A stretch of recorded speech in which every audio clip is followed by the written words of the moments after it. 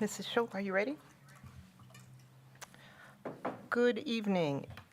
I am calling to order tonight's regular board meeting for Tuesday, August 5th. It is 6:01. Mrs. Schultz, may we please get a roll call? Yes. Joanne Rue, Here. Megan Miller,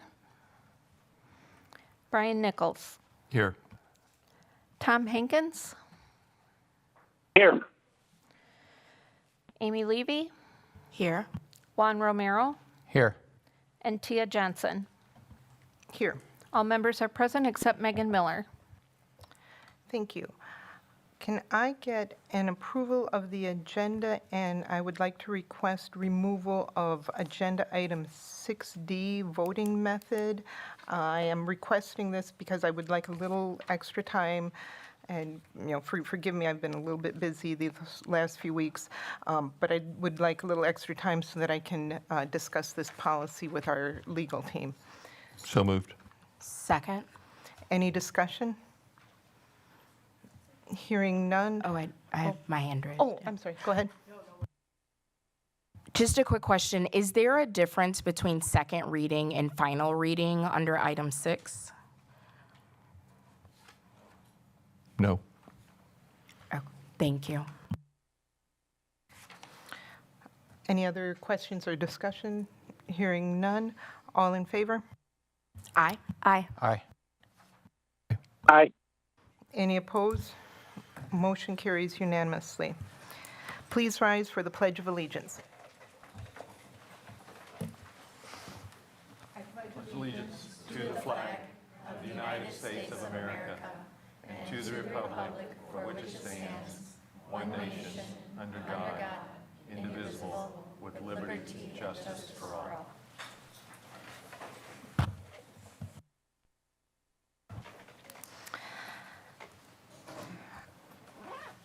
Tonight, for the Board President's report, it is very brief. There is an infographic that we're going to share on the screen. And this is from the Hadley Group. They are the communications team helping us this time around with the potential 2026 referendum. And they've sent a video, so I want to remind the board members, if you've not received it or been on your emails yet today, Dr. Garrison sent a video for us to view. They're just laying out their communication strategy process with the timeline. Dr. Garrison, did you want to add anything to this? I think it's very clear that the Hadley Group wants to do some listening opportunities with the board. And of course, there's other opportunities for listening. Naturally, from there, if we continue to move forward, the timeline is as stated. Thank you, Dr. Garrison. And again, my apologies to the board members. I'm crazy couple weeks, and I don't have a formal president's report for you this week, but I will get you next time. Next up is the upcoming events and announcements. Clerk Romero. Good evening. These are the announcements for Tuesday, August 5th. This Thursday, August 7th at 11 o'clock, come have the popsicles on the playground at Gaston Elementary School, or next Monday, August 11th, Aldrich is having Arby's night at 4:30 p.m. There are more summer engagement events to come before school starts, so if you haven't joined us for one yet, please check one out. On August 9th, Beloit Memorial High School Skills USA will be hosting its first annual car show at 600 Henry Avenue from 10 a.m. to 5 p.m. There will be food trucks, music, a 50-50 raffle, and of course, car awards.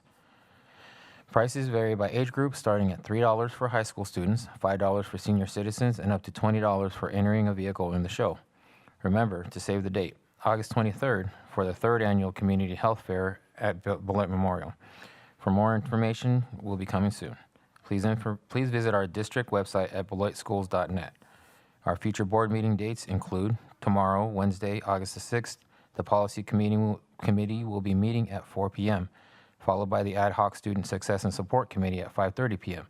in the training lab, both at the Colac Education Center. Monday, August 11th, beginning at 2 p.m., the Governance Committee will meet with the administration team. Wednesday, August 13th, the Ad Hoc Student Success and Support Committee will meet again at 5:30. Watch board docs in the district website calendar for other board meetings the week of August 18th. This concludes the announcements for tonight. Thank you, Mr. Romero. Next up, we have recognitions. Board President Johnson. Yes, sir. Juan, could you please repeat the car show on the 9th? I was unaware of that. It was on Henry Avenue. Could you repeat that, please? Of course. On August 9th, Beloit Memorial High School Skills USA will be hosting its first annual car show at 600 Henry Avenue from 10 a.m. to 5 p.m. There'll be food trucks, music. Where's 600 Henry Avenue? It's right by TLA. Gotta be. Mr. Romero, it's actually, Or is it up farther? it's in the parking lot adjacent to our auto shop up at the Eclipse Center. Okay, it's going to be at the Eclipse Center in the parking lot adjacent from the auto shop. Okay, thank you. No problem. Thank you. Next up, we have the recognition of summer programming, the Camp Morgridge Science Summer Camp at UW-Madison. We have Amy Meltretter, science teacher from BMHS, and Jamie Cowley, also a science teacher from BMHS. Dr. Garrison. Yes, over the summer, we always have opportunities for our students to do some extended learning. And when Mrs. Amy Miltrader reached out to me as it pertains to this learning, I thought it'd be a great opportunity for her to come and share with the team as it pertains to what transpired. She was gracious enough to kind of pull her students from their summer vacation as well to share a little bit about that. And so, Mrs. Miltrader, do you mind coming to the podium and just sharing a little bit, please? It's okay. We were trying to get their presentations to work, but it doesn't look like that will be happening. So hopefully they'll just be able to say a couple things about their.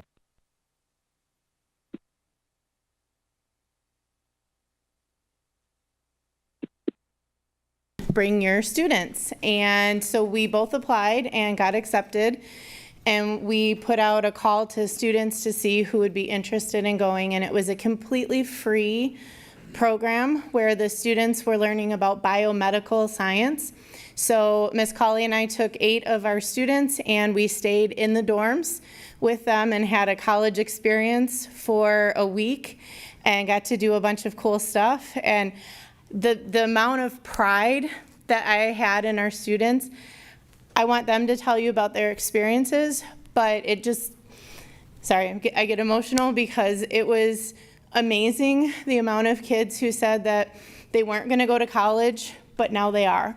Or they didn't know what they wanted to do, but now they did. And the directors of the camp kept just bragging about our kids, about how great they were, how thankful they were, how gracious they were, how engaged they were the entire time, and how much they asked scientists questions, and the other groups just didn't do that. And so our students just really, they were shining stars that week. So I don't know if anybody wants to come up and tell a little bit about their experiences. That was, please come up and tell about your experiences.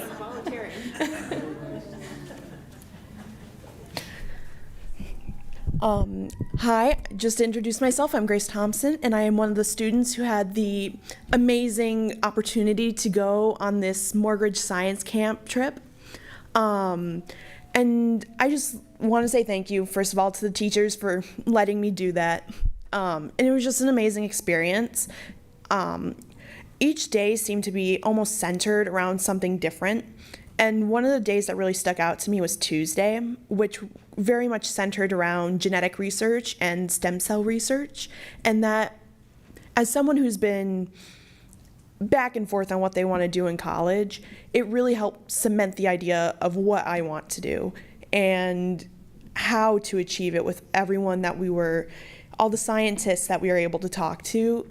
It allowed me to almost plan it out in not a lot of time. And I'm also someone who, I'm going to be a senior this year, and I had no idea where I wanted to go to college or what I wanted to major in.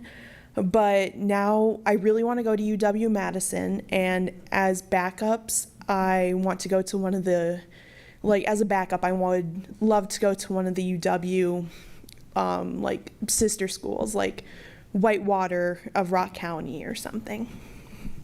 And this camp really helped me figure that out. Thank you.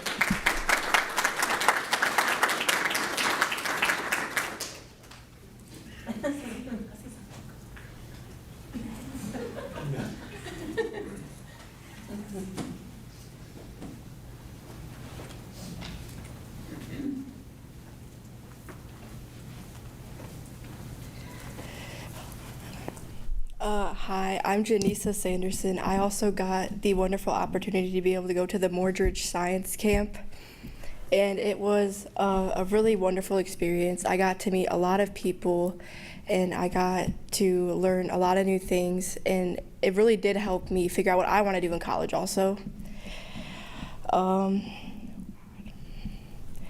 Some of the things we did some stem cell research, and the biomedical stuff was really fun too.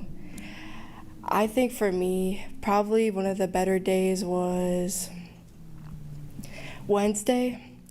Wednesday and Tuesday, kind of mix of both, when we got to work with actual human stem cells, I'm pretty sure it was.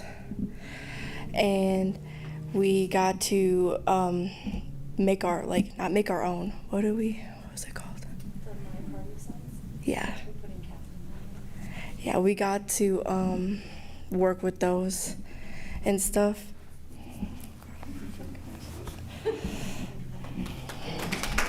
Okay, no, that's not.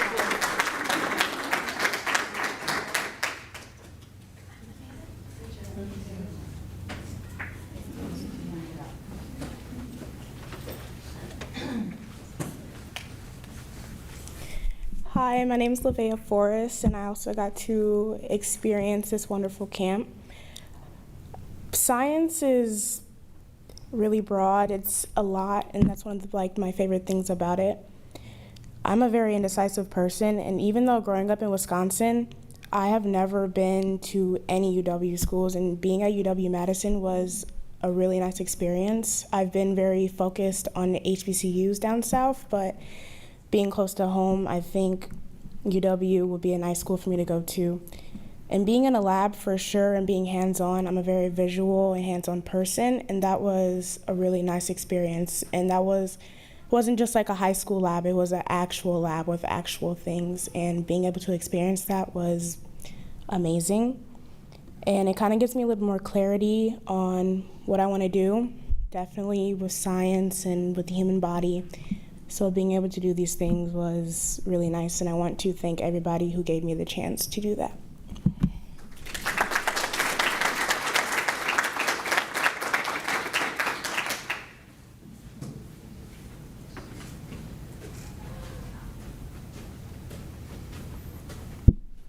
Hi, my name is Elijah. My experience at the Mordridge Science Camp was really cool.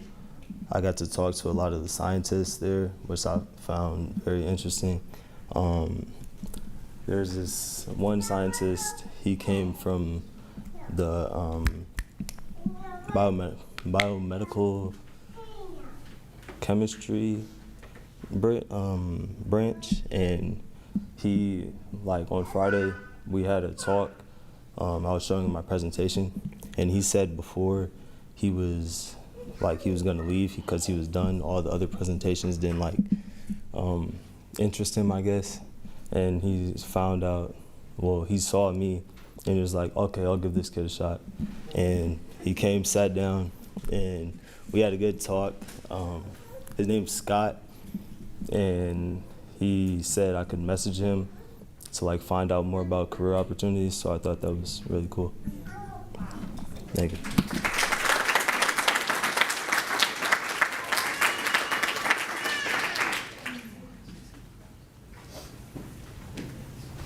Hi, everyone. I'm Miss Colley.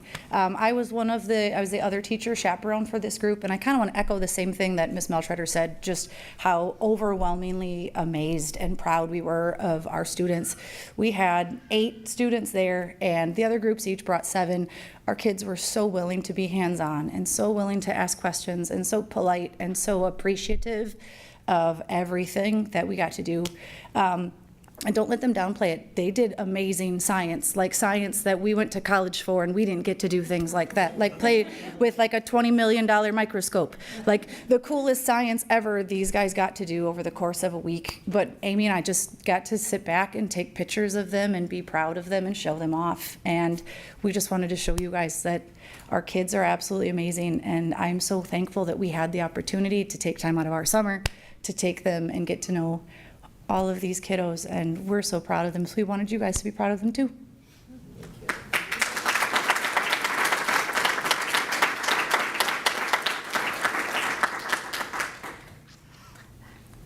Thank you so much. I hope you got my email that I sent to you.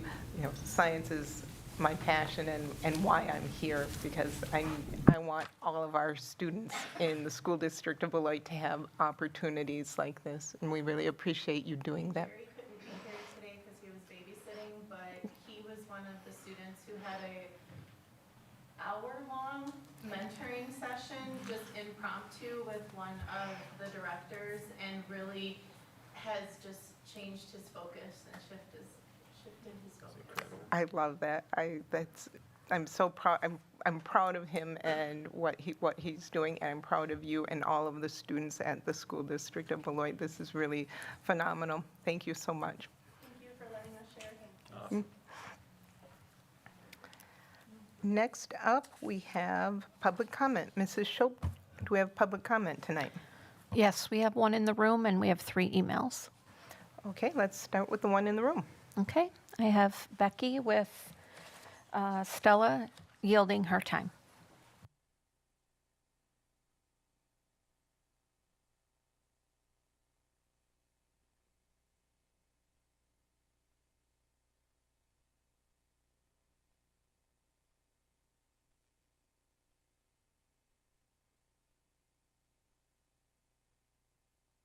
Okay, good. All right. I'm probably loud enough without it. Okay. Good evening, Board of Education. I am here tonight on behalf of the BEA High School Organizing Team to speak about the proposed changes to the cell phone policy at BMHS in particular. The BEA High School Organizing Team has been working with the cooperation and support of building administration to address and improve enforcement of the current board policy on cell phones. We appreciate that the board wants to see the distractions of phones removed from the classroom. We do too. But our concern is that the proposed policy change would make the enforcement of the policy more difficult. We have a plan in place for the coming school year that would require students to store phones in a secure location that is not on their person at the start of each class period. In addition, we have outlined reasonable consequences for phone use. We ask that the board not change the policy at this time. We foresee the following problems with the proposed policy change. A zero tolerance plan will potentially result in students using lockers and bathroom passes and missing instructional time to go and check their phones because they just aren't ever allowed to be on them during the day.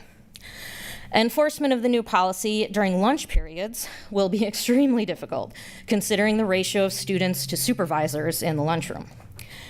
The requirement for families to pick up confiscated phones may be unreasonable due to their work schedules, leading to animosity between BMHS and our families, and good relationships are preferable for many reasons.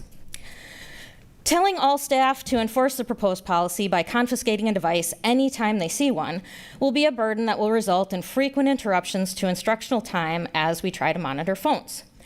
The language of the proposed policy reads, teachers and staff are authorized to enforce the policy and confiscate devices as needed, which some may read as enforcement being an option more than a necessity, while our plan makes expectations very clear.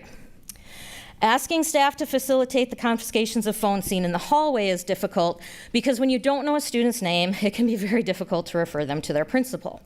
And staff don't have time to follow students around the building until we find someone who knows their name or look at the cameras on security. We don't want to risk being late to our own classes because we're trying to follow up on a phone violation in the hallway. So the organizing team has put a lot of time and thought into our plan, and we believe our plan to support the current policy is better for students, families, and staff for the following reasons. Our plan was developed with input from BMHS teachers and administrators. We know our students and our building and believe that our plan can be successful if you give us a chance to implement it. The most successful initiatives are those that are implemented uniformly and consistently. Having staff direct students to store their phones at the start of each block means the phone message gets reinforced multiple times throughout the day, rather than being something we focus on only at the beginning. Teachers have a lot going on in classrooms and a lot to get through. It will be easier for us to address the phones at the start of class than to have class interrupted by students sneaking a peek at phones that they've snuck in their pockets throughout the period when they see an opportunity to do so. And we realize it's true that not all students will necessarily give up their phones at the beginning of class, but we will see who does and have fewer to watch out for. It's especially important for teachers to see who puts their phone in storage on assessment days to make it easier to monitor for phone use during an exam. Students need to learn to regulate their use of electronic devices, and a blanket ban for the entire school day does not help them learn appropriate times for checking messages. Students receive information from families, employers, and others during the school day. We believe it's reasonable to allow them to check messages during passing and at lunch times. Also, the district has reduced secretarial staff, which will make it more difficult for the office to relay messages to students in a timely fashion during the school day. The BEA organizing team has plans in place to address staff questions, to provide ideas for alternatives to phones for completing classwork, to collect feedback from staff on the support they need in enforcing the current policy, as well as to collect feedback on how things are going throughout the year, and to meet with building administration to go over the information gathered. The primary consequence of the protocols we developed is that phones are taken away. A required step to in-school suspension results in a loss of instructional time in the classroom, which is often detrimental to learning.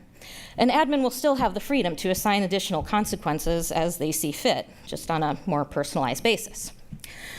Teachers will know the students in their classrooms who have special exceptions for medical or other reasons, which will avoid awkward confrontations for these students in the hallway with staff members that they don't know if they're on their phone and they have permission.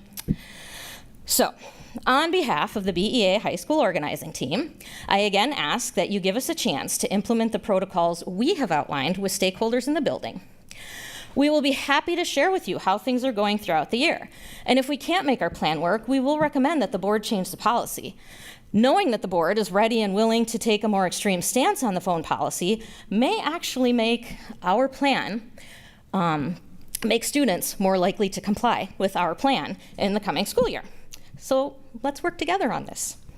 Thank you for your time and consideration of our request to let BMHS find a reasonable and realistic way to manage the use of electronic devices during the school day. Thank you. Thank you, Mrs. Schopp. Next. Next, I have an email from Tiffany.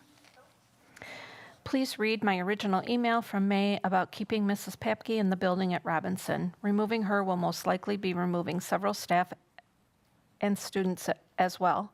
The school and all of the families and staff involved in it are thriving because of her presence. She even helps coordinate the FSO meetings and functions that have made Robinson what it is. Without her presence, none of this would be possible. If only you saw the tears of joy and appreciation during Teacher Appreciation this last May, then you would know what I'm talking about. The staff has stated never in their entire career have they felt as valued as they do now. What are your long-term goals for Robinson? Are you hoping to retain staff or scramble for new leaving students to struggle and classrooms to have to double up again? The original email. Hello, Superintendent and board members. My name is Tiffany. I'm a mother of 3 boys. My oldest son, Noah, is 21 and graduated from Hananiga. My middle son, Oliver, is 17 and went to Hananiga and now is finishing through Penn Foster online school after several bullying incidents and safety concerns. My youngest son, Judd, is 6 years old and currently enrolled in kindergarten, and after our horrible experience in Roscoe at the middle school and high school, I refused to send him through that district. We moved to Beloit in 2025, and I researched and interviewed and toured many schools before deciding where to send Judd. We settled on Robinson Elementary, which was a surprise to many people considering the condition of the Beloit School District. As an involved parent, I was hopeful that because of the size and experiences you have had in your district, that this school would have the experience to handle situations that others not so diverse districts may not. Let's talk about Jennifer Papke. As you are all aware, she has had to step up in more ways than anyone ever should. Let me assure you she's gone above and beyond any expectations I could have ever had. I've experienced many administrators and she's beyond superior. Jen is more than an assistant principal. She's a friend, mentor, and leader that any place would be ecstatic to have. We've had an amazing year at Robinson, and I can assure you that it is because of Jen making Robinson what it is. And of course, our top-notch kindergarten teacher, Mrs. Ginta, who we also love. Without Jen, the teachers and staff would not have the positivity and leadership to be as successful as they have been this year. Jen has also given students the love and support they need. I'm also quite impressed with her professionalism in calling for backup when needed. She knows boundaries and when to call for help, which keeps Robinson safe, and to me, safety is number one. Students need to be alive and to be able to concentrate in order to do their best work, and they cannot learn when they are distracted by other students who are producing a tense, unsafe environment. Jen makes school fun and is extremely dedicated around the clock. I can assure you of this as we live on Robinson Drive, and she is there more than anyone I know. She is an asset you don't want Robinson to lose. With all of that being said, I am desperately asking you to please find it in your hearts to find a way to keep Jen at Robinson. I can promise you not doing so would be a horrible mistake for their staff, students, and families. She brings so much to the table. If you need anything else from me, please do not hesitate to reach out, as I'm always happy to have a healthy discussion. The next email is from Migdalia. The recent restructuring of Robinson staff by the School District of Beloit has raised significant concerns. The decision to eliminate the assistant principal position and reassign Ms. Papke to another school as Dean of Students has distressed many students and parents.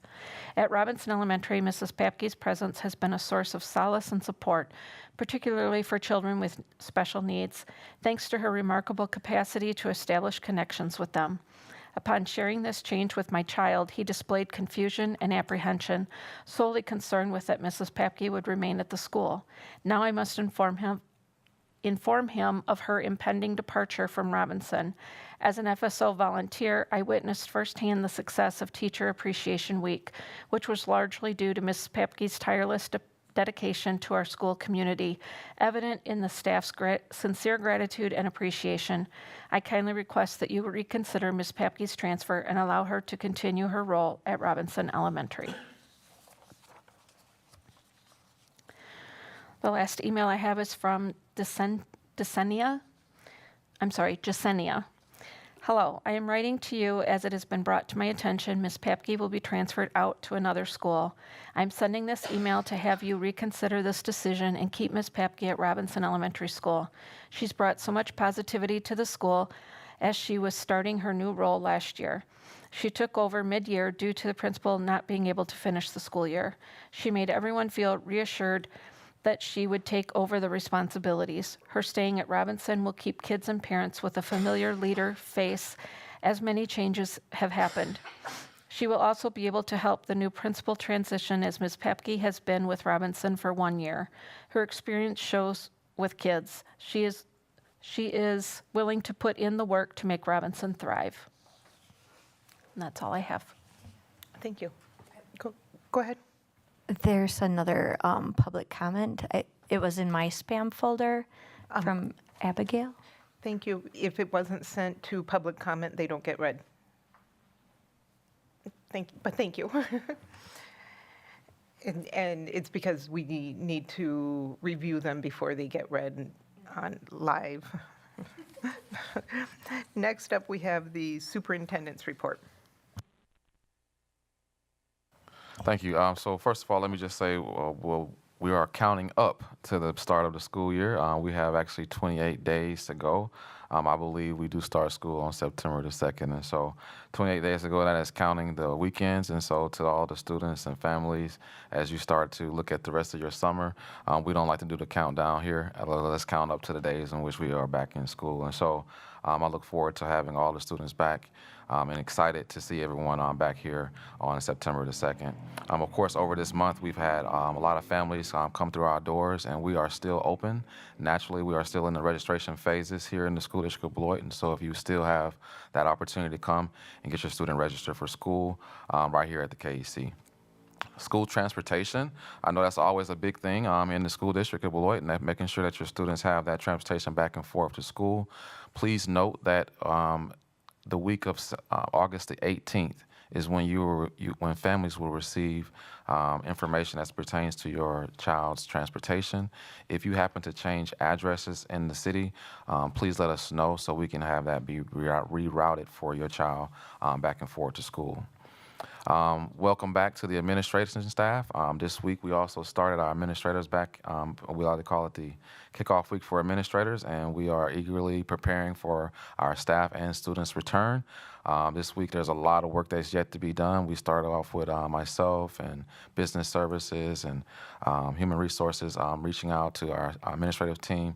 Today, teaching and learning how to space. Tomorrow we talk about EE. Thursday, of course, we have pupil services. And I can't remember everything that's supposed to happen on Friday, but there's a lot of things that are going on this week here in the school district as we prepare for our students and staff to return. And so again, a big shout out to all of our administrative staff. Summer school, I know we kind of put some information out to the families saying thank you to all of those who have participated in summer school. Naturally, there's a lot that happens in summer school. We have our summer engagement opportunities, and I believe we had over, Mrs. Mortek, you can correct me if I'm wrong, over 800 students signed up for summer school. Thank you. So that was a huge, huge number for us. I believe that's one of our largest numbers here in the school district coming out of the COVID spaces. And so 800 students and families entrusted us with their kids for over 6 weeks. And that's a long time during the summertime. And we want to say thank you to all of those who stayed engaged with us over that time frame. And again, thank you to the families who entrusted us with their kids during that half day of learning. With that being stated, that is my real quick but high-level information for our superintendent's report. And I'll turn it back over to Board President Johnson. Thank you. Thank you, Dr. Garrison. Next, we have the Policy Committee report. Chair Nichols. Thank you, Board President Johnson. Well, it was a busy month for the policy. We had a regular meeting on the 2nd, and then we had 2 special meetings on the 18th and the 31st, trying to wrap up some policies that we've been working diligently on, and the results are on the agenda for tonight. And we also, one of the things, policy change we did was we added public comment to policy committee meetings. So we actually had a public comment last Thursday at policy committee. So that was nice. And anyway, very fruitful month. Thank you. Thank you, Mr. Nichols. Next, we have the Governance Committee report. The Governance Committee met on Tuesday, July 29th. Board member Joanne Rue accepted the position of vice chair. Thank you, Mrs. Rue. Dr. Earhart delivered a presentation on board governance essentials. This presentation was about the WASB essential elements of governance. These elements are accountability, communication and engagement, quality leadership, and focus on the future, which all contribute to the act of governing for high levels of learning for all children. The Governance Committee calendar was established. There will be 3 meetings this year. We discussed the leadership framework, which encompasses the 9 principles. These are committing to excellence, measuring the important things, building a culture around service, developing leaders to develop people, focusing on employee engagement, building individual accountability, aligning behaviors with goals and values, communicating at all levels, and recognizing and rewarding success. Dr. Garrison shared with us the new board calendar feature that is a repository of all board meetings for the 25-26 school year. And this will show special meetings and ad hoc meetings as well. Thank you, Dr. Garrison and Mrs. Shope, for creating this for us. The committee began discussing the 25-26 district goals and how to structure them. Cabinet members shared some suggestions and ideas. We will be meeting again next week to work with the cabinet and have initial proposals ready for the board the following week. Board development opportunities were presented. Every Friday, we will be able to bring lunch and view the WASB webinars as a group. No board action will occur at these sessions, as these are all optional and just for information and board development. Finally, we also discussed tools for the annual board evaluation. Our next meeting is on August 11th at 2 p.m. Thank you. Our next report, the Ad Hoc Student Success and Support Committee report. Chair Rue? Yes, thank you. So Dr. Kim Earhart will be presenting more thorough information to you at the next board meeting, but just to give you an update, we've met 2 times already, and the committee members were very interested in continuing to meet and have our meetings closer together. So we are meeting this Wednesday and next Wednesday. Our goal by the end of that is to have a shared document of our agreements at all grade levels. Administration has been given the same information, and the feedback from both the committee and from the principal's administration's presentation of it have been very favorable so far. Lots of great comments too.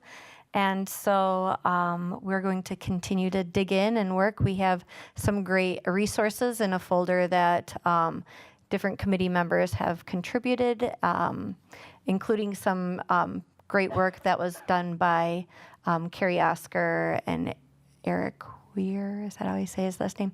I just want to acknowledge that even though Carrie is no longer working here in the district, but we still are taking some of her great work and continuing to move it forward. Thank you, Mrs. Rue. Next, we have the Fresh Start programming at the School District of Beloit. Tonight, we've got Dr. Garrison and Jeff Stenruse, the Director of CTE and Alternative Programming, and Dr. Betsy Schroeder, the Principal at Beloit Learning Academy. The purpose of this item is to discuss the changes of the Fresh Start programming due to changes in partnership and federal funding. The School District of Beloit is proposing that we fully support our students in the Fresh Start program. Dr. Garrison? Yeah, so over the past few months, we've had a lot of different conversations as it pertains to the Fresh Start programming here, partnership that we have with the Community Action over many years. And first, before I even get started, I want to thank the Community Action for over 20 plus years of them working with the Fresh Start programming here in the School District of Beloit as part of one of our alternative programs here in the school district.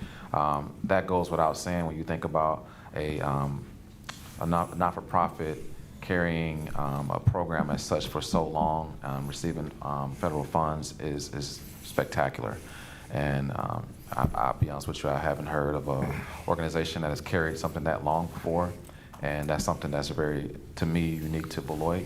Unfortunately, there's been some changes with the federal funding in that space, and with that funding changes came this conversation where we're at now, where we are having to have further conversations as it pertains to how can we keep the program moving forward here in the School District of Beloit. So naturally, over the course of 3 months here or so, we've had many conversations trying to figure out what we can do for the students that participate in this program. And traditionally, we've had about 40 or so students participate in this Fresh Start program. And we definitely will want to keep those students in our school district. And again, we I believe the goal of all educational spaces is to get the learning that we know all of our students need to progress them towards high school graduation. And this is another one of those programs that have done that for our students here in Beloit. And so I did ask Mr. Stenroos and many different people to kind of work with me in this space. And so before we even get started, I want to say thank you to Mr. Stenroos over the many months and many conversations that we've had as we kind of lay out this proposal to the board as it pertains to what we believe could be a good opportunity for our school district. We know that there's going to be challenges with change as such because, again, it's new to it just being could be under our roof by itself. And so I'm going to turn it over to Mr. Stenroos. We're going to walk through the program. Mr. Stenroos, I do have the PowerPoint. Sure, I'll let you drive the slides. That's fine. I can drive the slides and you can keep going. Thank you. All right. Thank you. Again, Jeff Senders, Director of CTE and Alternative Education. I will say that I want to acknowledge a few folks over here to my right. Betsy Schroeder, the principal of BLA, and one of my counterparts with alternative programming. And we've got a couple of folks here who have worked with our Fresh Start program in the past in support. And we've had lots of conversations, and their input has helped guide us, shape us, and move us towards what we think might be a good resolution here. So those of you who might be unfamiliar with the Fresh Start program, it's an education and job training program for youth. It provides opportunities for them as part of our alternative programming. The youth are enrolled full-time, and they attend 32 hours a week. Half is spent in educational component, and the other half is spent in construction, community service, leadership development, employability, and various life skills courses. And again, as Dr. Garrison mentioned, this has been going on for many years through the school district. We have been a partner. Community Action has been the service provider for that program. Next slide, Dr. Garrison. So as I stated, this has been a partnership between Community Action and the school district of Beloit. It is an alternative education program within our district, so they are school district of Beloit students, such as Challenge Academy, GEDO 2, Beloit Virtual School. It's on our continuum. They've operated out of the Eclipse Center and most recently the Merrill Community Center with some changes there. The staff were employed by Community Action. They were not school district of Beloit employees. We as a district did provide some funding through an MOU with them, and also provided in-kind services as our record keeping happens to go through our Beloit Learning Academy and alternative programming. And their primary funding sources were from federal grants, AmeriCorps, DOL, and that's been the issue of the uncertainty of those grants, and that's where Community Action made a decision that they didn't have the funds to necessarily continue for sure. Again, we have in-kind support from BLA, academic records, guidance counseling, attendance, administrative support. They are part of our alternative programming. So history of success, and this was courtesy of the folks at the Fresh Start Academy. Historically, we've had over 500 students go through this program. 436 have graduated. That's an incredible graduation rate. These past years, it's even been better, 41 out of 41. Literacy and math gains, attained a high school diploma. HBI PAC certification, that's the Home Builders Institute, I believe, and it's pre-apprenticeship certification training. So it's industry recognized certification training for what they're doing through the construction phase of this program. So not only walking out with a high school diploma, but also having certifications that are industry recognized for them as well. And you see the number of housing units completed. They've completed 16 over the years. They completed one in this past year. So some historical background from them. So what does the Fresh Start program look like? So the building blocks are high school course credit and work-based learning. We have academics. There's a core focus. We have some direct instruction. They also work on electives. They have civics and American democracy. Some of their credit attainment happens through credit recovery programming as well. So again, direct instruction and credit recovery, and it's a blend for them to meet those requirements. They have a community service and life skills component. So they have life skills classes. They do one-on-one self-assessments. The community gardens has been a focus that they have take some great pride in.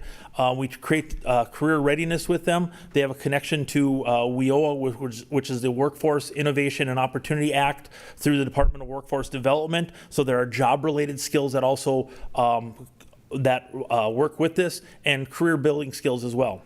And then the house build. So the house build is where there is actually a construction manager and the students will go out there and assist with building a house within the city of Beloit. So it's work-based learning. There's job skill development. Again, this is where they get their credentials. It's built and supervised by a licensed contractor. So we have to have somebody who is a licensed contractor for that. And again, certification, earning opportunity. So it's not just to build something small and say we can pound a couple of nails together. They actually build a livable house that is functional within this community. And that is in partnership with a grant that comes through the city of Beloit. As we kind of go through the presentation, at this point, I'm going to make sure the board, if you had any questions, just feel free to just let us know. We can pause and answer those questions as we kind of proceed. Mr. Romero? Mr. Romero? Yeah. So I sent you an email earlier, so I was just kind of asked to see if you can elaborate on it. The question was that I sent him one of the questions, as of course there was a bunch of them, so just one of the questions. Do you want me to answer was, them now, or do you want to wait till the end of the presentation? Do you have the answers to those? I do. Okay, I'll wait, sorry. Okay. If other board members don't object, we'll just let you finish your presentation and we'll ask questions Sure. afterwards then? Sure. Okay. Okay, so what we're looking at is community action is no longer going to operate the program. So how do we look at taking that within the school district of Beloit? We have identified a spot in the Cunningham building, the B wing, and it is a spot that is separated in a different spot from the Beloit Learning Academy. The schedules would be different. They would still utilize the same entrances and coming through, but we can have them in a spot that is their own, such as Even Start is in the building as well. There are 3 classrooms, office space, bathrooms in that wing of the building, so they can operate on their own schedule without necessarily intermixing or interfering or coming into conflict with a BLA schedule of some sort. They have access to our school food services. They already did that, but it was delivered. Now they have it at the site as well. And we still would maintain a partnership with Community Action. Some of the things that they have, such as their vans, to be able to utilize the ability to move students back and forth for community service opportunities with that. One of the pieces of the partnership and some of the grant funding and the possibility of that is there has to be a nonprofit. We as a school district are not eligible for some of those, and we want to continue to keep that window open in a partnership with them in case those opportunities for grants do come available to us. Staffing, here's where the big question is. We're really looking at, Fresh Start had operated this with 8-9 staff members for 40 students. We looked at the sustainability of this. I did some modeling of what it looks like for 20, 24, 28, 32, 36, 40 students where this comes in. And so we're looking at staffing members. A program coordinator is our lead one, somebody who does the overall supervision of the program. An educational instructor, this would be a licensed teacher, our teacher of record, who would do the lead academic instruction and then work with the APEX, the credit recovery as well. We have a community service liaison. We're working with HR on some of the wording of this. Fresh Start has provided me some of their names and titles. So this is one that organizes, oversees the community service programs that we have, working with our local nonprofits, our city, to find out where these impactful service opportunities are, make sure that they're guiding them, that they're working with the educational component of this and trying to make sure they're implementing those together. Career readiness and life skills support. Case manager, this is the one that works with the students one-on-one, does some individual learning plans. They collaborate with them to set some goals, milestones, monitor progress for them. They connect to the youth resources such as the WEO and Department of Workforce Development for like transportation needs, some health care, public benefits, what community services might they be needing. So this is one really about connecting the students with other life skills and coordination of agencies that are on the outside beyond the academic role of this. And then the construction trainer. The construction trainer's main purpose is to supervise the students in the house build program, but also coordinating with the educational aspect, making sure certifications are taken care of with this.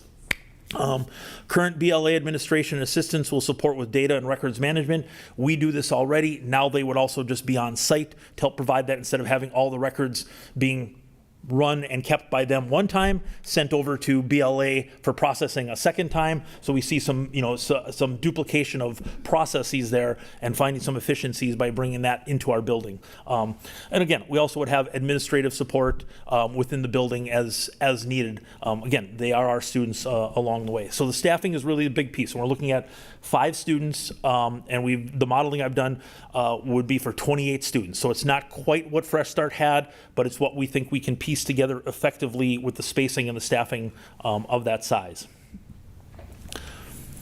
So we get to the financial picture. In the past, we had contributed some money financially, the others were in kind.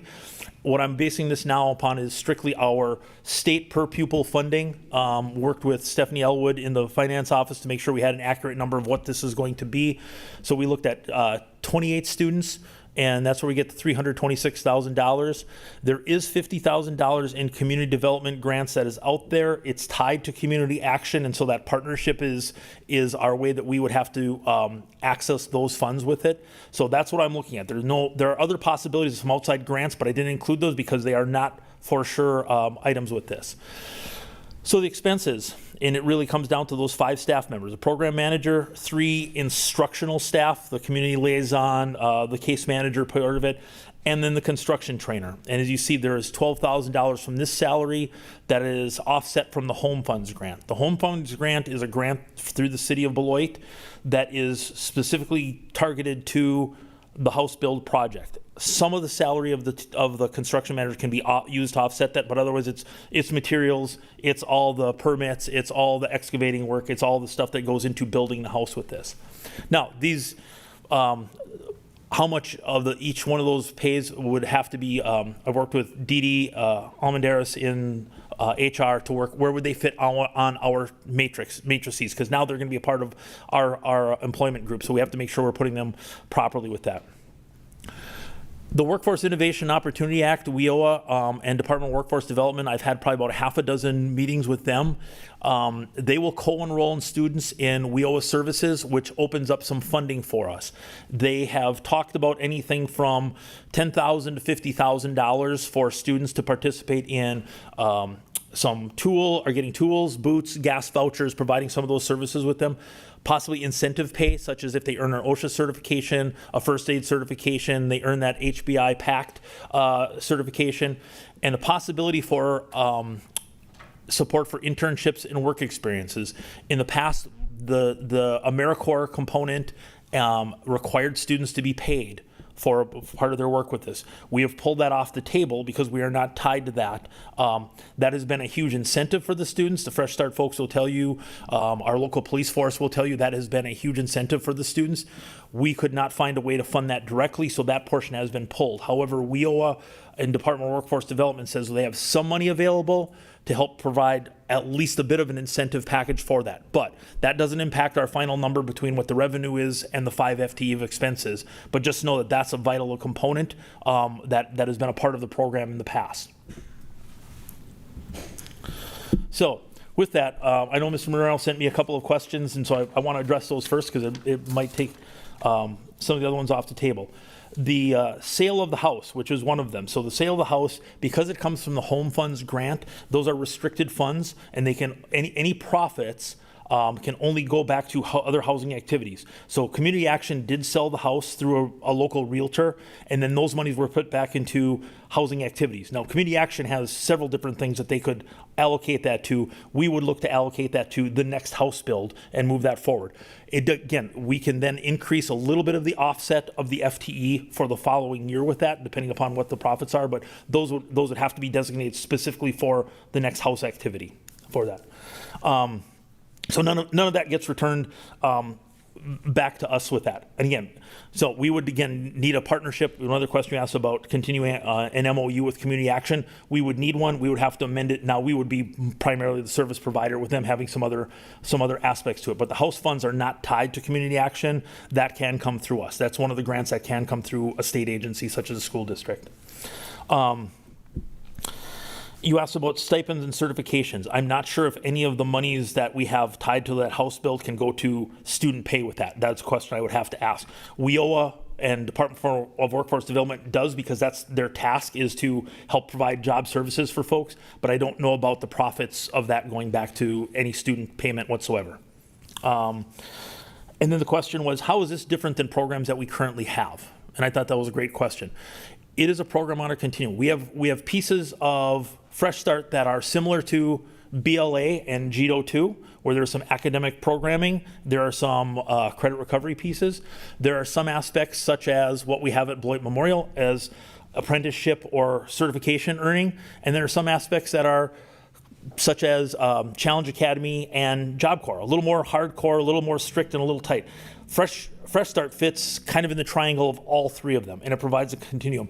These students, a lot of them have probably this is probably their third or fourth or fifth attempt at earning a high school diploma, and they've not been successful. Challenge Academy is probably way too far of a reach for some of them. There's a few. Some of them coming back, they've not been successful at BLA. They're a senior with 3 credits, which is its own problem that we let them get that far, but that's where the reality of it. So Fresh Start fills a piece of the continuum that isn't one of those pieces. They run a mental toughness at the beginning, kind of mini Challenge Academy. Are you ready to start this? You need to be committed to this. They have some pretty strict guidelines and policies that they have to follow through. With the student pay in the past, if students didn't show up, didn't provide an excuse, didn't have what they're supposed, they were docked part of their pay. There was a social responsibility to being a part of that program. And quite honestly, Mr. Romero, we asked, and I'm going to put up my own personal spin on this. We've had 40 students for the past several years. Those are students that if we don't have a program similar to this, I feel we'd be lucky to get a handful of them to return back to our school district, because this is their multiple attempt at earning a high school diploma and earning some job skills, which then is revenue that we've lost along the way anyway. So those are the questions that Mr. Romero sent me, and I think I've shared, so I'm open up to anything else along the way. Mrs. Levy? Thank you so much. Thank you for pulling this together and providing it to the board before the meeting.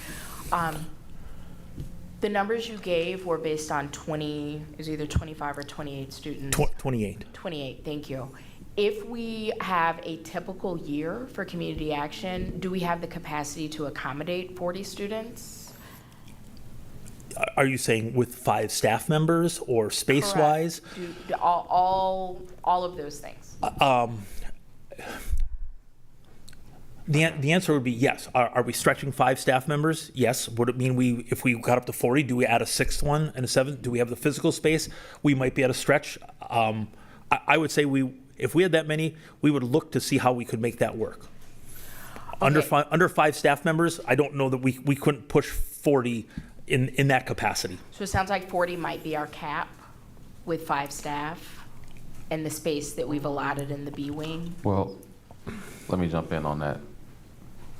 Mr. Stenrus, we had a lot of conversations around that staffing piece in general and how much we can probably go to. With 5 staff, we're pushing probably like 30, 32-ish students. Remember, our students in this space come with a lot of different challenges and a lot of different opportunities for their growth. And we want them to be successful in the program as well. And so about anywhere between 32 to 33-ish is kind of where we are right now from a cap perspective with 5. Now, again, we would love to say we can get up to 41, but that would probably mean that we would have to have some additional conversations as pertains to our staffing. Board Member Levy, just another point of this, we're already at August 5th. The recruitment process usually starts happening in May, and so we're also trying to be realistic of, are there 41? I mean, we've had more than that in the past, but the recruitment process has started much earlier. So, we're shooting for 28. Could it be more than that? And again, I don't know what that number is out there, but that's our target. Okay, so a couple things. I would love to see kind of a if-then scenario. So if we do have capacity, and maybe not this year, but in incoming years, if we were able to continue and sustain this program, if we grow to 40, this is how many staff and these are the expenses, and we have a plan for that so we're not caught off guard. Because if they're not here, where are they? And that's my greatest concern. And then I guess the second part to that is, what is the plan, and I'm not asking to have it tonight, but I would like to hear more information in the near future. Like, what resources or what intentionality are Beloit Memorial and BLA planning for the students that don't get into the Fresh Start program but are still our kids, and all of them are not going back to Beloit Memorial or BLA, but maybe that would be a good fit for some of our students, and kind of what is the intentionality about making sure that all of our students have a plan for the upcoming school year. Thank you. So let me answer your first question. I did go through and create a scenario. As I told you, I went from 20 in increments up to 4, up to 40. I did increase staffing as we went along and looked at what the cost would be for that. And so we could up to 40 students. I think we were just short of funding 7 FTE. So we were close. So I was already looking at, now, again, if you get 37 kids or 38 kids, but I was just doing some incremental work to see if we got up to that point, what could we sustain for staffing? So I've already got a bit of an outline for that. Part 2 is, if the students are, if they don't come to us in Fresh Start, obviously we'll take them on a case-by-case basis back to whatever, if it's Beloit Memorial or BLA. Some of those conversations have been had because a number of those students come from BLA already, and so they kind of know what their success plan has been and maybe where they're falling short. So that's not new to them, but that is always an option. Those we would just look at saying if they're not a part of Fresh Start, we will welcome them back and try to find whatever the best fit is for them. And they've, again, probably had some of those conversations already, but we will welcome them back into the fold.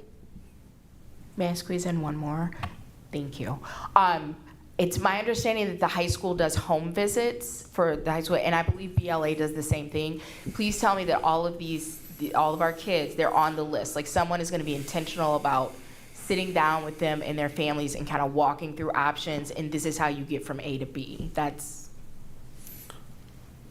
in the works. That is a plan for that. I mean, if they're school district Beloit students already, then the answer is yes. Some of these are not, they're past 18. They could be displaced. So if we know from past experiences who some of those students are, and they've not made a connection. So the answer is yes, they're on our radar, and then trying to follow up with them. If there's somebody who has sort of dropped off and they're 19 going through this program, we don't know. I mean, we obviously have people, at the BLA staff, BMHS staff, have contacts with these students. So we do try to reach out and gather up everybody that we can. We don't just say, well, if you don't come to us, too bad. That we do actively seek them out. Thank you so much. Mr. Romero? Just 2 questions. Sorry, just 2 questions. Number 1, is there an age cap for this? Is there what? Is there an age cap for this? Like, you can only be a certain amount? An age cap for this? Yeah. We can take on students as long as, it's basically what we get paid for funding, how age out the students will be for what the state will allow funding for us. Okay. 21. Is it 21? Yeah. Okay. Yeah, I just didn't know. And also, for like the courses that, I just wanted to be sure I heard it correct or I'm getting it right. Like the courses and classes that are, say, like world history or the required courses for graduation in the state of Wisconsin, the requirements that we need. Those courses are being done through the credit recovery program. Is that how that works? Yes and no. So they could be. Some of them could be done through direct instruction. Depends upon what we have for needs. Like we have what's the civics? Our high school American government, our American democracy, which we have to have. So there is a direct instruction course with that. Electives can be through credit recovery along the way. That those might not have direct instruction programs because we don't have a teacher who teaches photography or whatever it might be, but they qualify under the electives. But we do make sure that they are meeting our graduation requirements as far as numbers of credits go for the school district of Beloit. Okay, I just want to be sure that we're meeting the correct classes that we need. Yes. Just because I see something in a case where it might seem like this kind of model is more lenient, and then how does that fare to the students that are striving to do like AP courses and they're going out in the academic side, when I do understand, from a personal point of view that people learn differently, and I'm more of a hands-on learner myself. A lot of the time I have to do things. But so just to be sure that they're getting all the same kind of credit for not just saying, okay, well, you took this qualifies for it. It's an actual Yeah, class. they get a Beloit Memorial diploma, and the graduation requirements for the Beloit Memorial students are what we have to adhere to for them to get that. So they're getting 26 credits and all of those in the required core areas. Okay. Any other questions from board members? Mr. Hankins, did you have any questions?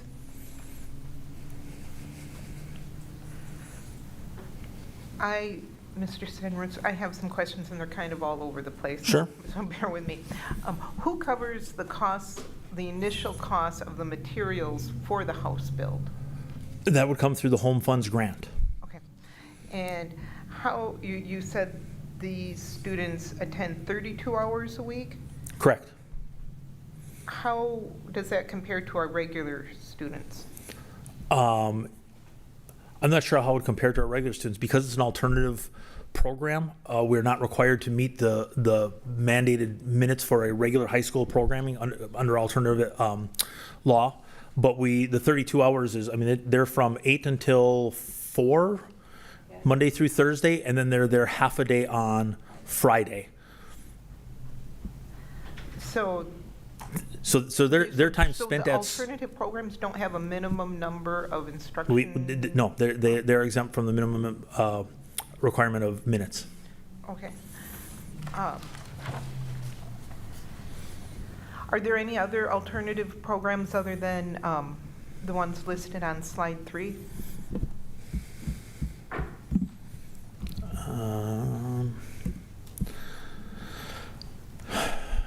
Challenge. We have Job Corps that's on there. Challenge Academy, Judo 2, BVS, Job Corps. What's that? Teen Parent. Teen Parent is another one of our programs. Okay.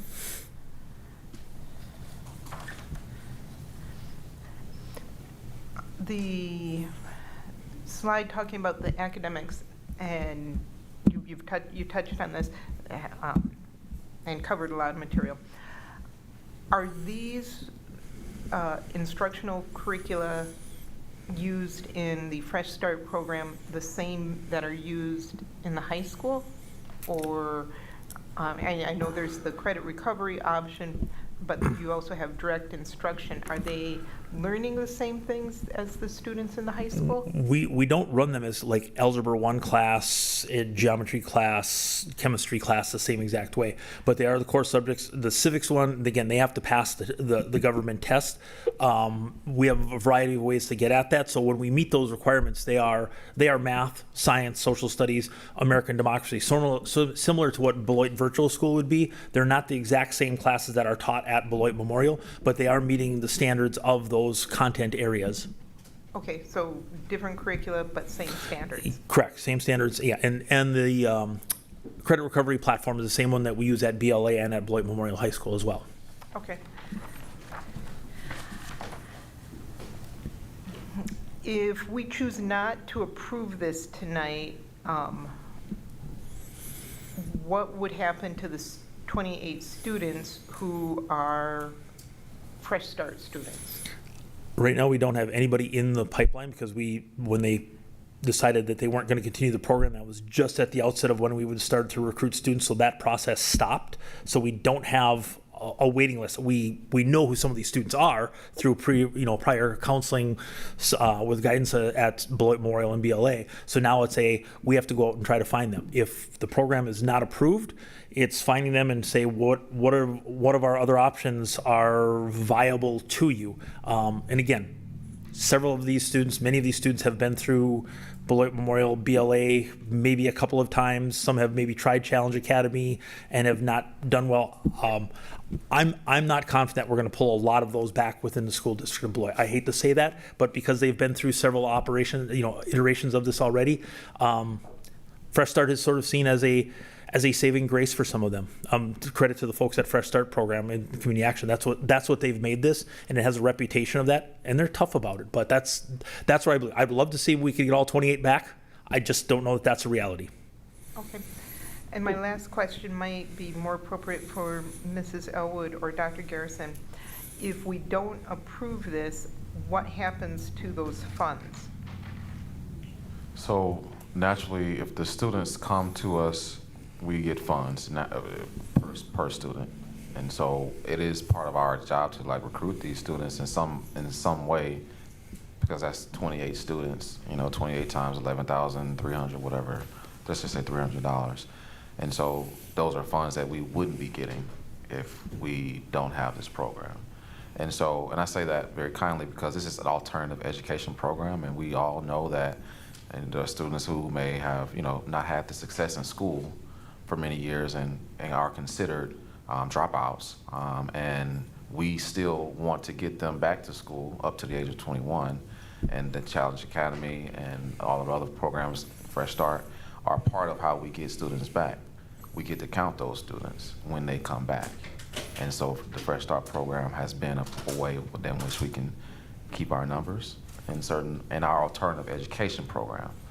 And so every student counts is kind of how I like to think about it. And if we don't have those students, we don't get those funds, which is a possibility, because it's not always promised that they'll come back.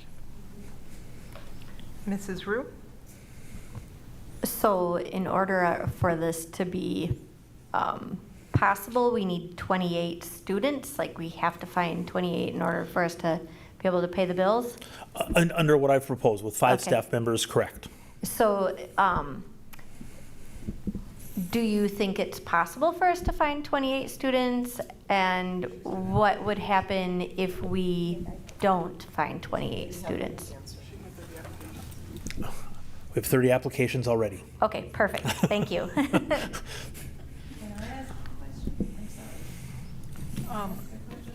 I think we have one more board member. Oh, okay.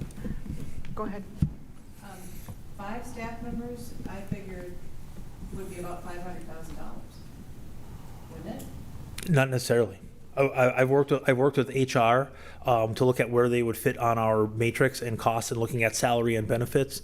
And that's what we didn't put a number with this. That we looked at not to exceed what those revenues are, and we're in the ballpark of what we need to do. We are right close with that, and that's where that 28 broke down. Like I said, smaller numbers and 5 staff didn't work. As we went up, you added a staff member, and you need so many more folks to do it. So that 5 and 28 was sort of a sweet spot where we were about at a break-even point, a little bit on the positive side with our preliminary calculations. Mr. Nichols? Okay. Mrs. Levy? Thank you. How are you able to come up with those projections if the staff members haven't been identified? Because if these are new positions, we would have to post them, and we don't know who would be hired for these positions. So I'm not sure how we know how much this is going to cost with experience and benefits, et cetera. So we have preliminary job descriptions already for that, and I've worked with HR to say where would they fit. Some of them are licensed staff, so they'd fit on our teacher structure. Some would fit on our classified staff. Now, again, we don't know what those are, but we feel that we're in an appropriate range. When I worked with Ms. Almendares, she felt that these were appropriate ranges and salaries with benefits to put them in the combination of the 5 of them in different spots, and we would still be within the realm of our revenues. So the revenue is the only number that we know for sure, but the probable placement on a matrix, we had some flexibility, and we were still within that budget number. So here's my other concern. I think the magic of Fresh Start at Community Action works because of the staff that I've had the pleasure to work directly with at Fresh Start. And if we don't have that collection of people, I'm just thinking about the retention rate. So if we have 30 applications, that doesn't mean we're gonna have 30 students in those classes if we're not able to replicate what happened at Community Action.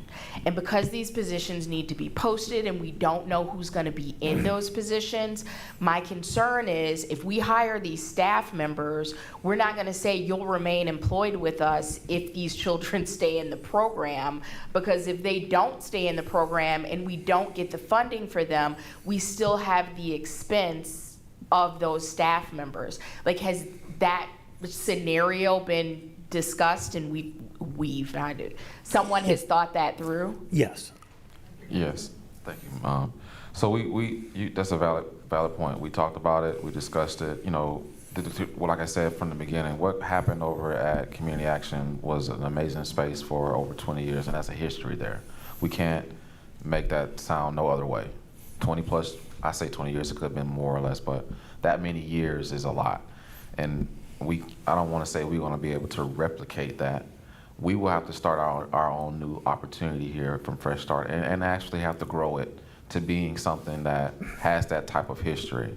Now, we would hope that the staff that we recruit for these positions have that passion for alternative educational spaces. And that is something that we would have to definitely recruit for. Naturally, in that space, again, Mrs. Levy, you are correct. We can't say, yes, it's going to be the exact same program from one to our opportunity, unless certain staff members from there qualify to come work for us in our organization. That's a possibility as well, through the hiring process. And so that's my best response is just to tell the truth about it, which is we can't necessarily say we're going to be able to replicate what happened over at Community Action.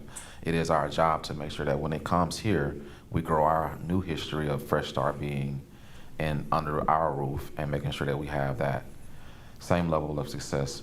And that's why I believe us starting off with that 28 number gives us a better shot at, seeing how we can make this work with the lower numbers versus jumping straight up to 41 with the limited number of staff that we would have here.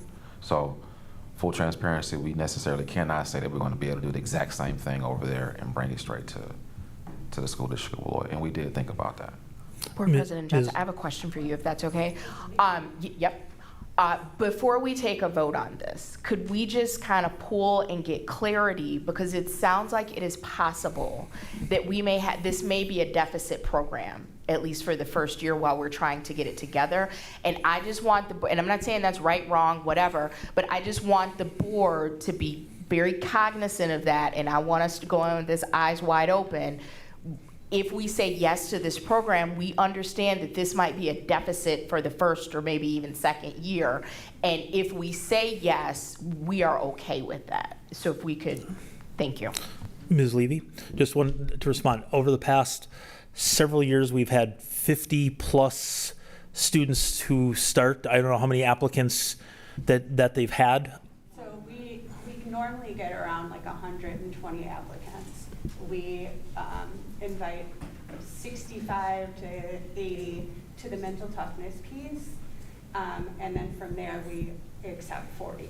That's normally the process of what we have done at Fresh Start. So that was one of the things I want to say, that the demand is out there, or the interest is out there. And so we're not saying we have 30 applicants and we hope to keep 28. The applicants have been a lot more than that, and we've come down to 40 in the past. So that's why 28 was sort of a safe projection, but you're absolutely right. If we don't get to 28 and we've obligated for 5 staff members, it would be a deficit model. But in discussing with the folks at Alternative Education and Fresh Start, finding 28 should not be difficult to do, but there is no promise. Mr. Romero?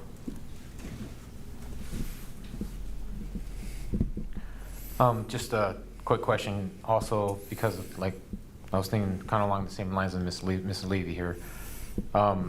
With the salaries and issues, the way that the salary matrix works, it's with experiences and all that applies to increases and whatnot.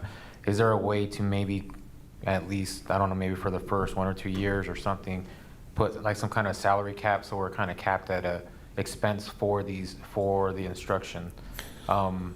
Just as an example, throwing it out there, if I'm a journeyman electrician, I have 35 years experience here, and I'm running the electrical portion of the build, from the street to the interior, everything out, and I'm looking at $125,000 for a year. That's what they would pay me for just a basic job as an electrician. Just throwing it out there, probably wrong with those numbers. However, something really high because they get paid a lot. that's something we wouldn't be able to sustain. I don't think so. Is a cap? Was there a way to cap something like that for the positions? Correct. Yeah, we again, meaning when I worked with HR, we talked about these scenarios as well, and we do have a salary range, and that's why we put not to exceed revenues with this, because and again, we need a starting point. So we projected 20 revenue for 28 and that grant, saying that's our starting point. Now everybody needs to fit within that parameter, and somebody like that would price themselves out of a job. Just be honest, we could not do that. It has to be sustainable, and it's within we've gotten some information from Fresh Start, and again, looking at where they would fit on our already employee groups, and HR has done some preliminary placing of it, and it fit within that structure. But that was a valid point that we discussed. What about somebody who comes in with all of this? They may be the best candidate, but we may not be able to afford that price. Last year. Board President, can you hear me? Yep, go ahead. Can you hear me? Yes, we can hear you. Go ahead, Mr. Hankins. Oh, sorry. I didn't want to barge in.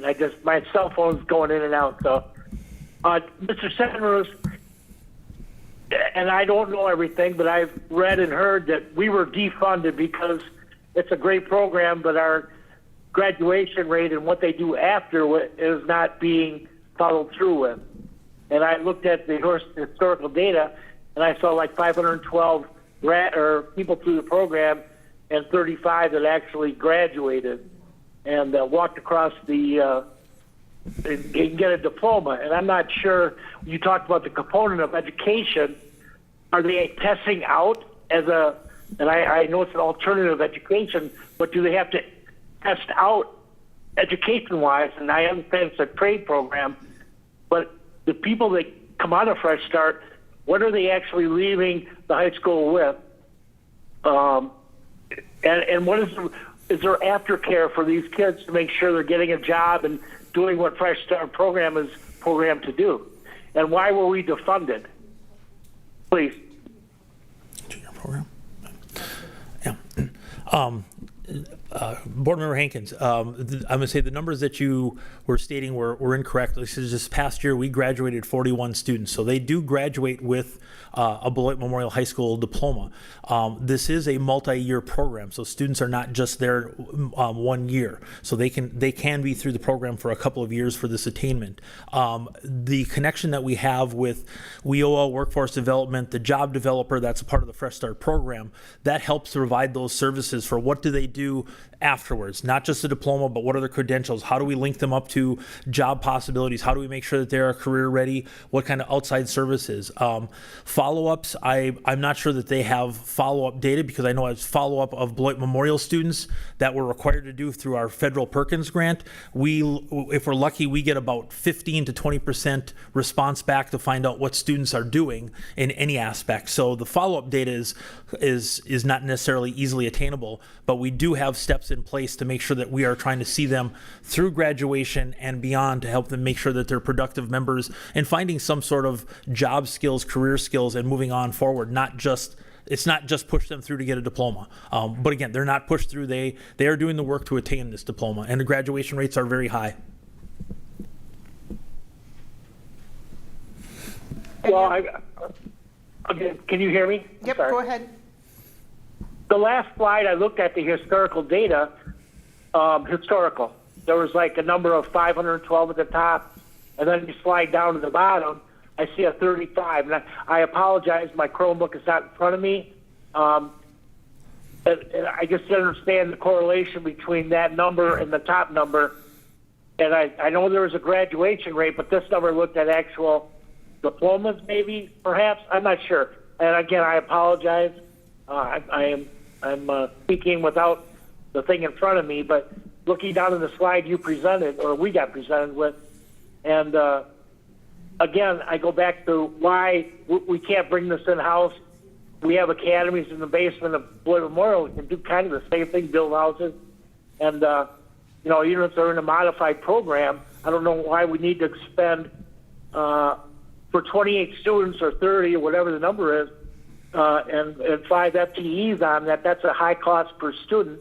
And I'm all about safety nets, and I get it. Everybody's not, going to be a learner in the school, but there is a point where we we need to make sure that we're getting the best bang for our buck. And I hate to be so blunt about it, but and there was a reason why the state said, you know what, you're not doing this. The program is good, but we're allocating our money to other programs, not the Beloit School District, because what I heard was that we are not we're implementing, but there's no show of people performing what they should be doing for the program after they've completed it. And I'm just stating that. I'm not saying it's a fact, but it's just what I've been heard and read. So please, Jeff, Mr. Seners, point me in the right direction. Thank you, Ms. Hankins. Mr. Hankins? Yeah. Can you go back to the one, yeah.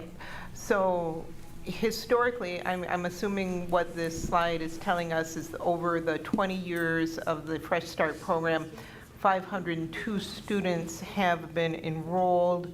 Of those 502 students, 422 have obtained the high school diploma, which is about 84%.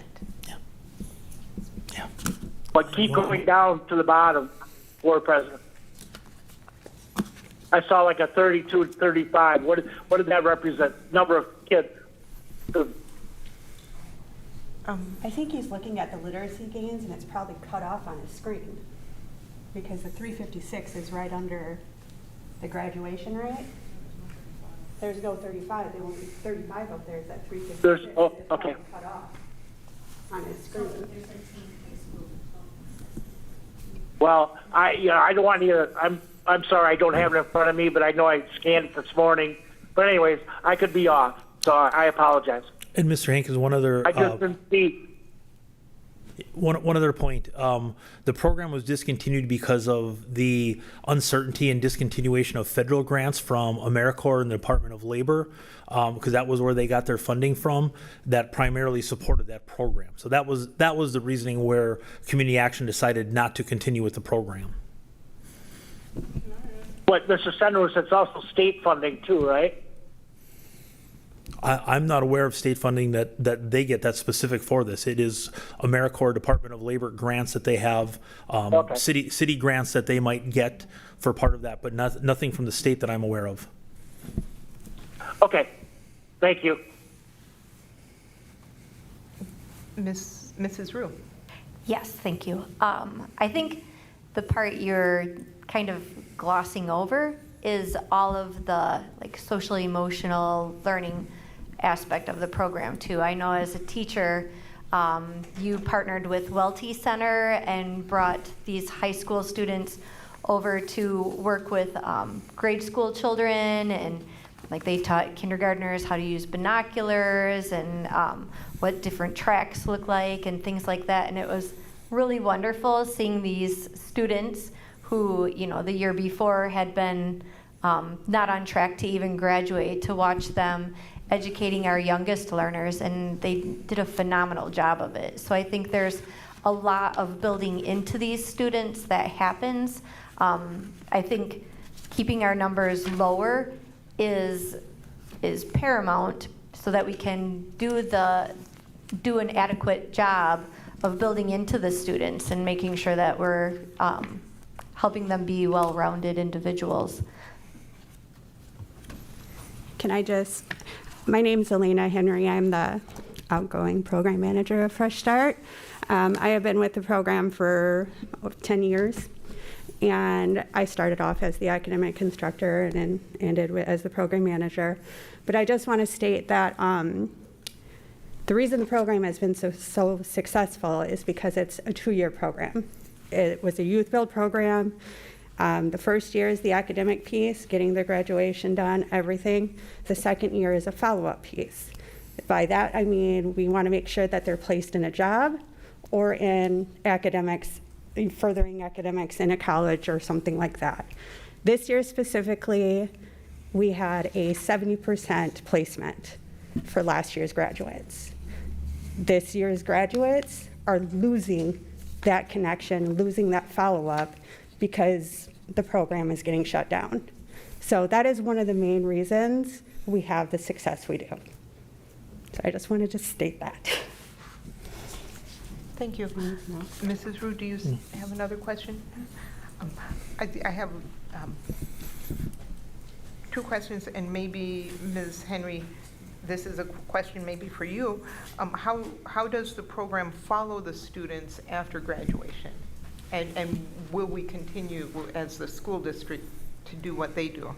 Ideally, that is the plan that we have discussed of what the program is going to look like. But it's normally, did we post what the job descriptions were? No, we just did that little piece of it. So normally it is the program manager and the job developer work together to do that follow-up piece with the students after graduation. And again, like I said, this was a youth build model. That was one of our, requirements for the grant that we received, and that's just how we've always operated. But the follow-up piece is done by the staff as part of the, the outreach, everything. And one of the aspects that we would like to do is to continue with the youth build model, even though there's not funding right now that's available for it, so that if that funding does become available, we can then be a grant recipient to it and transition right back into that. So we're not stepping away 6 steps from the youth build model and still adhering to as many of those pieces as we possibly can. So that way, when that funding opportunity does become available, and I'm hopeful that it will, that we could maybe move to that. And again, and we're not saying that that's the only thing that we have to do, but we want to make sure we're holding those standards the same way that they did at Fresh Start as much as possible, so we can transition back to almost the same program if we can financially afford it. Thank you. And my last question again is either a Mrs. Elwood or Dr. Garrison question, and that is, in the past, like last year, how much of the Fresh Start funding came from the school district of Beloit budget? So we actually participated with the community action, not at the same, so it was like, I want to say 60%. So we didn't pay $11,300 per student to participate there. So it was a partnership. They paid a portion, we paid a portion. And I think last year I don't have the numbers in front of me, but I can get that to you. I think last year we contributed a little over 250,000. 240,000. 240,000, thank you. And again, I don't have the numbers directly in front of me, so that's how much we contributed to the program last year. That includes some of the in-kind stuff. So, yeah. Are there any other board questions or comments on this? Board President, I do have one more, please. Go ahead, Mr. Hankins. I'm just wondering, go back to the educational curriculum piece. Do these students in Fresh Start have to pass an equivalent of the GED or something like that? Or a modified version of it or something? No, they are passing high school credits, credit recovery just the same as a student would go through Beloit Memorial or BLA, because we have students who take credit recovery or finish classes that direction, or even Beloit Virtual School. So these are high school level classes. We don't have an equivalency test. They are attaining the same credit numbers as any other students through Beloit Memorial or Beloit Learning Academy. Well, again, they can take a class, but do they have to test out, or do they, taking a class and testing out or performing well in it is a different subject? Right. We do not have a test out option through Fresh Start, nor do we have a test out option through our other programs. They have to actually pass the classes that they have that are scheduled for them and attain the 26 credits.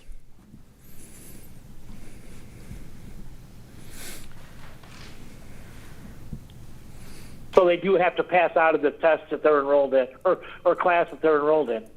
Right, they have to pass it. And they have to attend classes. They have to attend. How is the attendance rate for these Fresh Start students, the 28 or last year? 90%. Again, it's run as a pretty tight ship, and they outline at the beginning, there are some consequences to them not attending or participating. They need to do that in order to remain in the program.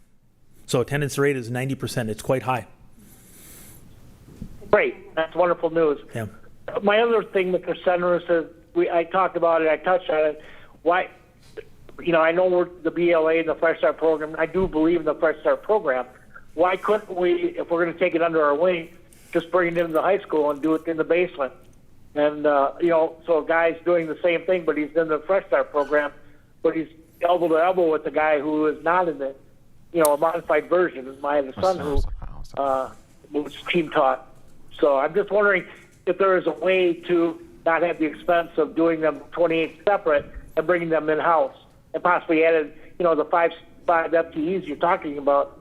Why can't we bring them in the school and do it in the high school? Or what are the pros and cons of that? Because I'm kind of ignorant on that. So please enlighten me. Thank you. That's right. So thank you, Mr. Stenroos. Again, this is an alternative education program, and it encompasses different learning opportunities for students who are credit deficient. And in an alternative, and Mr. Hankins, again, in an alternative education program, there's different opportunities for students to gain their educational experience while still gaining educational learning that progresses them towards a high school diploma. Our students that you were speaking about have at some point visited or been a part of our program. It wasn't that we didn't try to get them through life lessons. Life things do happen here in our city, different challenges, and for whatever reasons, they became credit deficient. And these opportunities that we have here in Beloit, whether it be the GEDO2 program, Challenge Academy, Fresh Start, you name it, we have tried to get our students back to our classrooms for learning. And so you asked the question, why can't they just go back to the high school? Again, that's where they probably weren't successful and they needed a different opportunity to be successful. They probably traveled to Challenge Academy, probably wasn't successful there. They probably traveled to BLA, probably wasn't successful there. And then, of course, they landed in Fresh Start and was successful based off of the program setup. And so there's many reasons why we just can't say, just go back to the general population. Those populations wasn't successful for those students for various reasons. And we have to work with those students as they come back to our buildings for this educational experience. And so it's not just, just put them back into the high school. When you're 19 with one credit, those things don't oftentimes fare well for the student. And so we want them to be, successful. And the Fresh Start program is one of the ways in which they have been successful here in our school district. And so that's the soapbox or snapshot response. I accept and respect your opinion. Thank you, Dr. Garrison.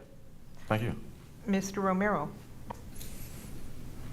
Yeah, I just want to say if we do go through with and approve this, that there would be accountability to show and prove that it does fill the gap and not duplicate what we already have. Most certainly. Okay. I would like to put a motion on to approve as written and move forward.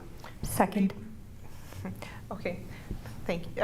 There's a motion to approve as is and a second.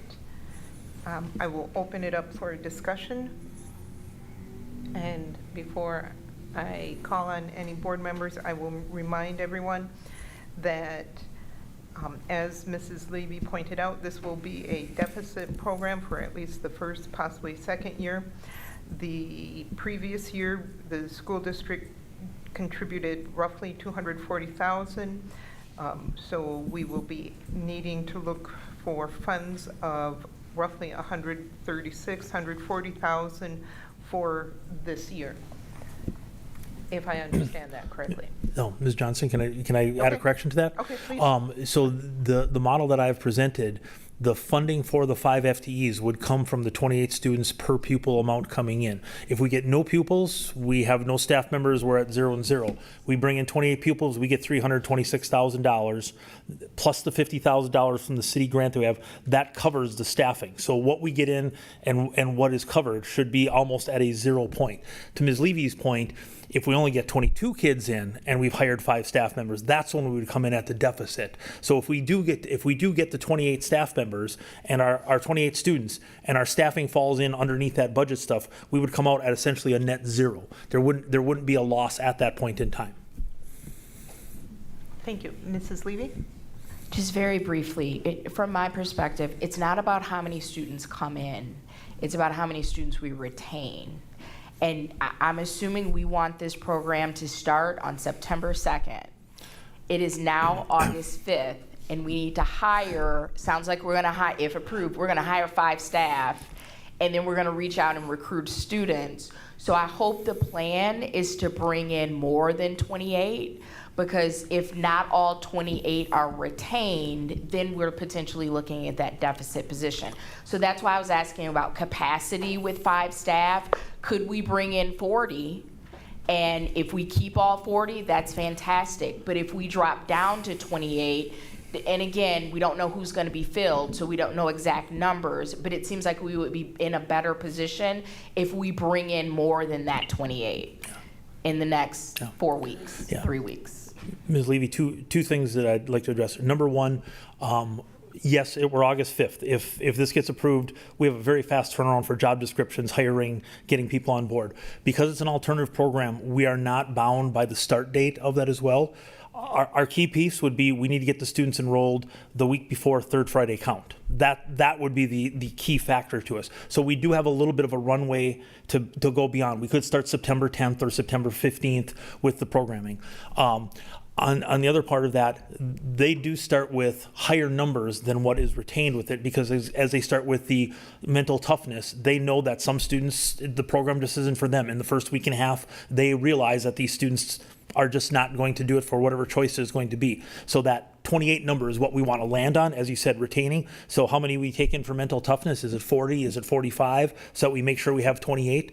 And do we keep 30? Do we keep 31 that have really gone through there? But yes, the idea is to start with more and make sure that we have at least 28 students for that staffing. Mr. Romero? Yes, as you mentioned, this is an alternative program. Have we looked into how volunteers can play for this as well with the alternative matrix? I don't know how that works, where with the alternative, is it different for alternative programs when it comes to, I guess maybe I should ask Dr. Garrison this, when it comes to volunteering, so community members can come in, maybe help offset some of these costs that are going to come with these builds in real life applications. So does that play a difference? So we do have a volunteer application process that we have, and volunteers can participate. However, when it comes to the cost for the program, certified people have to be able to do the work. And so we would love anyone who can, for the house builder, who can help out and pick up a hammer, but we just can't be like, come up here and pick up a hammer and help our kids either. So we have to follow, once it comes on our roof, we have to follow specific guidelines to work with our kids.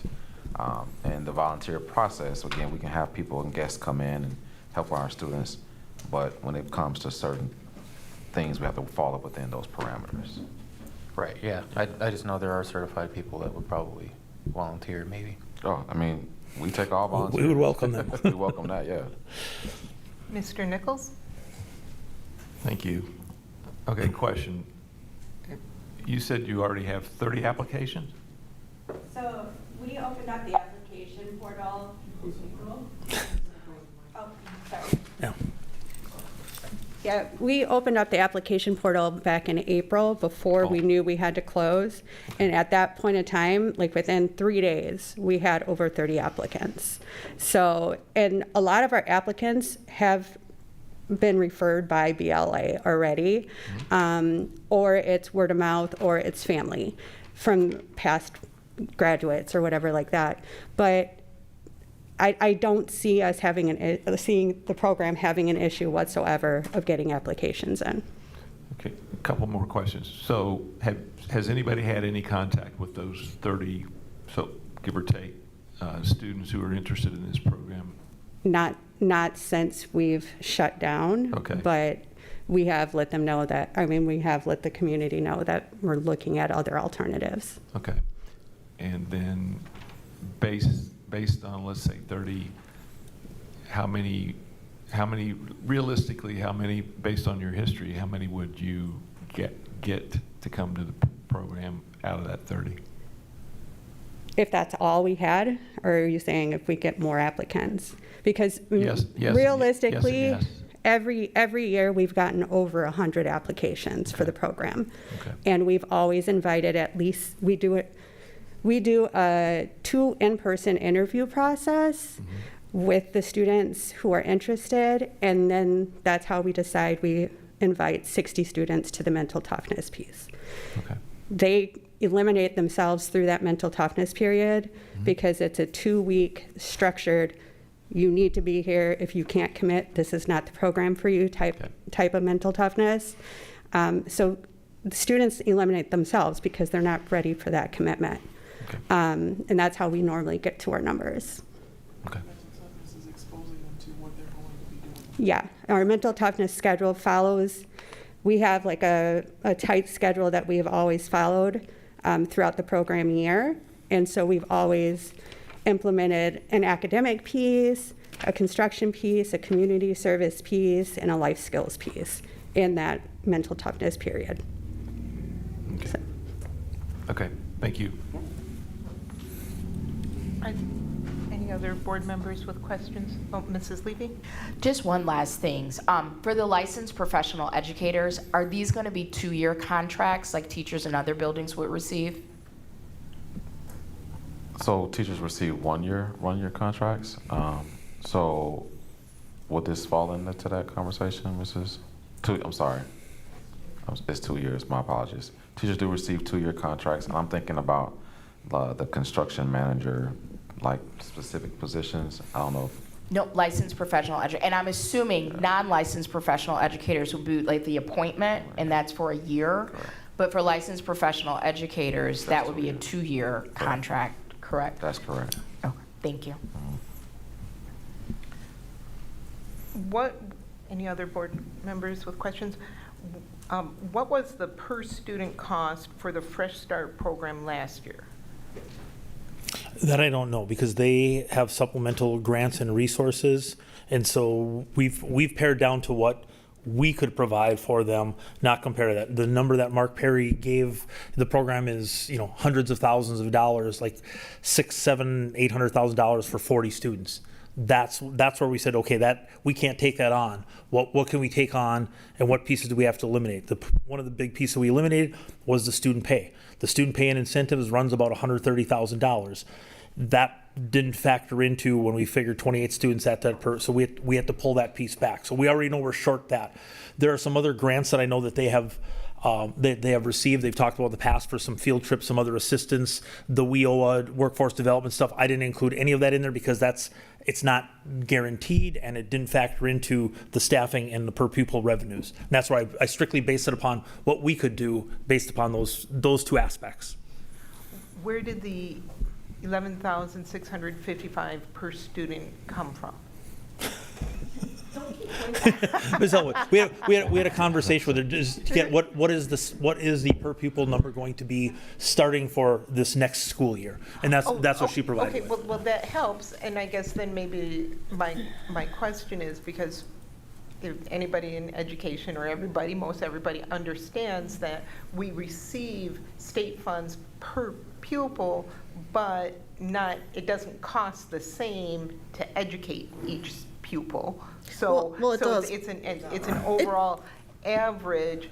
If we have a program of pupils who, as you stated, perhaps have higher needs and a little bit more attention or extra support, are we underestimating that cost?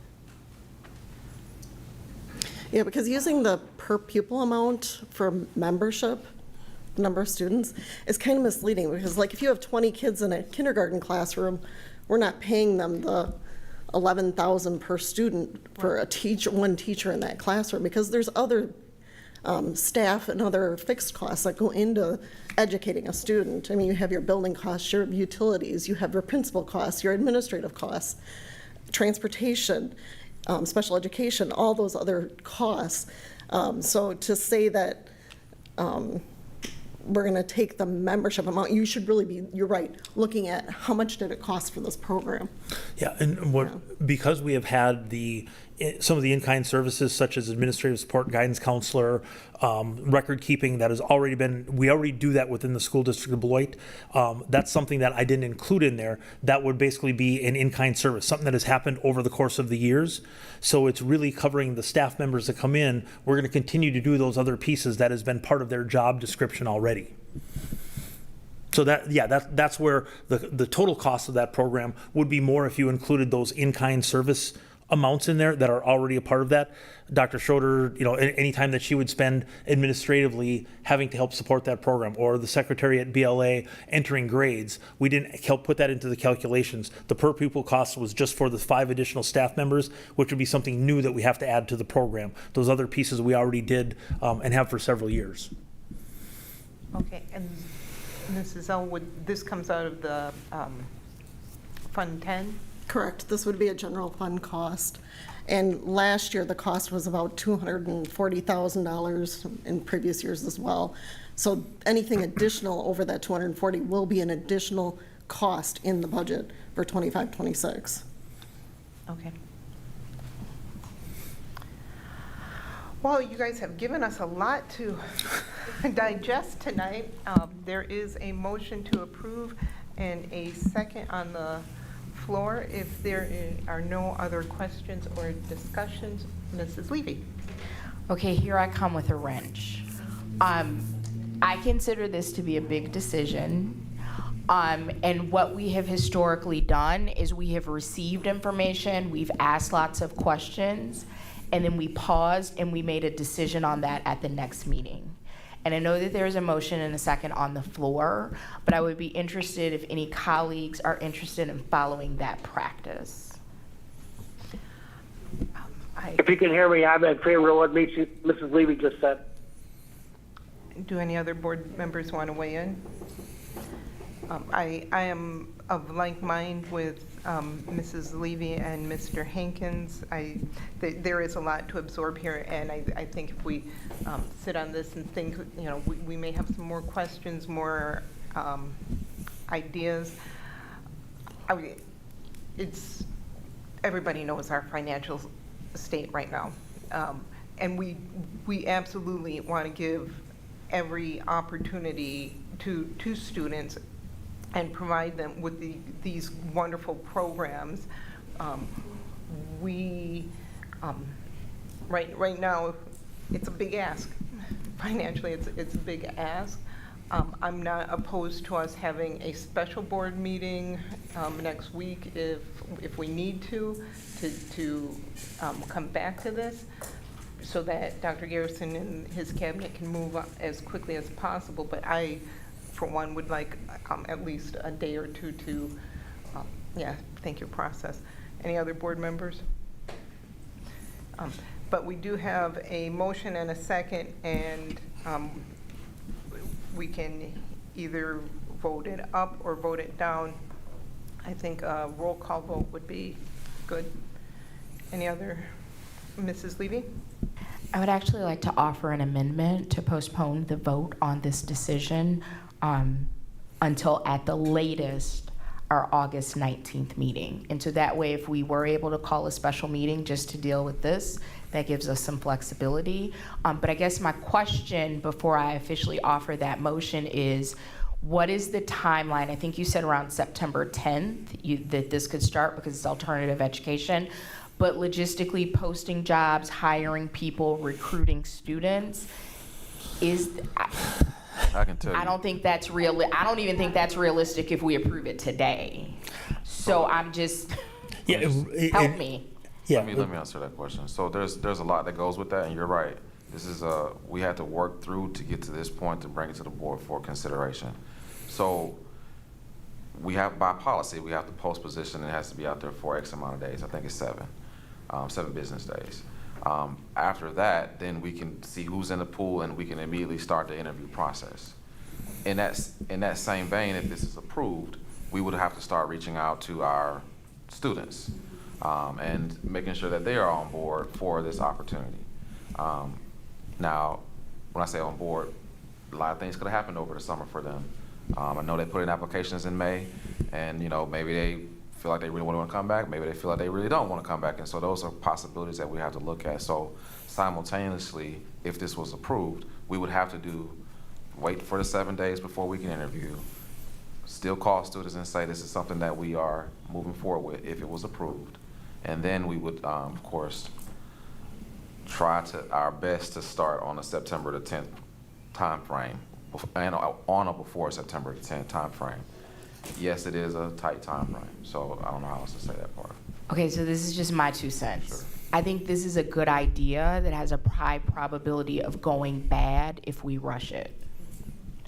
Because not all of the things you just listed, yes, we absolutely have to do those, but whoever we bring in as staff, they have to be trained, because it sounds like, which I think makes a lot of sense, you want to keep this as close to the youth build process as possible. Everyone doesn't know what that looks like, and how you execute that. So you not only have to do recruitment, you have to do the whole hiring process, and then you have to train the staff to be able to receive the students. So here's my question. Do we have the flexibility under the alternative education programming umbrella to start this at second semester and run it through the summer? Could that count as a first year for students? If no, is there some shifted time frame that would give us a chance to do this? This is not going to happen by September 10th. That's just my opinion. This is not going to happen properly by September 10th, even if we approve it tonight. So how much wiggle room do we have for a shifted timeline? You said we could start September 10th. Could we start at the end of October? And what are our boundaries? Our boundaries really dictate third Friday count if we wanted to count those students for various reasons on our books. And so third Friday count is September 19th.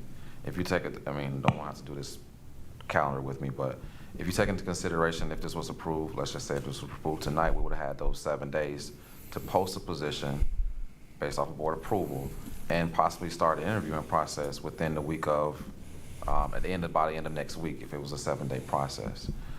From there, that's all depending on, like you said, Mrs. Levy, 5 people jumping in the pool saying yes, they want to do this. On the flip side of that, we would have 2 weeks to properly vet and train our staff with a board meeting on the 19th. Now, when I did the back mapping of this, we already were tight regardless, but we would have to, of course, get it to the board for approval of the contracts by the 19th. And then naturally, we have those 2 weeks to properly train our staff before we would even consider bringing people back into our buildings.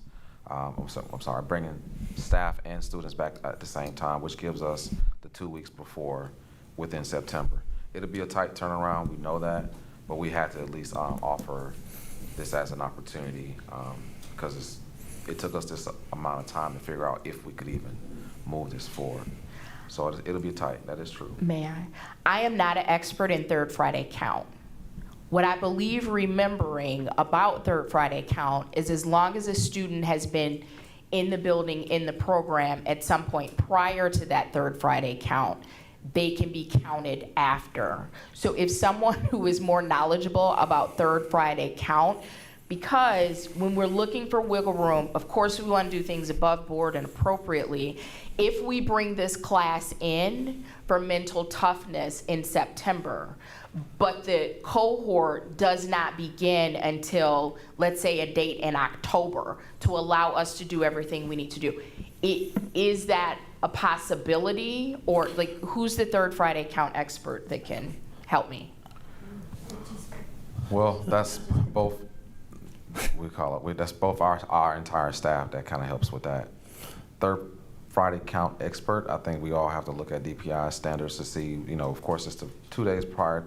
The days that we can count is actually a day before the third Friday count and a day after the third Friday, Friday. It depends, are they actively enrolled for that mental toughness? Correct. And so, to that, we've not actively enrolled the students in mental toughness until we've come to, these are the students we've had through, that have come through this. So we haven't enrolled the 60 and then dropped them out. We've waited until we got to the 40 students. Typically, they've started mental toughness in mid-August so that we get to that beginning of school date.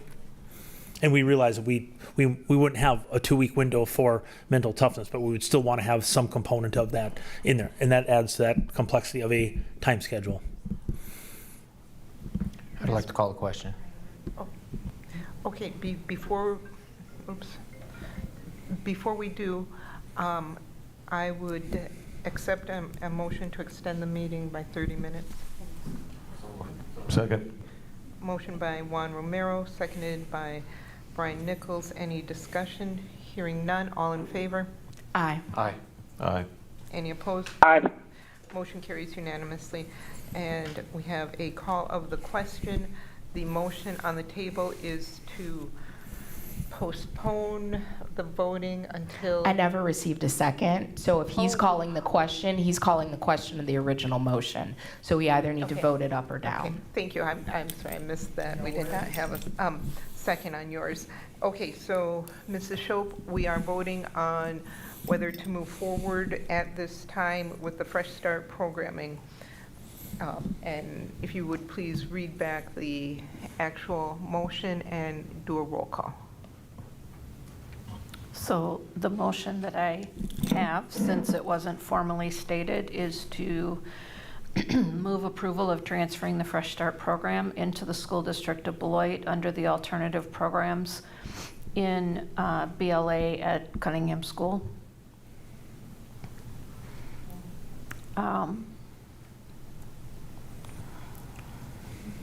Joanne Rue? Yes. Yes. Brian Nichols? Nay. I'm sorry, I didn't hear you. Nay. Thank you. Tom Hankins? Nay. Amy Levy? Nay. Juan Romero? Aye. And Tia Johnson? Nay. The motion failed.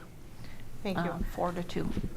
I'm going to encourage Dr. Garrison and his team to continue working on this, and there are other things we can do to work with them.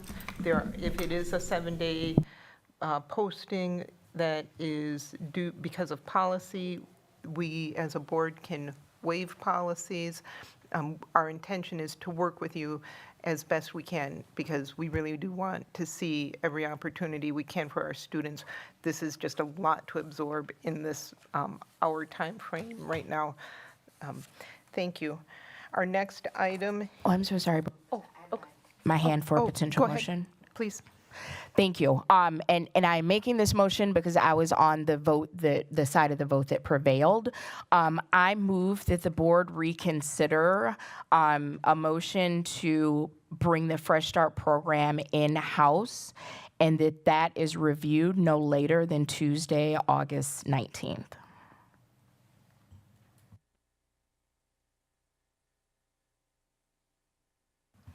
I'll second.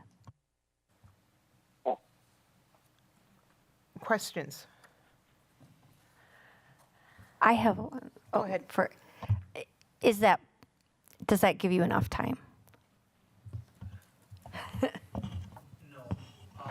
Not really. Sooner would be better.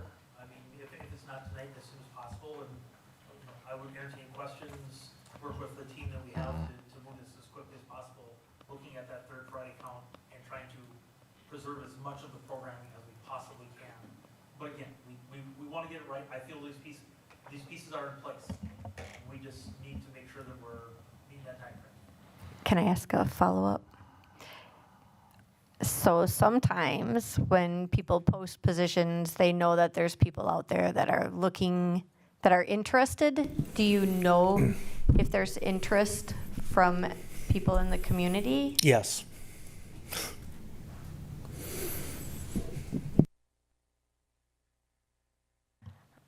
Mrs. Shope, would you please read back the motion?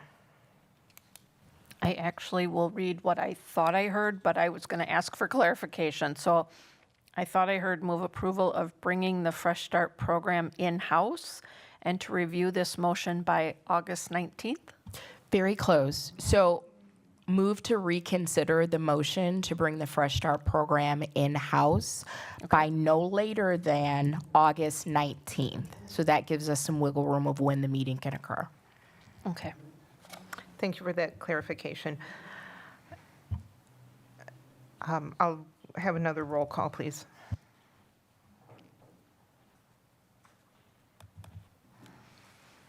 Can I just get one last little clarification from Board Member Levy?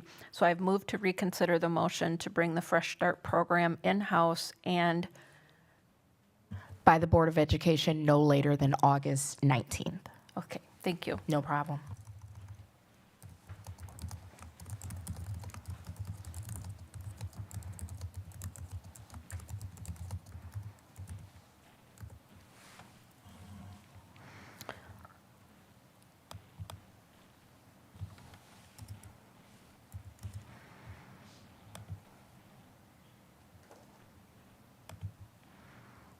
Juan Romero, Aye. Amy Levy, Aye. Tom Hankins, Aye. Brian Nichols, Aye. Joanne Rue, Aye. and Tia Johnson. Aye. Motion carried unanimously. Thank you.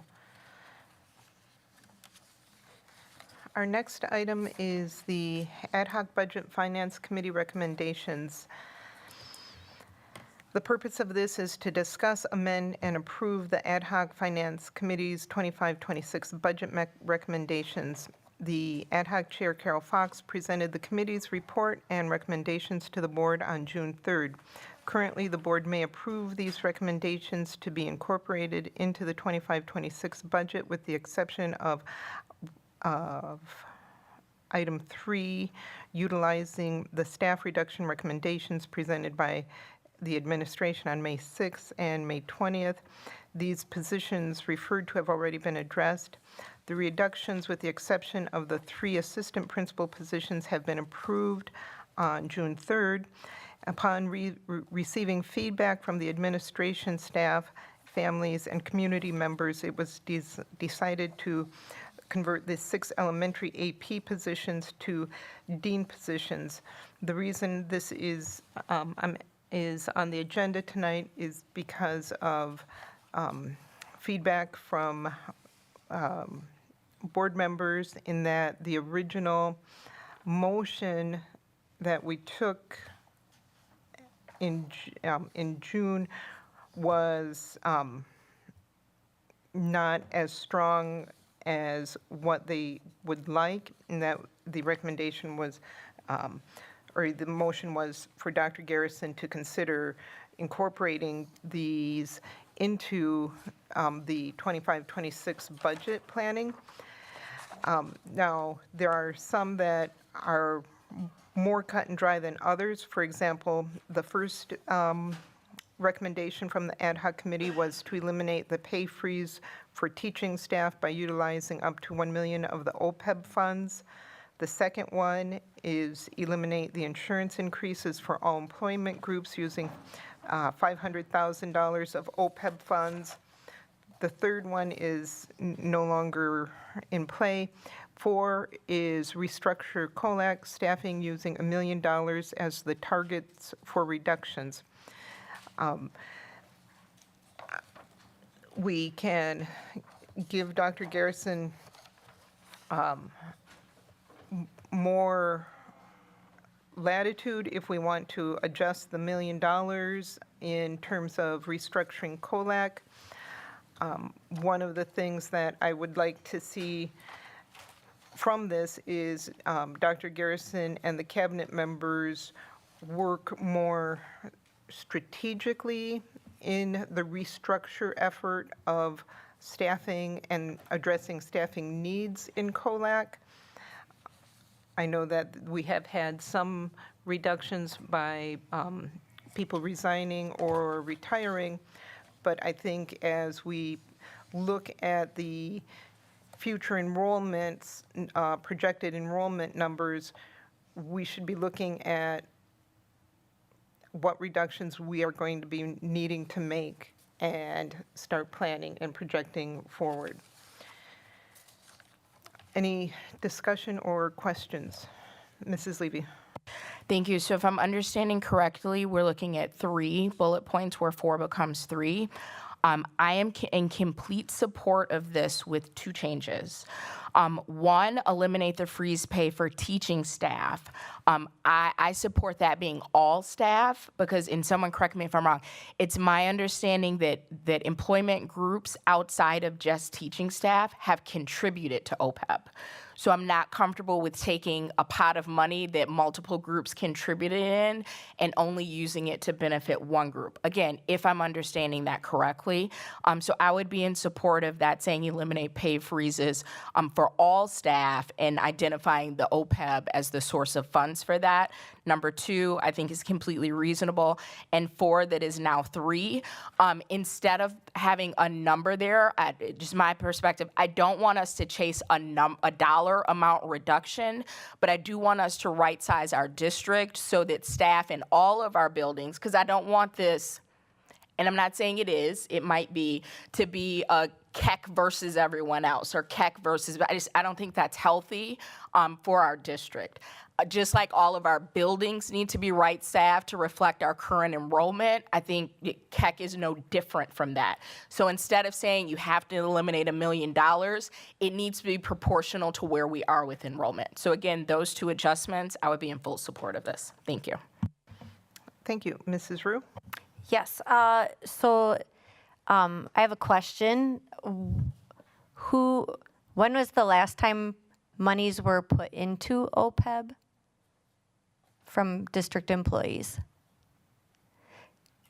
I don't have that information. I actually do not. I think it closed last year. OPEB. Well, I shouldn't say the last person that was given money from it. But when is the last time that the district put money into it? I do not know that information. Do you have an estimate? I don't want to guesstimate and be way off, so I don't know. There's no one that can tell us? We have to look to the OPEB trust fund to determine that, and so. I think Carol Fox had an idea when we were in the ad hoc meetings. I don't Yes. remember. I would guess about 15 years ago that they took it out of the contract as an option. Mm-hmm. For, You got to use the mic, Miss. I'm sorry, Miss. Mm-hmm. So I was guessing it was at least a decade ago. So that's a safe estimate? I would guess so. And I'm not sure that you could say the employees contributed. The district put that money in there. It wasn't anything that came directly from employees or out of anybody's paycheck. Mm-hmm. It was like a trust fund kind of thing. It was offered as a benefit that people could get insurance after they retired. Mm-hmm. And so the district had to put money aside to make sure they could pay that. So it didn't come out of my paycheck as an employee? Yeah, I don't believe it came out of anybody's direct salary or money or anything like that. I think it was just sort of something the state wanted the districts to put aside so they could guarantee that the money would be there since it was promised. And then can I ask my second question then? My second question was, can you explain the thought that was put into where did you come up with how we need, I'm sorry, I need to think about how I'm gonna word this. So the part about $1 million at COLAC, can you talk about what research went into coming up with that number? That number was just really what took us kind of back to the 25-30% target that we originally did. And we had some discussions about how to present that. And it kind of, so we kind of landed on $1 million, but it was between 25 and 30%. I don't have copies, but you got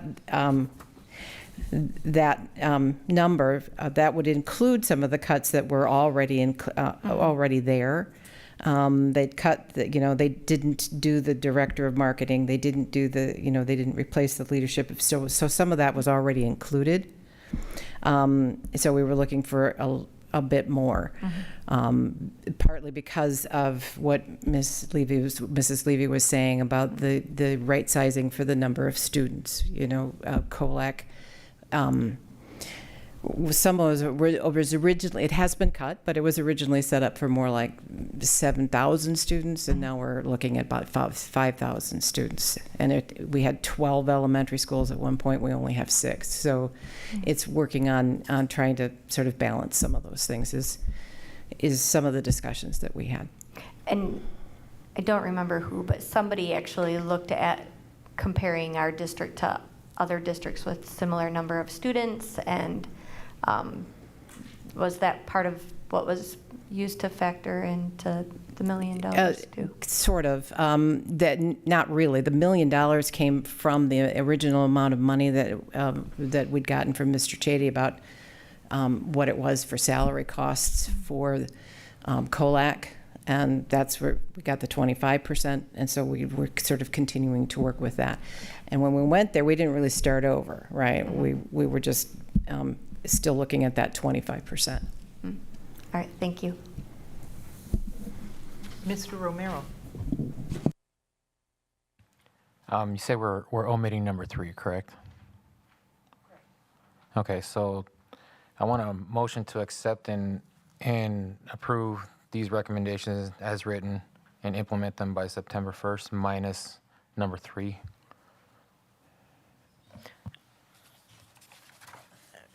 So just for clarification, Mr. Romero, the budget, even though the budget year has already started, the budget does not get finalized by the board until the end of October.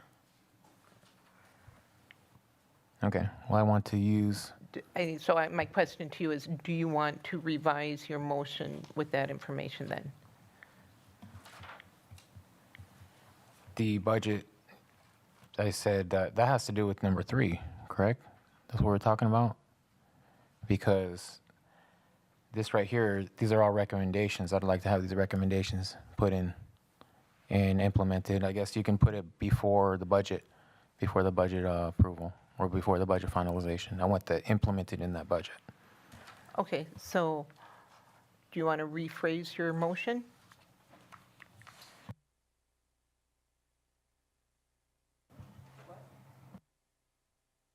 Would it work to use the year, like for the 25-26 budget?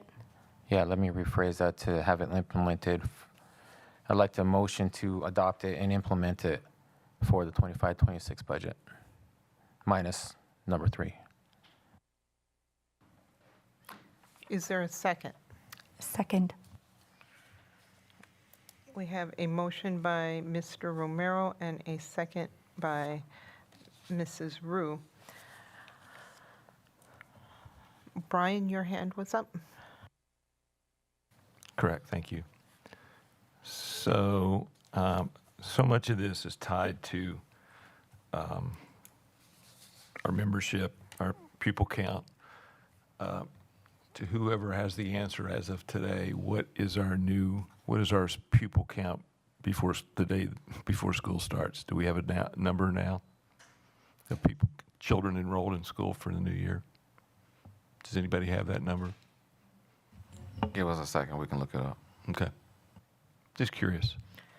Was that your only question? Could be, depends on the number. Okay.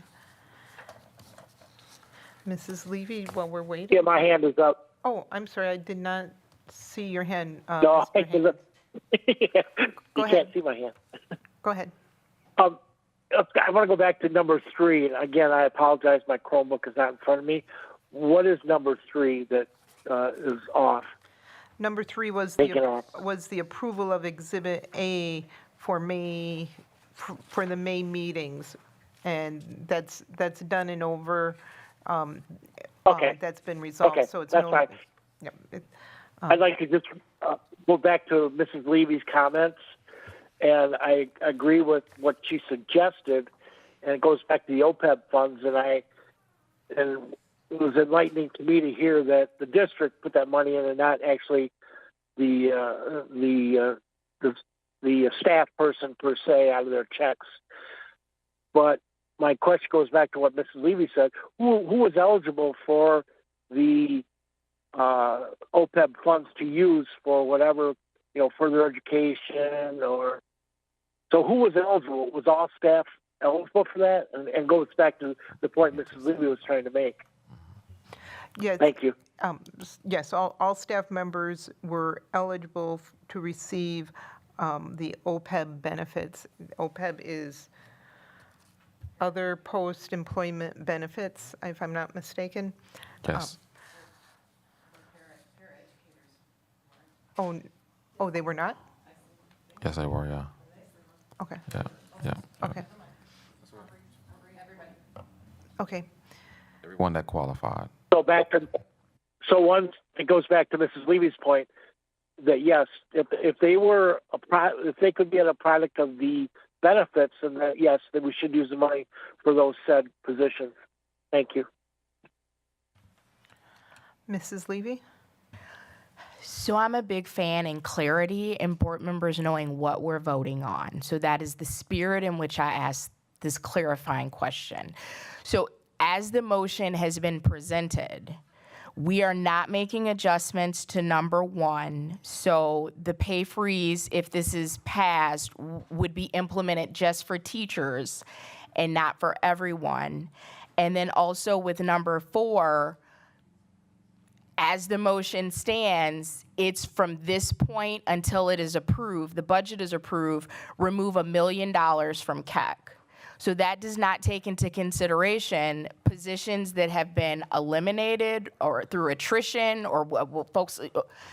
So an additional $1 million is what we're voting on, and OPEB benefits for pay increases only go to the teaching group. That is how the motion stands. So I just wanted to reiterate that so everyone's clear on what they're voting for. Thank you, Mrs. Levy. I'm reading this as this was presented to the board on June 3rd, and I know that there have already been some reductions since then. But the motion is happening this evening, and if I'm understanding correctly, I would love to be wrong, it was the motion as presented. So that means between now and when we approve the budget, if we vote yes for this, the board is directing the administration to eliminate an additional $1 million from CAC and pay freezes, which I'm not sure how this impacts our negotiation position, is only for teachers. Okay, so that's not something I can support, but I just want in. Okay. Thank you. So in terms of eliminate the pay freeze for teaching staff by utilizing up to $1 million of the OPEB funds, I read that as this is where we are going to get money to pay whatever increase gets negotiated with our teachers from the OPEB fund. The raises for the other staff will come out of something else or not at all, whatever the board decides. This says we are going to not freeze our teachers' pay, and we're using OPEB funds for that. And then for the restructuring COLAC, it does say we are recommending a target of $1 million in reductions. It's a target. It's, a high target, but not you must. Okay, so if the administration comes back and say we're going to cut $50,000 from COLAC, we're all okay with it. Because your target is $1 million, but what you actually cut is totally up to you. I'm uncomfortable with us giving vague direction because in my opinion, that's not direction. But again, people can vote the way they see fit. Thank you so much. Thank you. Dr. Garrison. Thank you, board. And when I look at first of all, thank you to the ad hoc team for the work that they, of course, worked with me in this space for many, many months. And so when I look at all of the recommendations, and if we just go down the page, we are working towards different opportunities here, as Mrs. Johnson has mentioned. I think as an administrative staff, we have met the 25% COLAC cuts over here at KEC over time, even within this year. I do understand what Mrs. Levy is saying. The way it reads is, we're saying on top of this, look at another $1 million. But I can tell you with the amount of reductions that we've already made here at the KEC, over 21 positions have been reduced here. We wouldn't, full transparency, that getting to another $1 million would not be something that's possible and still say operate a school district. And so it's one of those spaces in which we have made reductions over the course of this year and even in the previous years and within the COLAC staffing. And we're still having conversations in general around like what else could we possibly do. And so full transparency, if I look at number one, we've been working towards number two, we've been working towards number three. It changed, the board, made those changes with administration. And then number four, we really look at the ad hoc space and think we've made a lot of progress with the recommendations that have been presented. And I would ask the board to allow me to continue to, do what I have shown off of history, bringing the board, a balanced budget based off of a various amounts of different opportunities. And so I did not look at these recommendations and didn't try to incorporate them. That's why we have an ad hoc space, and the board doesn't have to, the board can do what it wants to do, number one, but the board can trust that we've looked at these recommendations and have worked towards those just even based off of the information that we've already provided you with in June. And so we side by side with looking at this information, we've done those things. And I would like to applaud my staff for all of the hard work that they have done, along with the ad hoc team, as it pertains to just our conversations around what we could do differently. And so I don't personally see how we have not met a lot of these opportunities already. And I'm just, putting that out there. We did present a preliminary balanced budget. And so that was a hard space to even get to with the 6.2 that we had to kind of reduce. And so we put this information out there from day one that we would do this work. And I can tell you that this has been the work that we've been doing really since October. I mean, prior to that, September, October, all the way through the end of the year. And so here we are now being able to be in a position where we have present a balanced budget and knowing that we have, hate to say this, another deficit coming in the future years without a referendum being passed. And so I just want to make sure I shared that, Board President Johnson, and to the members of the board.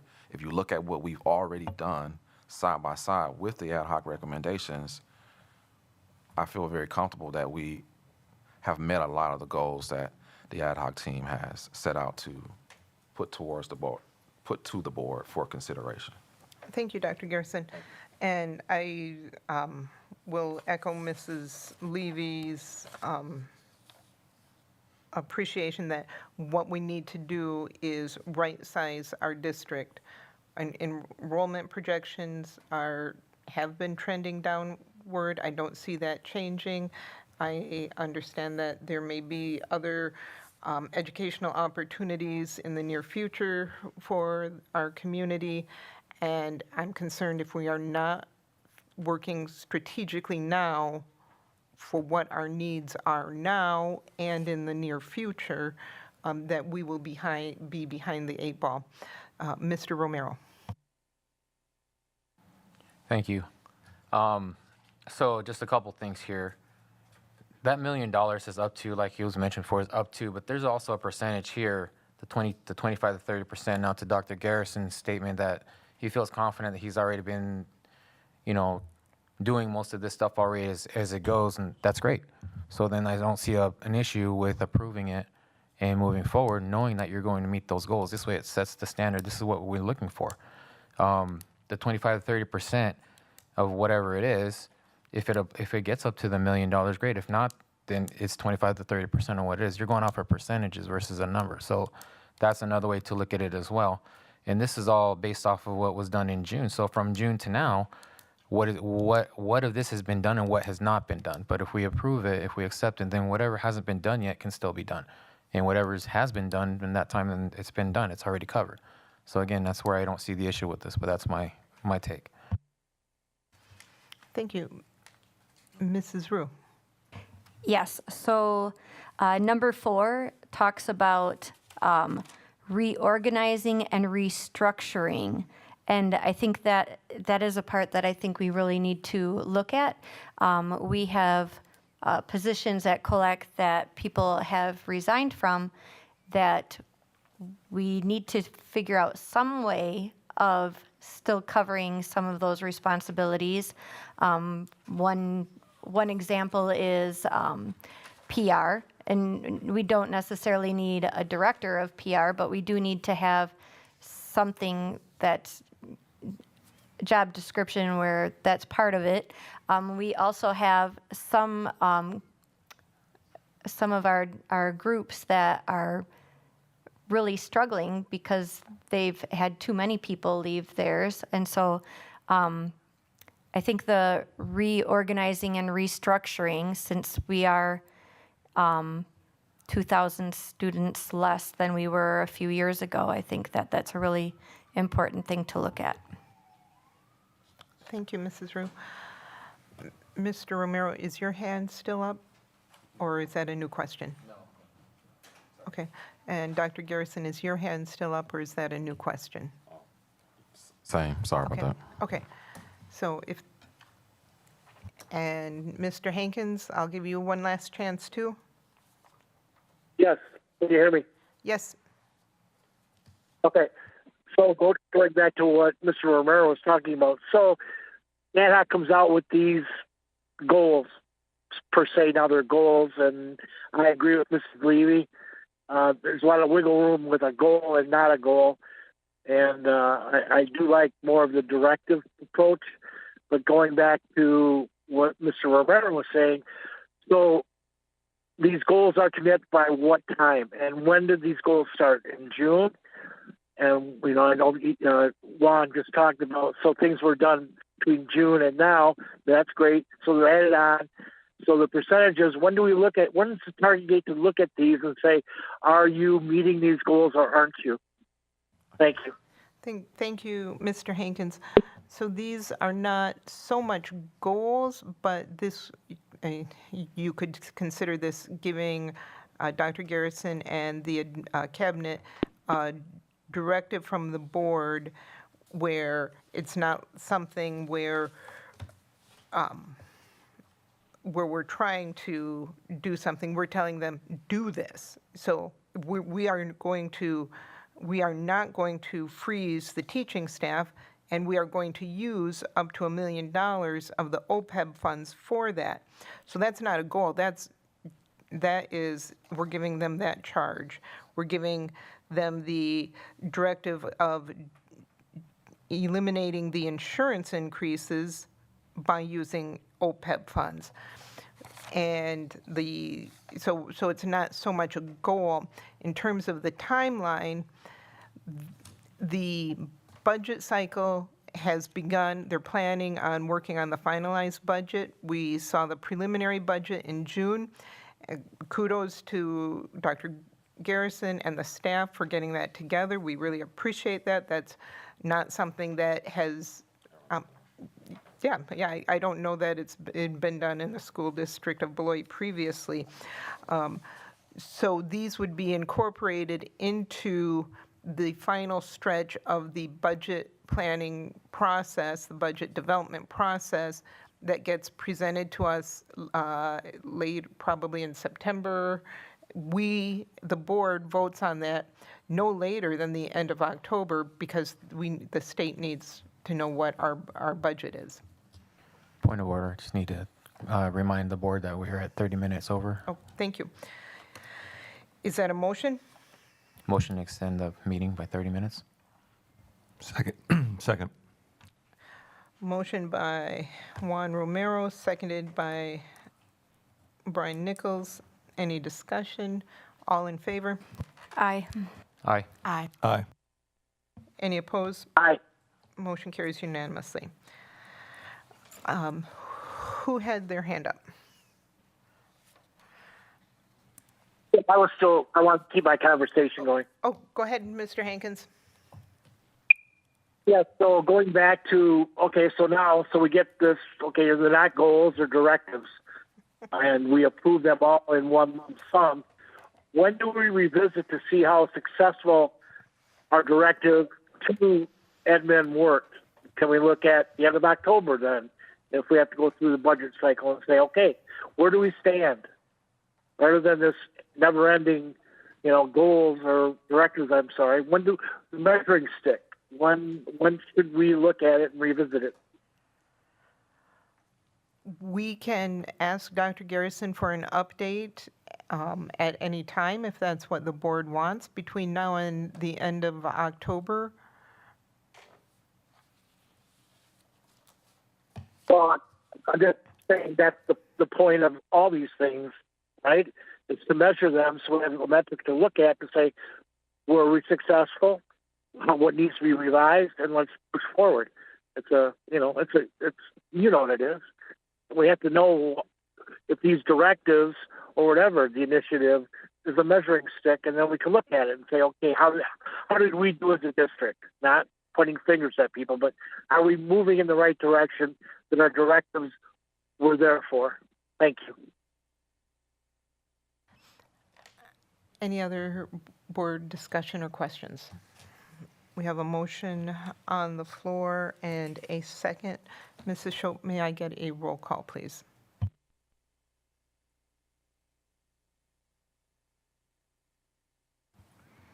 May I clarify who the second was? Okay, thank you. So the motion I have is to move approval of the 25-26 recommendations minus number 3 and implemented for the 25-26 year budget. Okay.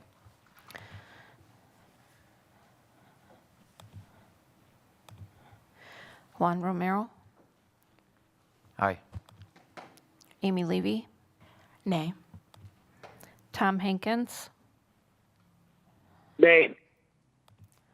Tia Johnson, Aye. Brian Nichols, Aye. Joanne Rue. Aye. Motion carried 4-2.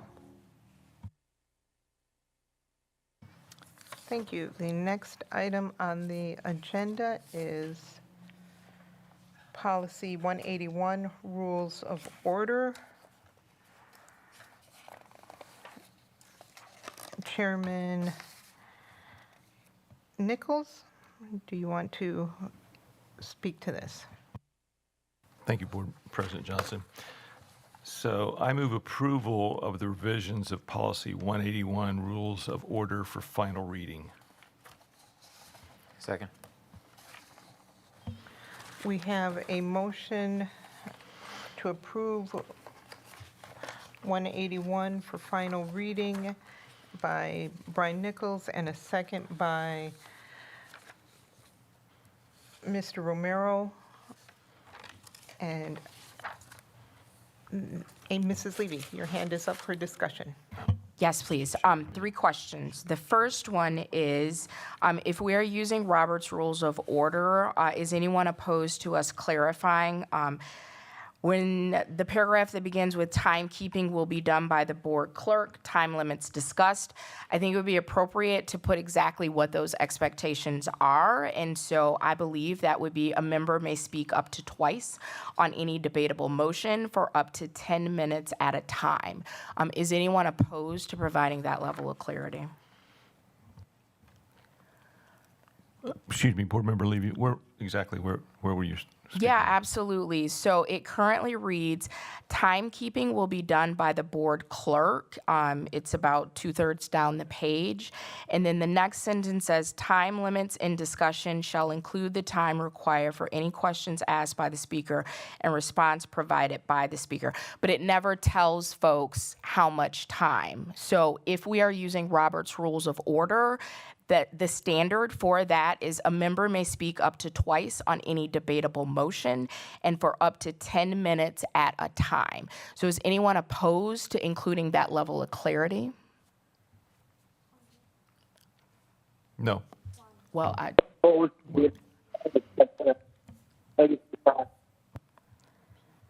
What? Mr. Romero? So this policy basically holds us as board members to be accountable for Robert's rules and how it's run. I mean, we should know what the time limits are and where it's at. The reason it looks like here that's written this way, it's to actually describe what the time limit is going to include for our district here for how this works. But we should know as board members what the 10-minute rule is with how many times we can speak per Robert's rules. well, the reason I bring it up, and I'm a fan of clarity, I mean, I've had someone tell me at a meeting they have no idea what we just voted on. So I'm cautious to making assumptions about what people know and don't know. So again, is anyone opposed to us just clarifying, because I think that's what policy is for. A member may speak up to twice on any debatable motion and for up to 10 minutes at a time. I think that's appropriate to put that there, but that's my personal opinion. I agree. Okay, if it's okay I have two more things. So if we go down to the end of that paragraph, the second part of that sentence is speaking to the board president may enlist the assistance of a registered parliamentarian who is not a member of the board to serve as parliamentarian for any meeting where such services may improve order of board efficiency. Is there a budget for this? I'm not opposed to it. I'm just wondering, do we have a budget for this? No, we do not. Okay, are we comfortable with including things in policy that we don't have a budget for? Isn't there a board budget?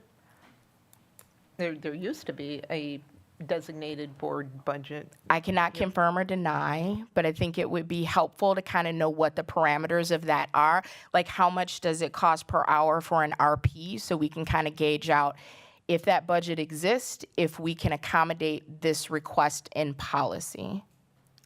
And I'm asking because I don't know. I thought the board budget was captured under the superintendent's budget. So when I got here, that was kind of what was explained to me, because I asked the question as well, like, is there a board budget that I need to be looking at? And what was explained to me was the board budget is captured up under the superintendent's budget, which is, I always say, under $25,000 now because of the change. I'm just joking, but it was always captured up under the superintendent's budget. That's kind of what I was told. Thank you. So I guess for clarification, do we know how much an RP costs an hour? And if we can afford it, I think it's great. But if we can't afford it, I'm uncomfortable with putting that in policy. And then finally, in this question, Board President Johnson is actually for the policy chair. On the last page, could you explain to me what number 5 means and why that is preferred over clearly stating a motion and then taking a vote to solidify action by the board? Thank you so much. Chair Nichols?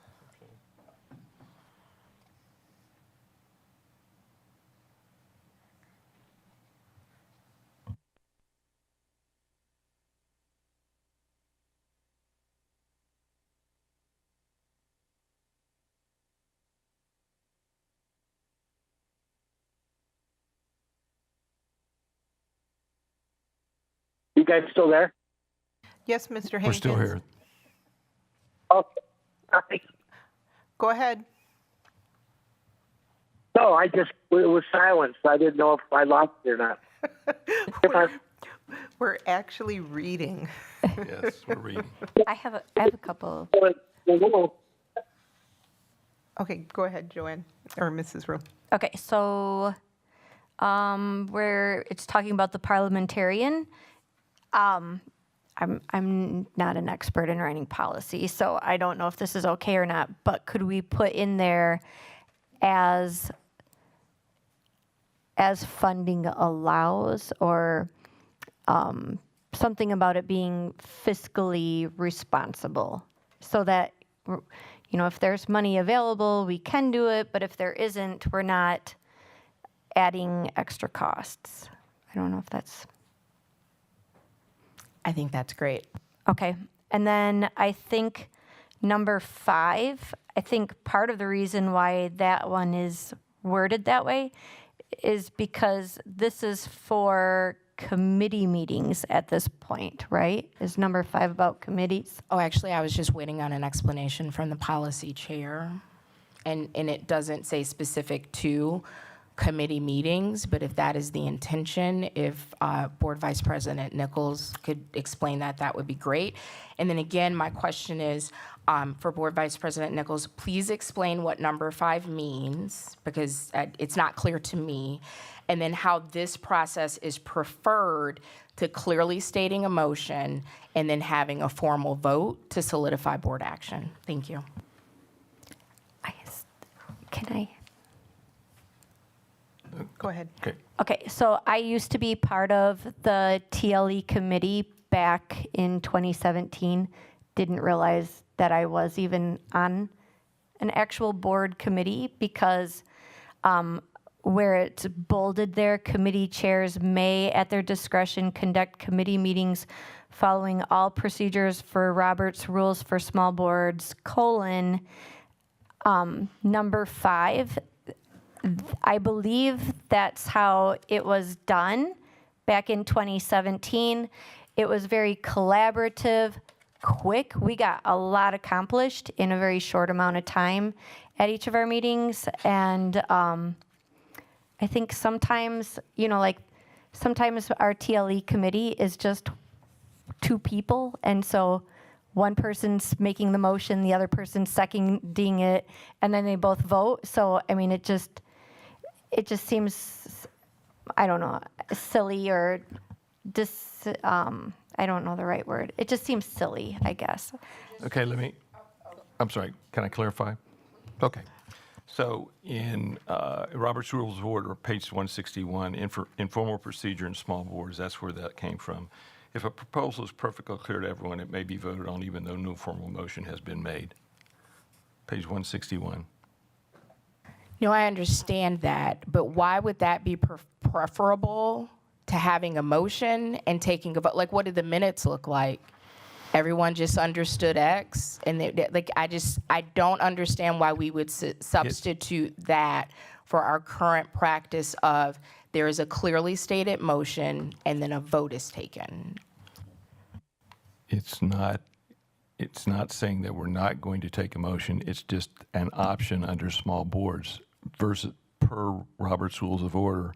And this was written for small boards from Robert's Rules of Order. So that's are we ever going to do it? Probably not, but it's a possibility. There's always a possibility. Okay, I'm sorry. And then back to the parliamentarian question. I would echo what Mrs. Board Member Rue said, that that would be up to based on our financial situation at the time. But we're not going to go out and hire a parliamentarian for every board meeting, not at all. Okay, so just for clarification, my request is that number 5 be moved. I just don't want to ever assume that people know what the vote is going to be for. I think the prudent thing to do, and also as a benefit to accurately capturing our dealings in meetings, is to state a motion and then have a vote. So if number 5 remains, unfortunately, I wouldn't be able to support approval of the policy. Thank you. Thank you. Mr. Romero. I'm finding a lot of this back and forth here, more along the lines of discovery versus discussion. A lot of these questions could be asked in policy. I'd vote for calling the question, please. Mrs. Levy? Just very briefly, whatever you want to call this discussion, totally fine. But just for full transparency, I submitted all of my notes as was requested to the policy chair, the superintendent, and the secretary. So the fact that I still have questions, even though I followed that process, are you saying that's somehow inappropriate? Thank you. And We have a motion and a second. Is there any other discussion?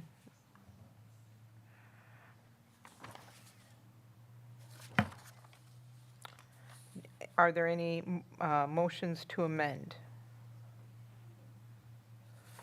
Hearing none. Oh, actually, yes. I move approval of policy 181 with the amendments discussed, including removing number 5 from the final page.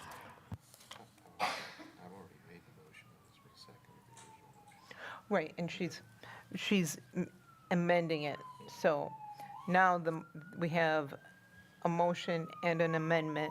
We'll vote on the amendment of approval of policy 181 with the 2 times per for member.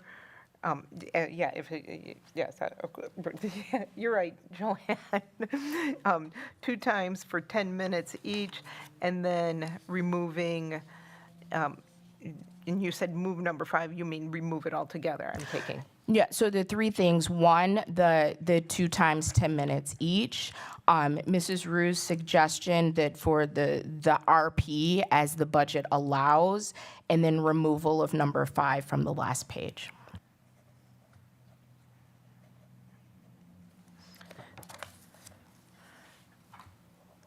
Okay, is there a second to this amendment?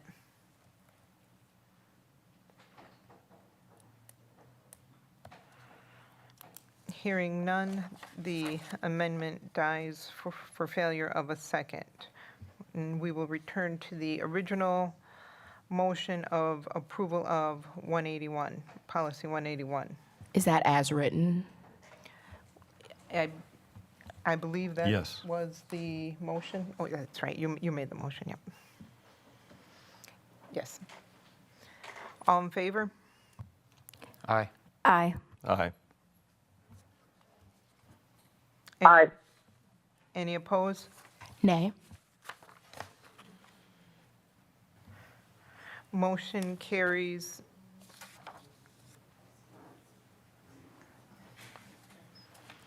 5-1. The next item is the policy 185.4, changing the policy committee. Are we skipping 183? Yes, Yes, Board President pulled that out at the beginning. Yeah. Oh, thank you so much. Policy 185.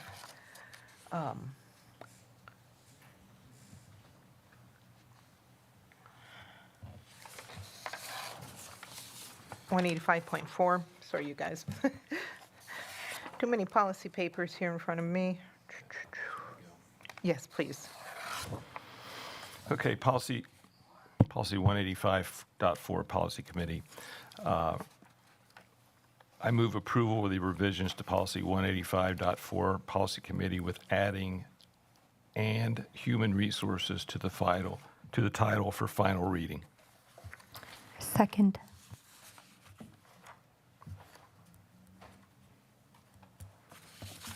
Any discussion? Mrs. Yes. Levy, is your hand up? It is. Okay, go Thank ahead. you so much. Again, I don't think it's appropriate to give 2 members of the board the authority and ability to deny a request from administration without that original request going to the 7-member full board. So for that reason, I cannot support this policy. I also think it unnecessarily creates additional meetings for us, which I don't support. And then I do have one request that, no rush on it.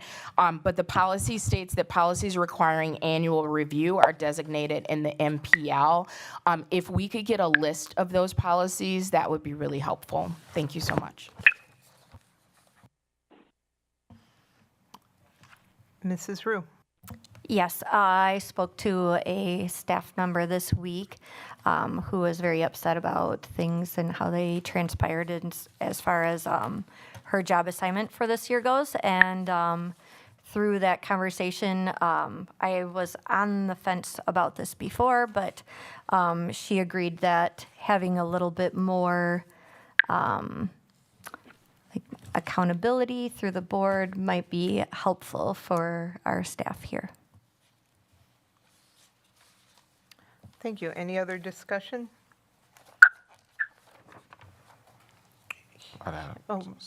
Dr. Garrison? Yes, when I think about, this policy, again, I would like to just reiterate that,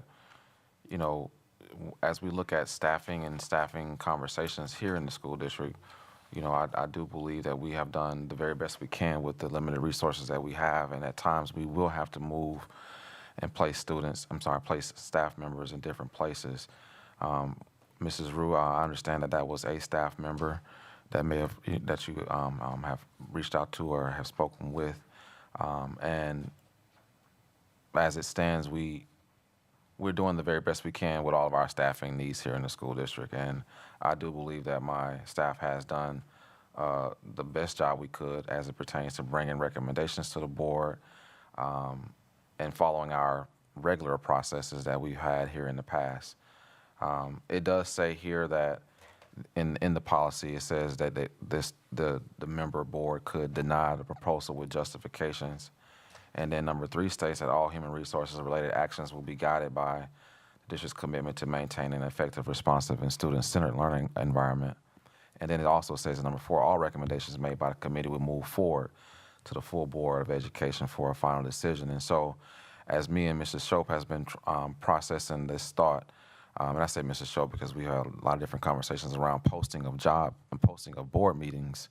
If this meeting happens on a Monday, prior to the Tuesday's board meeting, and let's say the committee has some questions about a posting, they can give us those with justification. We would have to repost. We would have to still move forward with our regular recommendations to the full board that we would post on a Friday. And if they were to change, we would have to add those as attachments. And so that's kind of how we would have to navigate this space the best way we know how. This would be a brand new thing for us, but just thinking about how board meetings will need to be posted due to the fact that this committee will be meeting on a Monday prior to a board meeting. So it's just a new space that we will have to kind of navigate, which is going to take, we may have some different iterations of how we get this done the correct way. If this passes, yeah. Mrs. Levy? Thank you, and I'll be brief. I think it would actually be worse than what you described, my opinion. If the administration posts on Friday for a Tuesday board meeting, so if they put Amy Levy for this position, and then the committee meets on Monday and says, no, we have justification, don't include her, that's already out in the public, and then it's pulled on Monday, and there's a repost. So this is what we are doing to potential hires or potential transfers in the district, and I think that's a bad idea for a lot of different reasons. Any other board members with questions or comments? There is a motion by Brian Nichols, second by Joanne Rue. All in favor? Actually, I'm so sorry. Can we have a roll call vote, please? Sure. Thank you. Mrs. Shope? Joanne Rue? Aye. Brian Nichols? Aye. Tom Hankins? Aye. I'm sorry, could you repeat that? Aye. Amy Levy? Nay. Juan Romero? Aye. And Tia Johnson? Aye. Motion carried 5-1. Thank you. The next policy is, yes? I got to move location, so if I lose you, I'll try to get right back with you. Okay, thank you, Mr. Hankins. Prior to the next item, you might want to extend your meeting. Oh, thank you. I would entertain a motion to extend the meeting 30 minutes. So moved. Second. Motion by Brian Nichols, seconded by Joanne Rue to extend the meeting 30 minutes. Any discussion? Hearing none, all in favor? Aye. Aye. Motion carries unanimously. Our next item is policy 345.6, Rule 4, award high school credits for demonstration of language and proficiency. Mr. Nichols. So I move approval of the addition of policy 345.6, Rule 4, award high school credits for demonstration of language proficiency, Spanish, for final reading. Second. Motion by Brian Nichols, seconded by Joanne Rue. Any discussion? Hearing none. All in favor? Aye. Aye. Aye. Any opposed? Motion carries unanimously. Our next policy is policy 443.5, student use of mobile phones and electronic devices. Mr. Nichols. Move approval of the revisions of policy 443.5, student use of mobile phones and electronic devices, for final reading. Is there a second?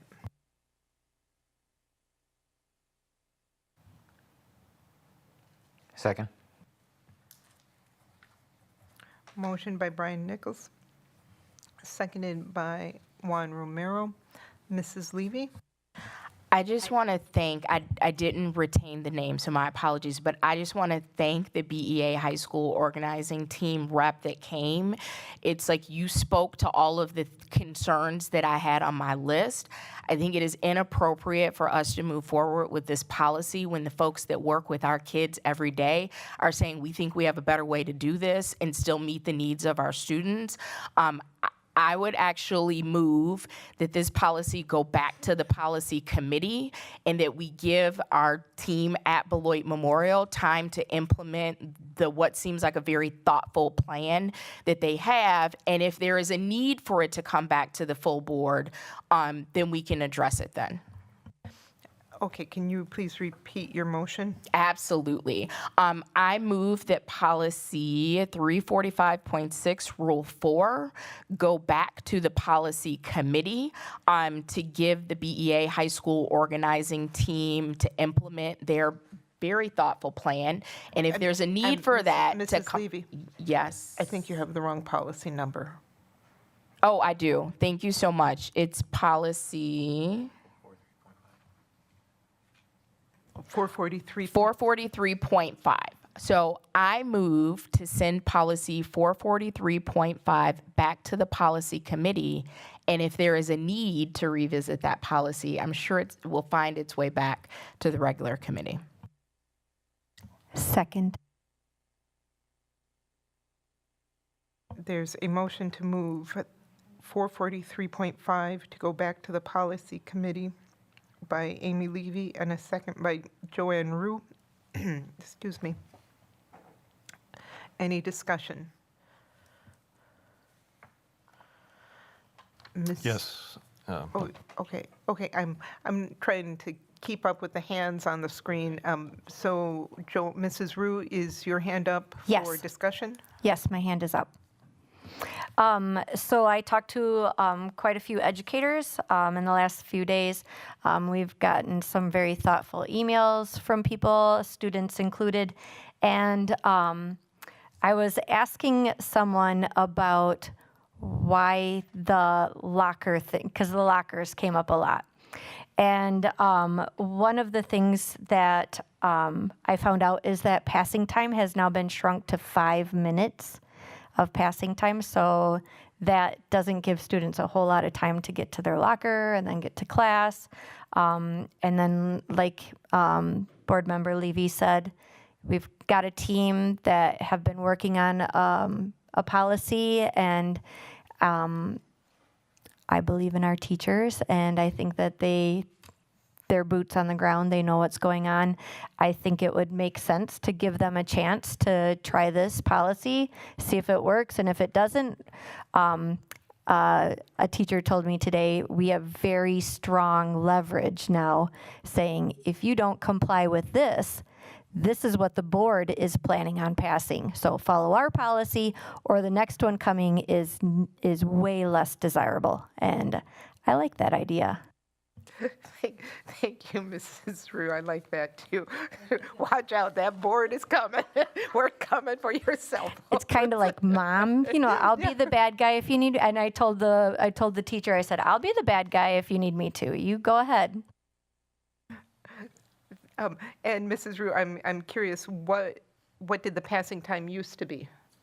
I think it was like up to 10 minutes at one point, they said. Yeah, so, I mean, this is very short. I mean, if you have a class on the third floor and then you have to go to or if your locker's on the third floor and your class is in the basement, that's quite the trek. Thank you. Oh, okay. Mr. Nichols? Okay. Well, I appreciate the input. Just a couple things. Number one, I think there's some misunderstanding about going back and forth to the lockers. That's not part of the policy. The policy is you put your phone in the locker at the beginning of the day and you remove it and take it home at the end of the day. So I want to make sure everybody's clear on that. Number two, I can tell you, looking at staff surveys, staff exit surveys, emails from teachers and some parents.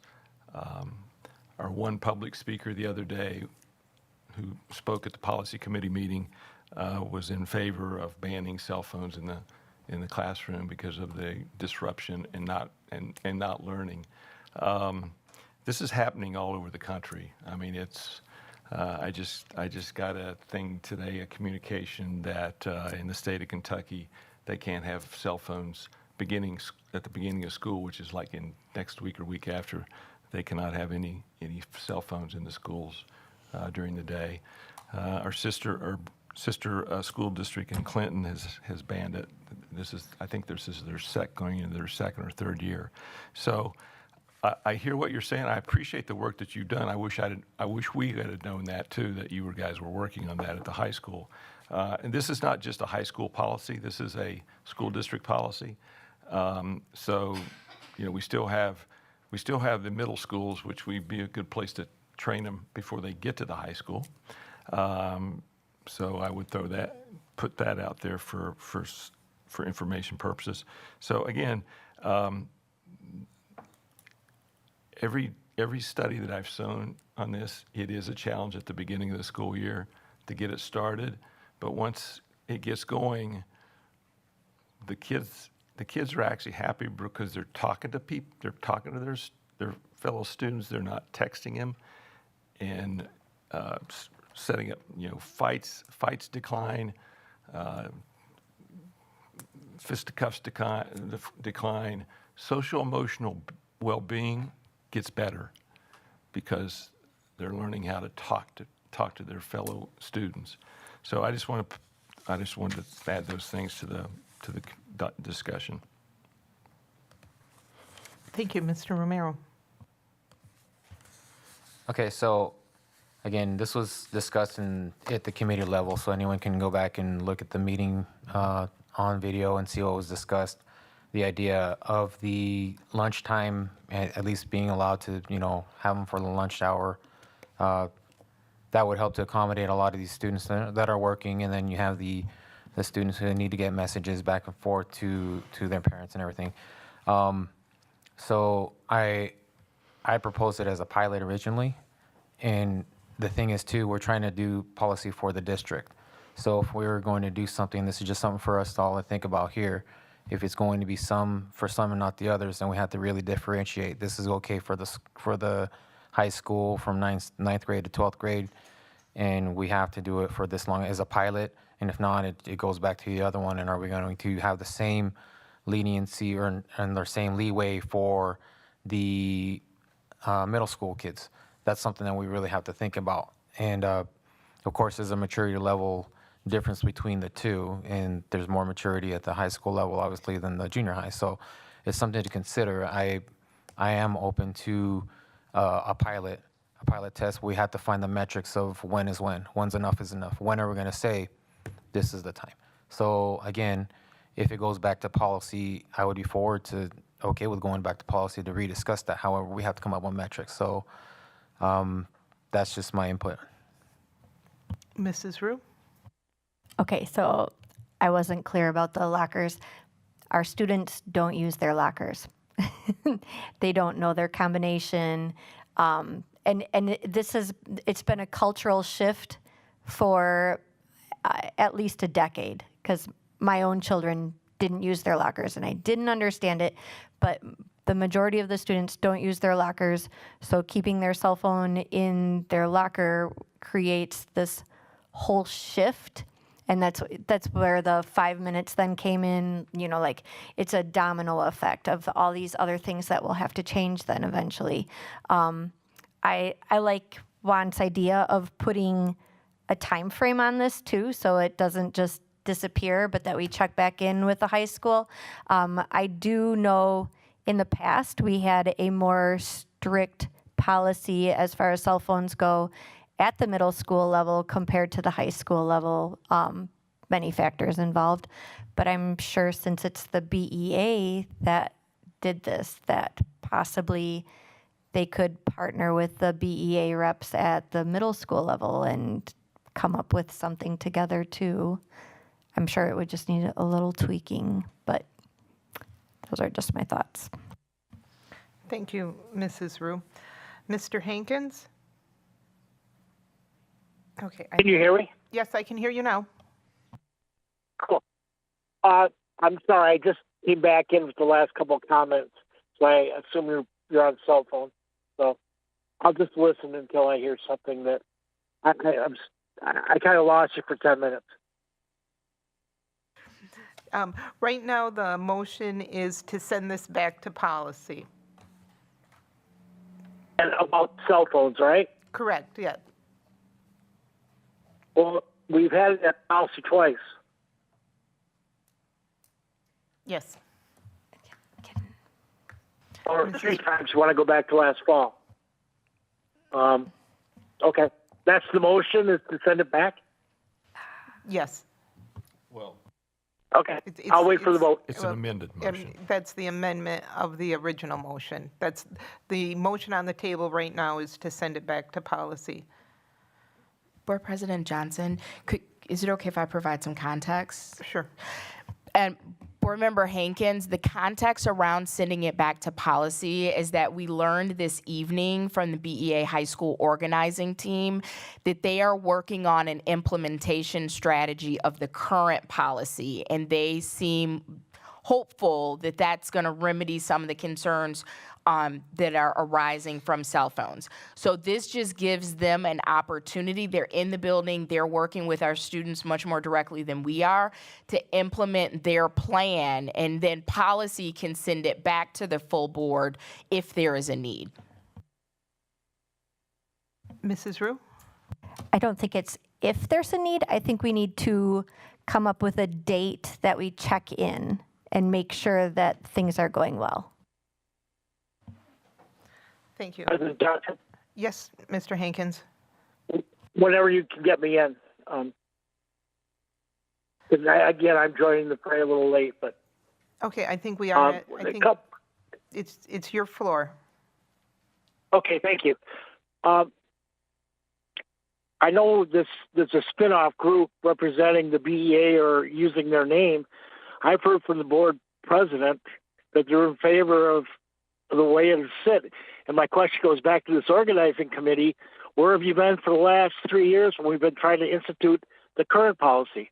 Why is it taken now that we're going to have board action and now you guys want to get involved in this? I think the board has to go through with our own plan of action because the other stuff hasn't been working. Thank you.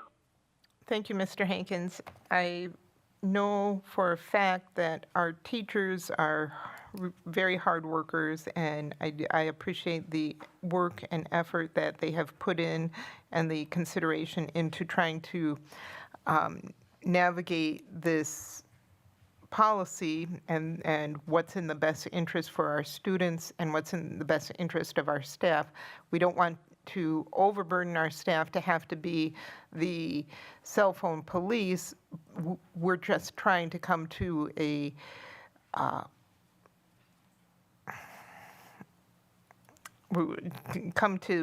solution for us to try something, because obviously what we're doing right now is not working. So I do appreciate their efforts and thank them for that. And unfortunately, this is again one of these things that we can try to get better at in the school district of Beloit, and that's improving our communication up and down and lateral as well. Sure. You'll have to come to the mic.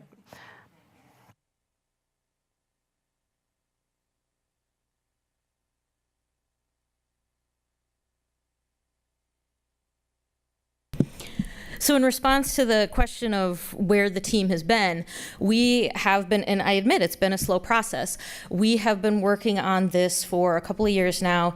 We first started about 3 years ago with a staff survey, looking to improve morale and address like what's something that we can try to change, and the results that we got led us to working on the cell phone policy.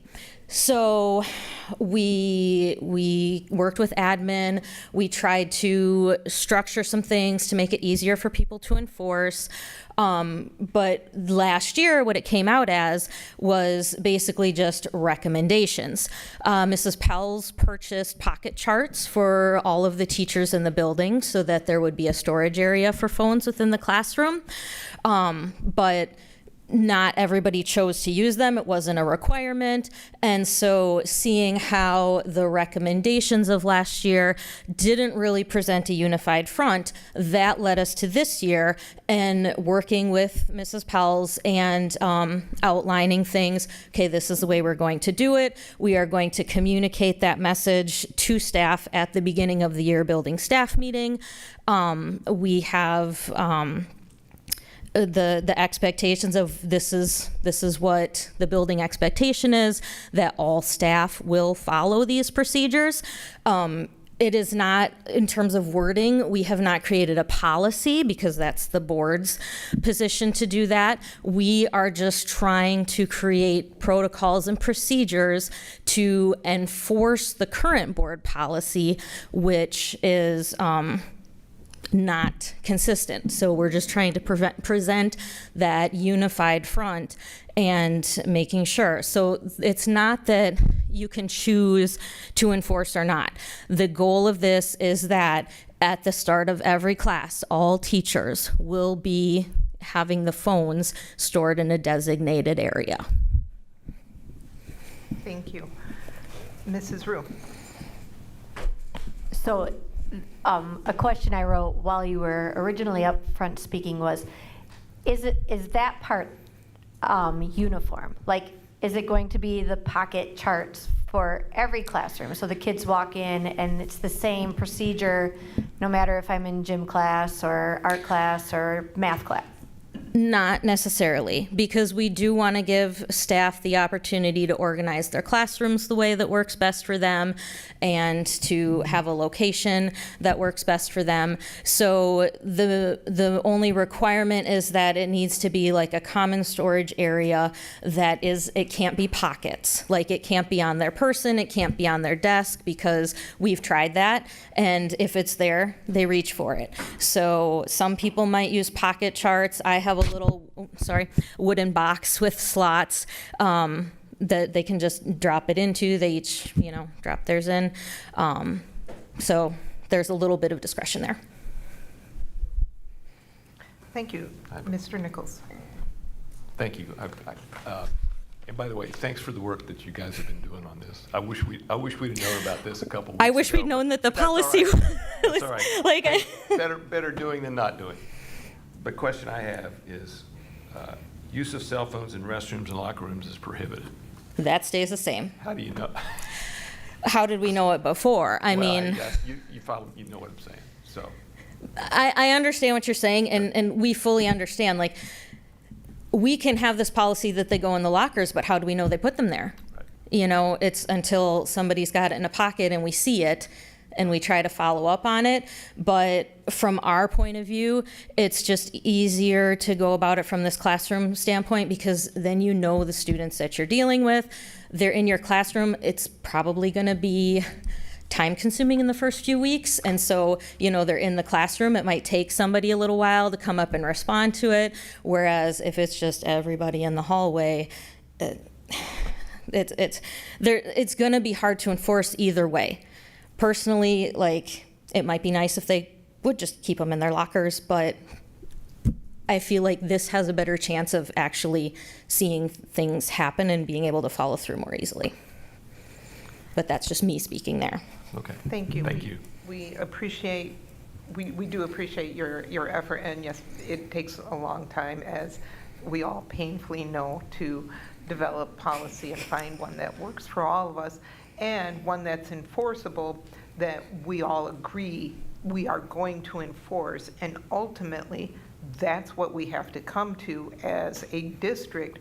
We all have to get on the same page and say, if this rule exists in classroom A, the same rule exists in B, C, and D, and we are all going to enforce it, so we're not making each other's lives more difficult. With that, we have a motion on the floor of... One other question I could answer. There was talk about the middle schools. The current policy does differentiate between expectations for middle school and high school. High school current policy says they can have phones during passing time and lunchtime, but middle school current policy is that the phones are put away for the whole day. It's my understanding that they do have a pretty good procedure in place at Aldrich, where they have them keep them in their lockers there. I don't know what the situation is at Fruzen. Thank you. Mr. Romero? So I don't think sending it back to policy would be prudent anyway, since we're already discussing it now. I would like to probably amend the amendment to. No. Because, honestly. No. We need to take care of some of these amendments and motions on the floor first. It's not good practice to do more than 2 motions on the table at one time. It just gets too confusing. Okay. We've been here. That's fine. 3.5 hours now. Okay, so let's address the motion that's most recently on the table, and that is the motion to send it back to policy. And Mrs. Schopp, may we please get a roll call? Yes. Joanne Rue. Aye. Brian Nichols. Nay. Tom Hankins. Nay. Amy Levy. Aye. Juan Romero. Aye. And Tia Johnson. Aye. Motion carried 4-2. Thank you.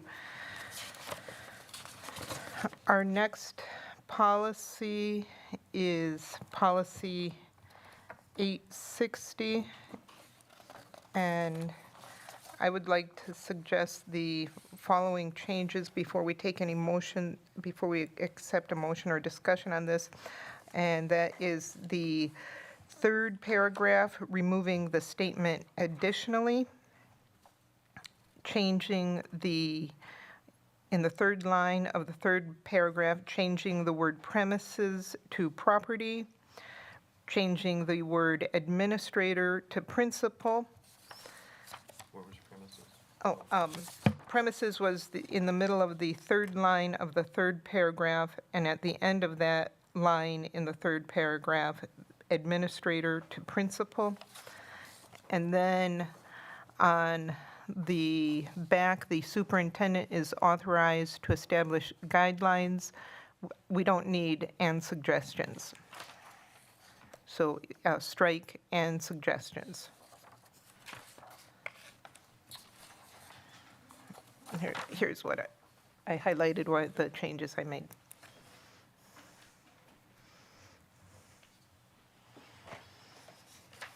Okay. That's yours, right? Yep.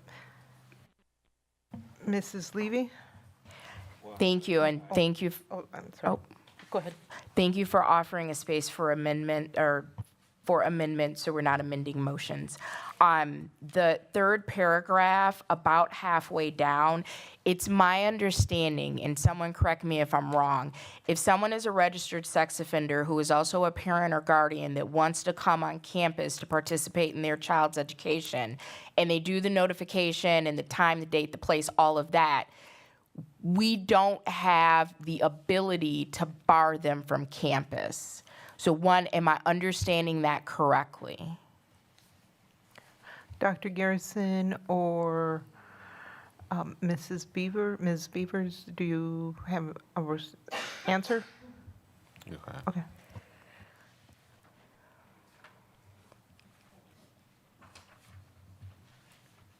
Is your question currently or if this policy passes? Currently, because state statute trumps our policy. So it's my understanding, again, if you are a registered sex offender who is also a parent or guardian, so not just anyone, but you have a vested interest in the district because your child goes there, and they follow all of the things, like they notify, they report, I'm coming on Thursday at 3 for this purpose, then we cannot bar them from the property. Am I understanding that correctly? Yeah, not unless there's another circumstance that we would have given them a stay away letter or anything like that. Okay, thank you. With that in mind, it's about halfway through the third paragraph where it says parents who are registered sex offenders and wish to participate in their child's school activities may be allowed on campus at the discretion and under the direction of the superintendent.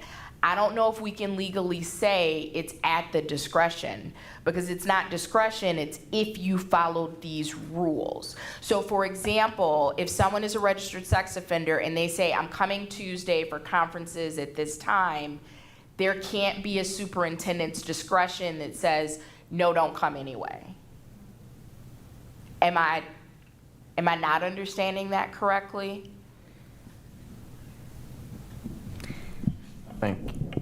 Well, first of all, this has been vetted by the legal department. So, as this policy is written, it has already been vetted by the legal department. So could I just get clarification? Because if someone is following the rules that not us, but state statute outline, is there a reason why we could say, oh, you did that, but at the discretion, we're still not going to let you in? And I'm asking because I don't know the answer. I mean, again, you got a great question, but again, when we had this vetted, this was there, and it was.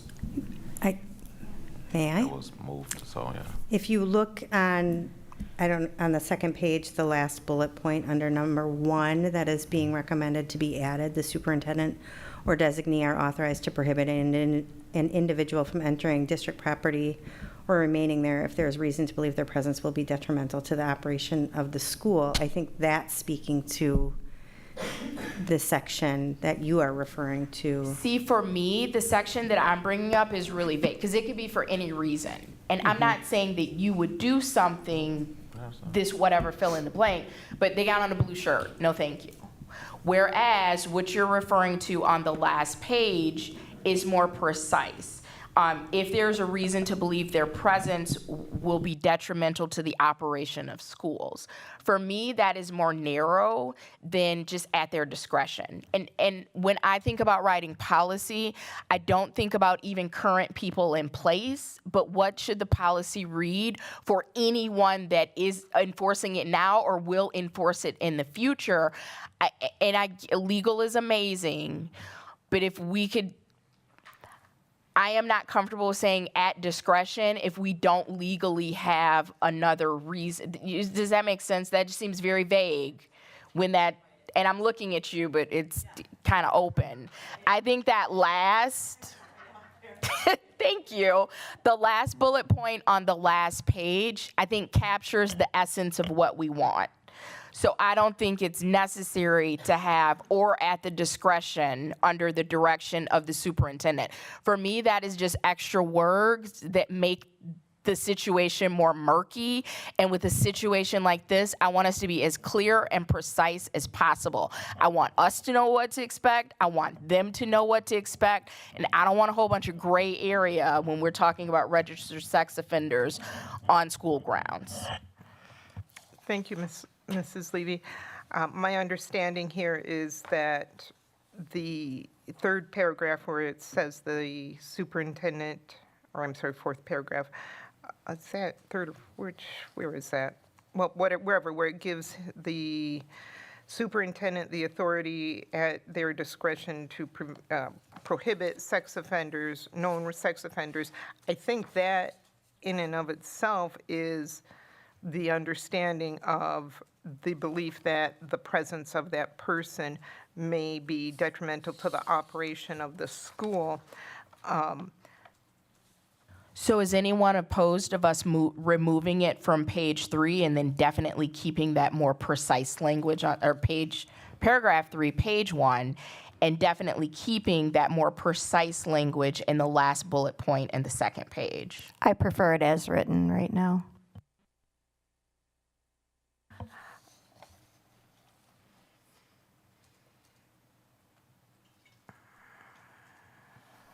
Would you like the clause of if reason to believe their presence will be detrimental, that clause there, would you like that to be restated in paragraph 3 where you are referring to Mrs. Levy? So here's the thing. I like to keep policy uncluttered. So if we're going to address it in both places, I don't think that's necessary. Now, if we want to move that language up from the last bullet point of the second page to that third paragraph and then just not have it on this, I think we say it once and it's clear, and then we remove the vagueness of it. That's my preference. So for example, if it says may not be allowed on campus, if the superintendent or designee believe that their presence will be detrimental to the operation of schools, that's clear. That gives the reason. It's not just at any discretion. And then we wouldn't have to list it on that second page. So I'm fine. I want it to be more clear, and I don't care if it presents on the first page or the second page, but I don't want to have something vague on the first page and then something more specific on the second page. Mrs. Rue. So as I read it, if we put it where all the green text is now, that's about sex offenders. Down at the bottom, under the superintendent is authorized to establish guidelines and so on and so forth, that doesn't necessarily just have to do with sex offenders there then. Is that correct? Nope, I think that's a fair point. So with that in mind, I would adopt the language that's on the second page in that last bullet point and incorporate that into the language that, as you rightly pointed out, is specifically for sex offenders in that third paragraph. So we have the same expectations.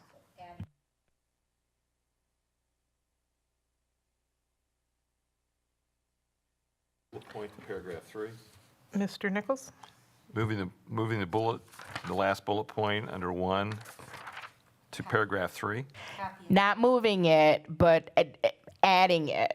So we're going to keep that last bullet point on the second page, but in the third paragraph on the first page, let me start at the bit. So parents who are registered sex offenders and wish to participate in their child's... Paragraph 4. That's 3.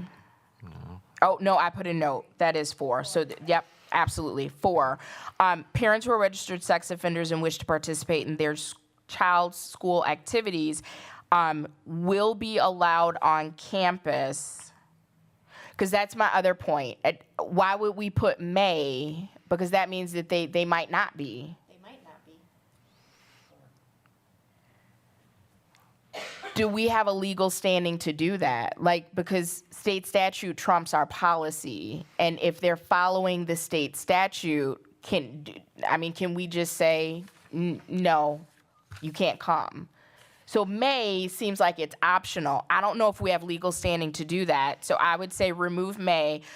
Will be allowed on campus unless the superintendent or designee believe their presence will be detrimental to the operation of schools. So they will be allowed unless.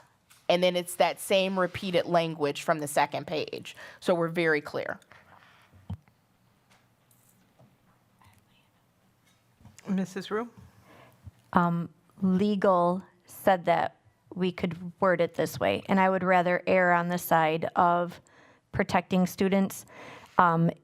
They may be allowed on campus.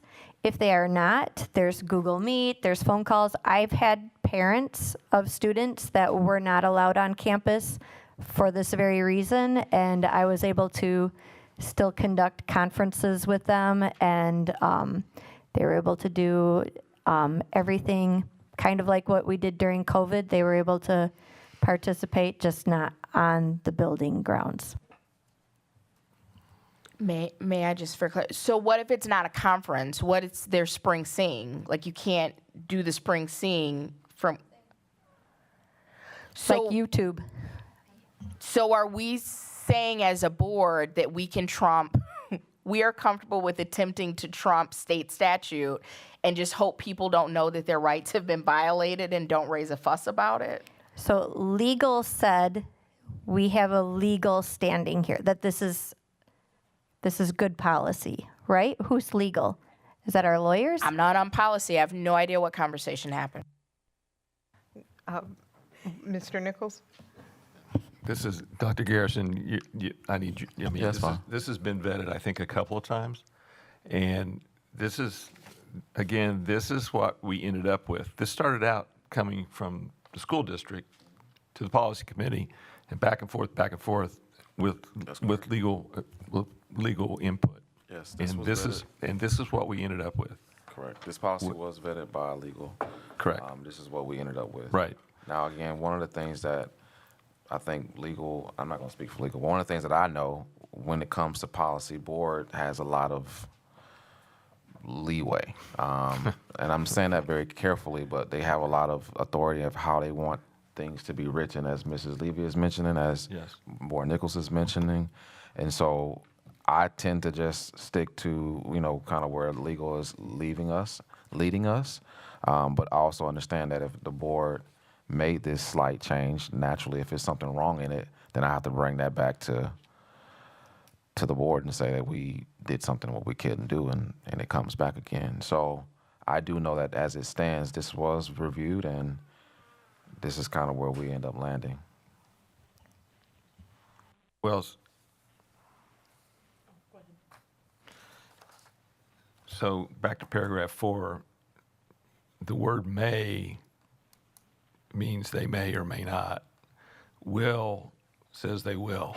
So to me, the may that we have that's currently in there is the right word for that paragraph. I agree with Board President Johnson's couple things there that are just a little bit of wordsmithing that didn't need to happen. But,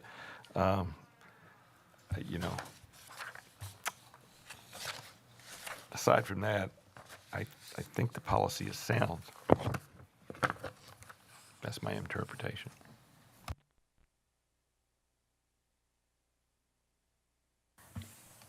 It is time to extend the meeting by 30 minutes if somebody would like to So make a moved. motion. Second. Motion by Brian Nichols, seconded by Joanne Rue. Any discussion? Hearing none, all in favor? Aye. Aye. Aye. Aye. Any opposed? Motion carries unanimously. Mr. Nichols, you had the floor. Okay. Okay, so is there somebody that would like to make a motion on the policy 860, visitors to the schools? I move approval of the policy 860 as written with the following changes. Paragraph 3, striking the word additionally.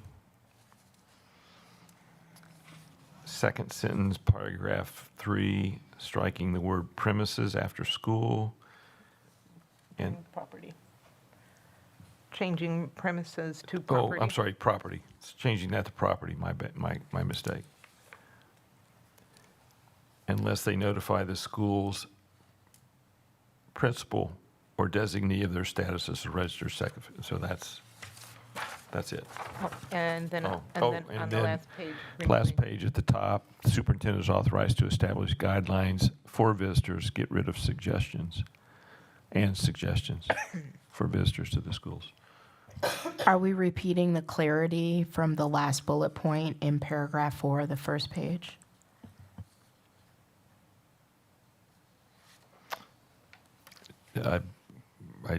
No, we were just going to, I'm suggesting we leave it right where it is.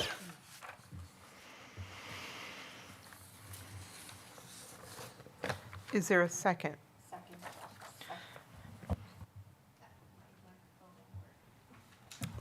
Second. Thank you. We have a motion by Brian Nichols, a second by Joanne Rue. Its motion is to approve the policy with the suggested amendments. All in favor? Aye. Aye. Aye. Any opposed? Nay. Nay. Motion carries 4 to, excuse me, 4 to 2. Excuse me.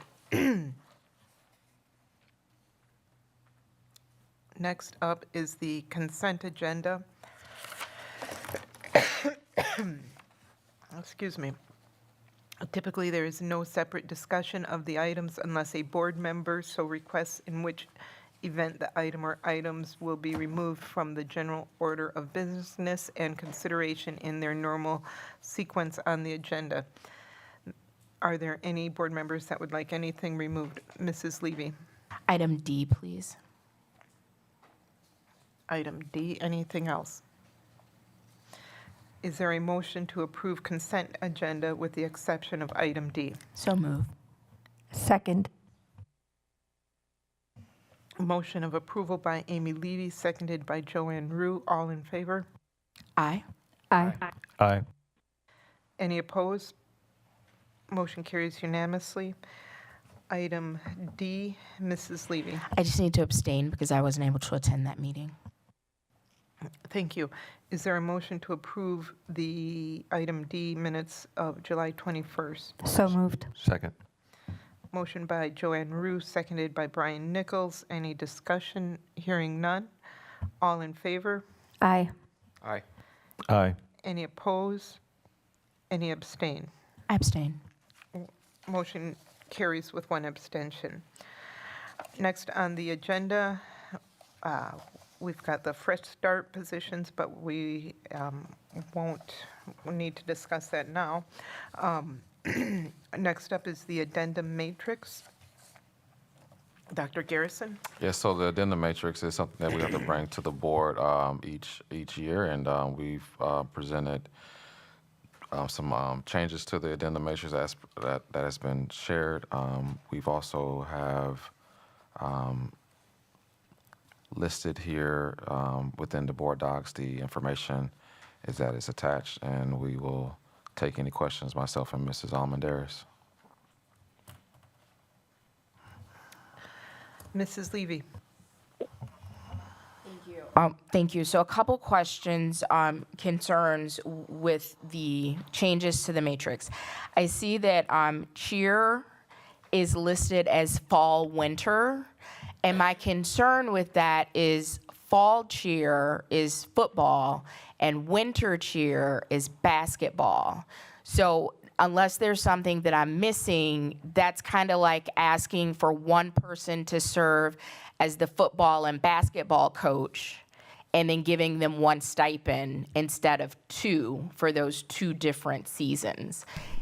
And then my other concern is that it's my understanding that for cheer, we also have JV teams, but there is no stipend listed for JV cheer, similar to the way we do it for other sports. So if I could get clarification on those 2 things, that would be helpful.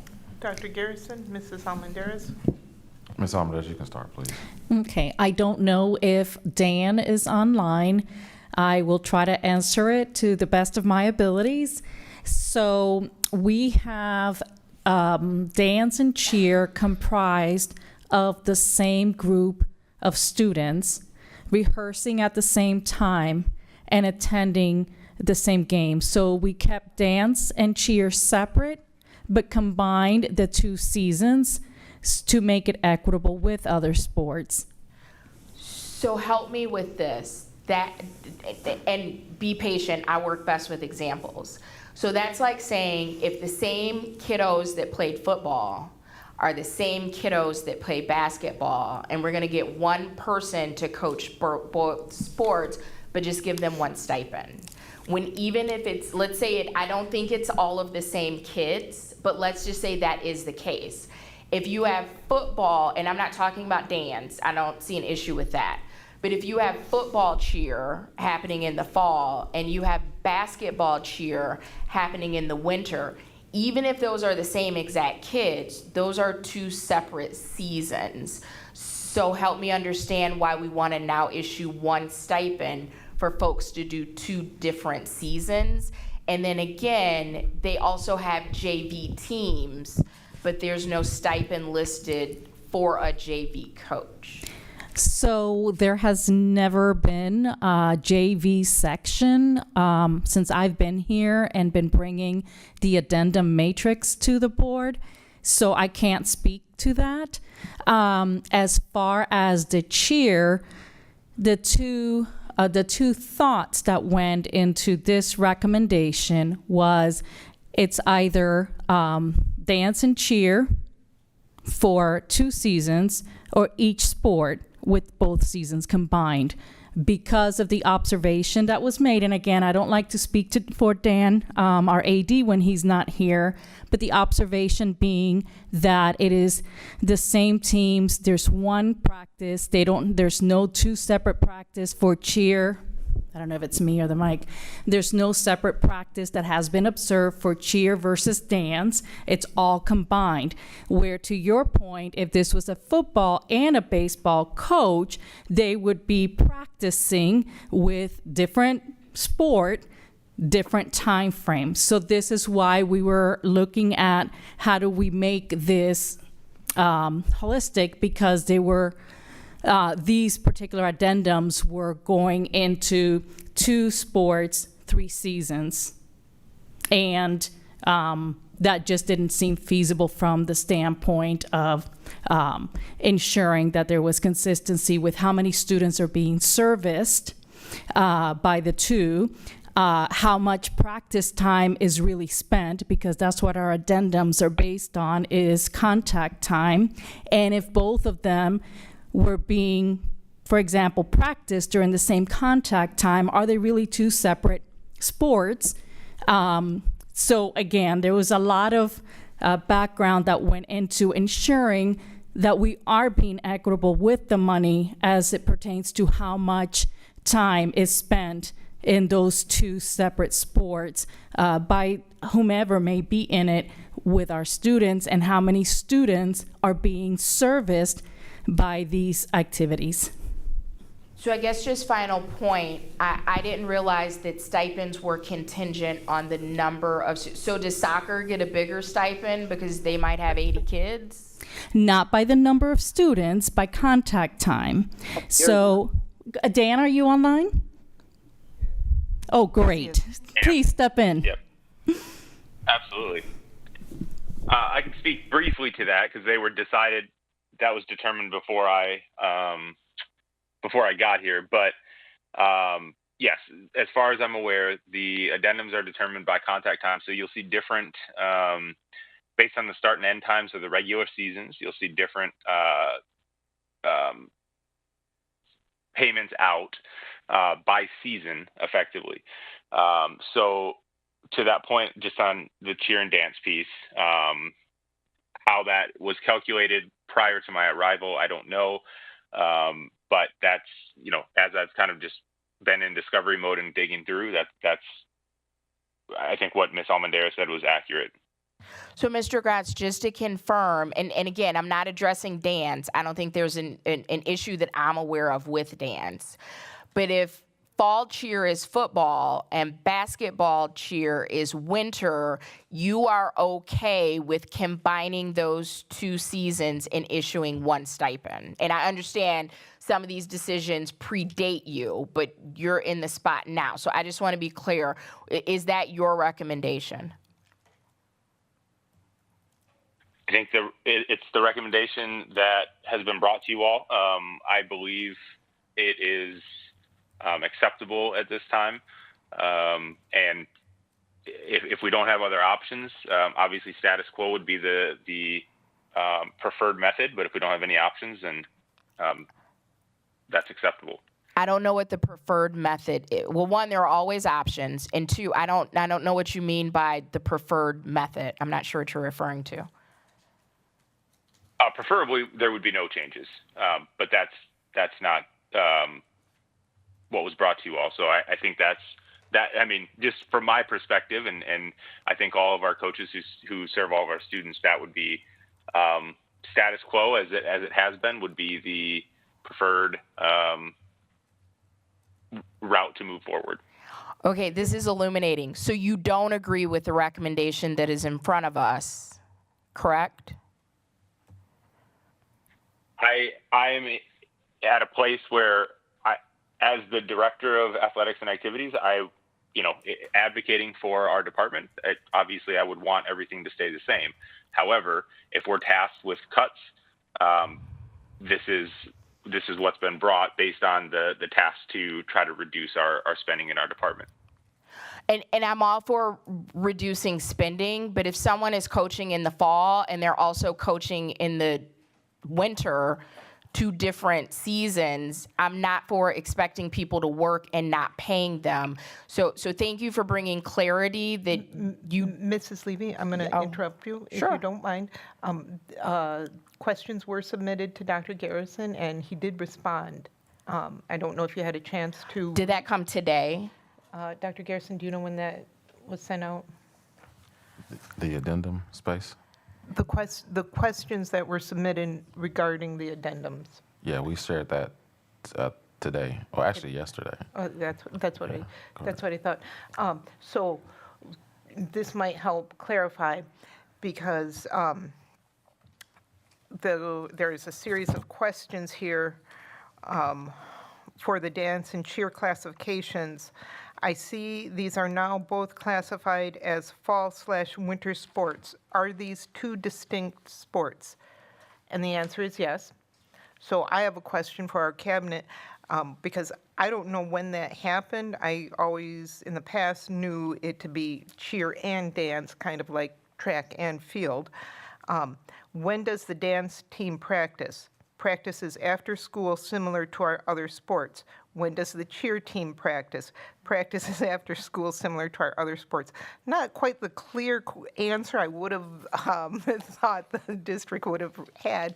I think the person is asking, are these teams meeting at distinct, unique times, or are they practicing at the same time? If you have the same set of people practicing at the same time in the same space, I don't know that you have 2 separate sports or athletic categories. Do the coaches get paid for the fall season and for the winter season? So a starting coach gets $2,898 times 2 season, which equals $5,796 a year. And this says, this is being proposed as a change, making the fall and winter seasons only 1 addendum and eliminating the spring season. So it's not that people are not getting paid, it's just we need to decrease the number of seasons, and I'm still confused. Are they getting paid then? It looks like, so we have a head coach for cheer for fall, a head coach for cheer for winter, a head coach for dance for fall, a head coach for dance for winter. We have a varsity coach for cheer for fall, for winter, and an assistant coach for dance for fall and winter. These it may not look like a lot, but eventually it starts to add up, and we need to make cuts. Board President Johnson, unless you, no worries. Unless you are opposed, Mrs. Nora just entered the room, who's actually one of the people we are talking about, and she may be able to provide some more clarity and answer these questions if you are okay with her asking or answering questions. I am. I want to give the board members and the administrators a chance before we open the floor to. Absolutely. Thank you. Any other board questions?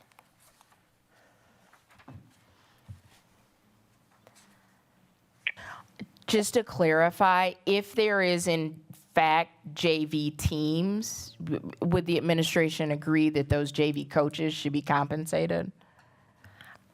At this time, I think that if there are JV teams for dance and cheer, it would have to come before the board as to approve, because that would be a new sport category?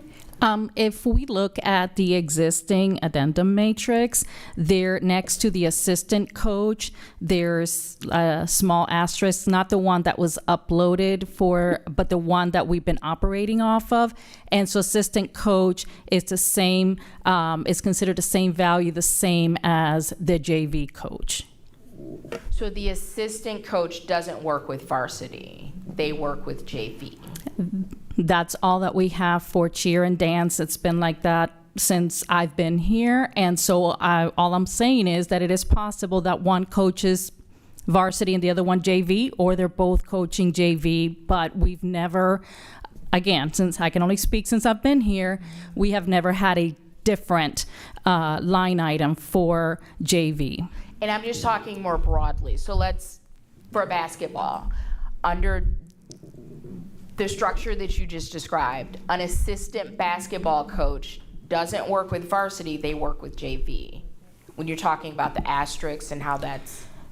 It's how the pay is calculated. So because it is not identified as JV coach, I couldn't tell you if they've been operating under assistant coach as a JV coach and then the head varsity coach.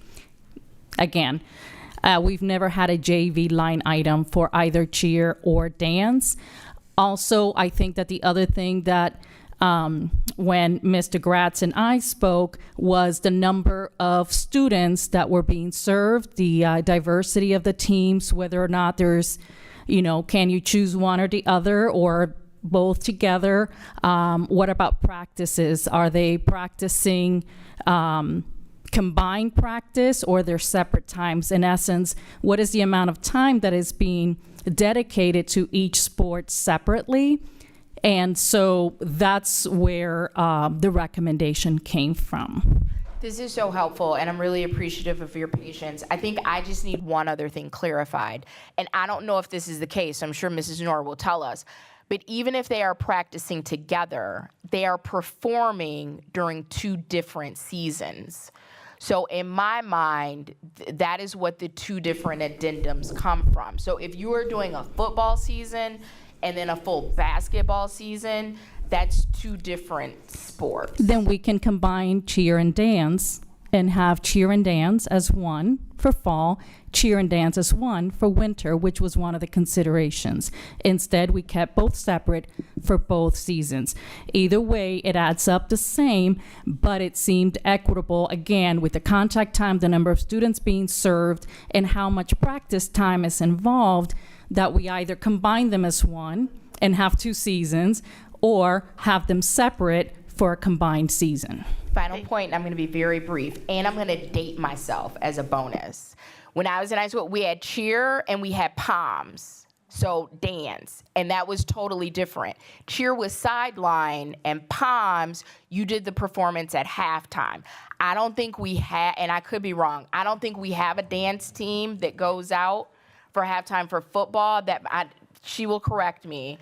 But at basketball, we do, and it's my understanding that those are different. But thank you, and I look forward to clarification. Thank you. Thank you, Mrs. Almenders. Mr. Gratz, are you still with us? I am, sorry. I'm still on, I was on mute. Okay, thank you. The cheer and the dance teams, are either of those WIAA affiliated? As far they're not competing in WIA competitions at this time, as far as I'm aware. And I'm not sure when that ended. Miss Nora, Coach Nora Hendricks So Nora will be able at to one speak point in time, they much were deeper than that. WIAA affiliated? Likely to get to this point, they would have had to have been competing at that level. Otherwise, it would be considered clubs or activities. So again, speculating, yes, at some point they would have been to get on this addendum matrix as a sport. Actually, Well, this is Beloit School District. Now, Beloit Act doesn't mean that it could be prohibited. So my question, the point I'm ultimately getting at is the fact that these are not WIAA affiliated. Does that play into whether or not the JV is an issue? No, I think if the numbers warrant that, I'll use just for an example. I think off the top of my head, I want to say last fall they had 18 dance, 18 cheer, unique athletes, so 36 total athletes. So there were 18 different people on the dance team that were not on the cheer team. How we have it recorded is strictly numbers. And we ask for unique athletes. Again, our coaches in the room might be able to get deeper into that. But when they do tryouts, it's extremely difficult based on their workload to be able to do both cheer and dance. They are two different modalities being taught, and two different performances. To Ms. Levy's point, there's two different things happening. Cheer is not dance, and dance is not cheer in this setting. Thank you. Are there any more board questions or comments? Mr. Hankins? No, I'm good. Thank you, Tia. Okay. Anyone else? Mr. Romero. Just a couple questions here. I didn't get these questions answered earlier. So are they the same athletes for both teams, or are they different athletes for the different teams? Is that okay to ask? Good evening, Michelle Nora. If you don't know who I am. Yes, because some young ladies and some gentlemen play volleyball, so they're unable to do cheer during the fall season, which is outside. A lot of them don't want to do outside. Some of them play basketball, so it's two separate sets of tryouts for the fall and for the winter because they play other sports, and we want them to be able to participate in other sports. So it's two separate different seasons.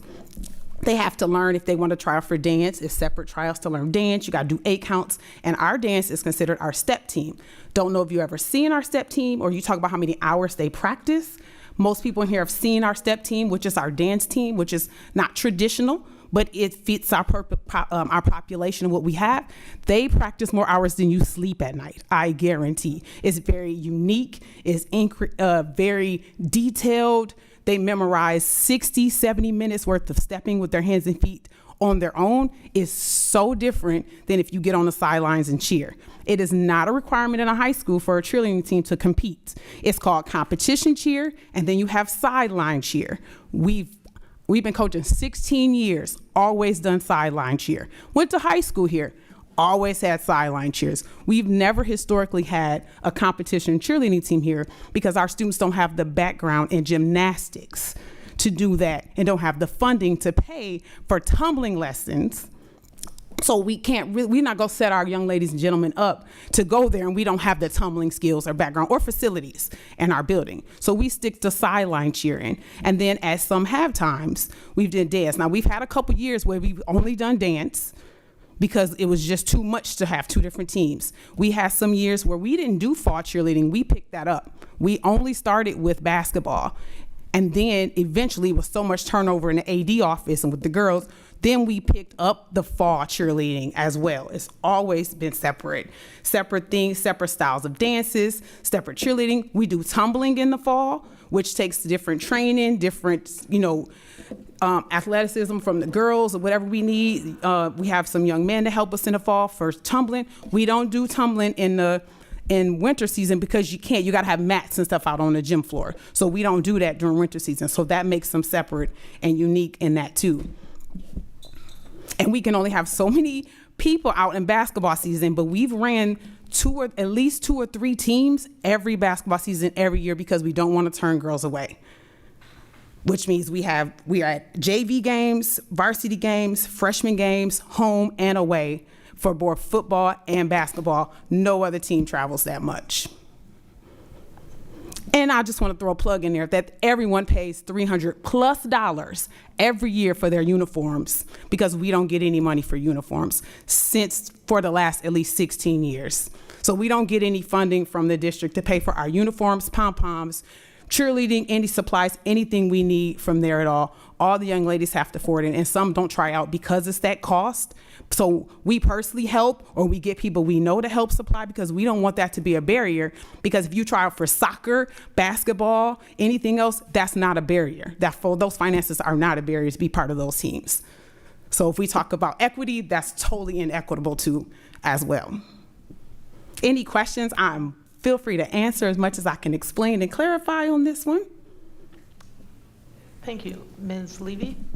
Thank you. My question is actually for Dr. Garrison. Thank you for bringing up the cost to participate, which I just saw that in the latest night news. That seems like a Title IX violation to require that cheer and dance pay for their uniforms when we don't require that of other athletes. If you could provide some clarity on why that is acceptable. So from an athletic perspective when it comes to uniforms, as I understand it, this is supposed to be on a rotational perspective as it pertains to uniforms. And so I can't speak to why the uniforms haven't been brought to the cheer and dance team, but the uniforms are supposed to be on a rotational perspective, sorry. No, thank you. But in order to rotate uniforms, you have to have uniforms. And it sounds like the district is not and has not for years provided a base set of uniforms to be rotated. So am I not understanding that correctly? Correct. Before Mr. Dupuis left, he bought us 5 uniforms. We typically have at least 30 to maybe 35 girls, but we have 5 uniforms a year. He left, and then we have 2 smalls, 2 mediums, and 1 large uniform, and that's what we have for 5 young ladies, and that was the first time ever in 17 years that we've gotten anything. Because again, and correct me if I'm wrong, but that sounds like a Title IX violation unless there's something I'm missing. There's nothing you're missing. Again, this was supposed to be on a rotational space. When it was brought to me, I did ask about the uniform space under Mr. Dupuis, and I thought that uniforms were purchased. She's saying that 5 were purchased. Yeah, it was supposed to be every year. So will the district be purchasing uniforms? I'm sorry, what was you saying? It was supposed to be every year. Correct. And replenishing At those. least 5 every year to add on in there. That didn't happen. Any other board member questions or comments? What was your? Well, I just wanted to follow up on that. If we have 30 people on a team and we have 5 uniforms and that doesn't happen in any other sport, again, and I'm not a fan of repeating myself, that sounds to me like a Title IX violation. And when will the district be correcting that unless there's something that I'm not understanding? So for example, is the district paying for uniforms for the upcoming school year? If it was supposed to be on a rotational perspective, I believe yes. That I have to ask Mr. Gratz that perspective, that specific question as it pertains to the uniform space. Now, I know with other sports, we're not buying 70, 80 uniforms every single, because they have them, correct? And so there's a space there. So I really can't speak to whether or not more uniforms were bought this year. I'll have to ask Mr. Gratz that question. I'd like to call a point of order, just make sure that this is regarding the actual the addendum matrix. I know that is very important with the Title IX violations. I do want to pursue that, but right now I want to focus on the addendum matrix. Okay, thank you. So we are discussing the addendum matrix, and again, we would all love to be able to keep all sports and athletic opportunities for all students, but we have a budget that we need to also keep in check, and there are going to have to be reductions across the board in all areas of the school district. And I think maybe this one, people were looking at it saying, okay, this is not, it's not an WIAA sport. We are not. That's not fair. We're not quite familiar with what's happening with this. And so we would like to ask recommendations from the administration, and this is what they provided us. We do still have more questions. Another question came up about the,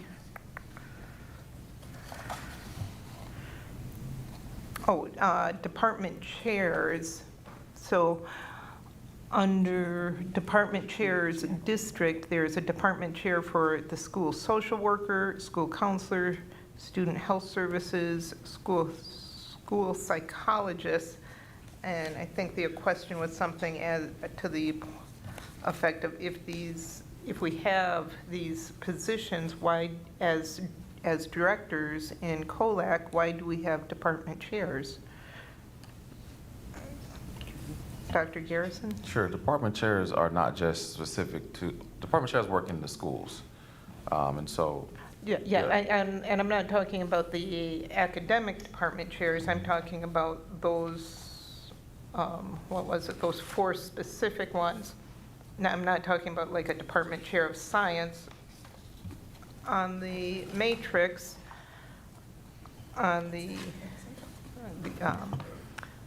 under department chairs / district, there's a department chair for social worker, a department chair school counselor, student health services, and school psychologist. I guess I'm a little perplexed because we have we have directors that we pay to direct, I guess. So. Mrs. Beaver's going to question. I just want to remind you that this is a matrix, so everything on the matrix doesn't equate to a position that's actually filled. So the department chair for school health was eliminated from the budget during the 24-25 school year. That has not been a position, but the matrix holds a space for it. Just like it does SEB coaches, we don't have those in every building either anymore. So just wanted to remind you of that. So we have a school social work, a school counselor, a school psychology department chair. This answer was also provided in the questions that were submitted. So these people are responsible for facilitating two-way communication between the district leadership, myself, and the school-based staff, because these are 3 different departments, right, that are K-12, and so trying to align them. They support consistent implementation of practice, compliance, and service delivery across the district. They assist with onboarding and mentorship of new hires because by state, we are not required to provide mentorship to anything other than teachers. They serve as the discipline lead on interview committees because oftentimes principals or hiring managers don't understand the needs or the licensure that is required for this type of position. They assist in coordinating specific professional development for our district professional learning days, and they are the peer leader and of their department meetings that are held often. And so all of our coordinators were eliminated from pupil services, and so while we do have director level positions, we still feel as if these positions are essential in maintaining coherence and communication at a time when we have limited capacity in the department. They are not new positions. Thank you. Mrs. Almendarez, Is there a time constraint on approving this addendum matrix?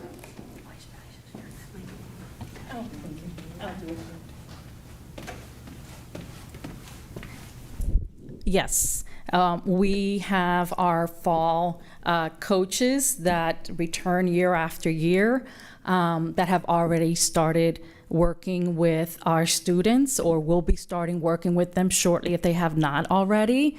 Waiting on approval of the addendum matrix has delayed the ability to provide them with the addendums committing to what we intend to compensate them.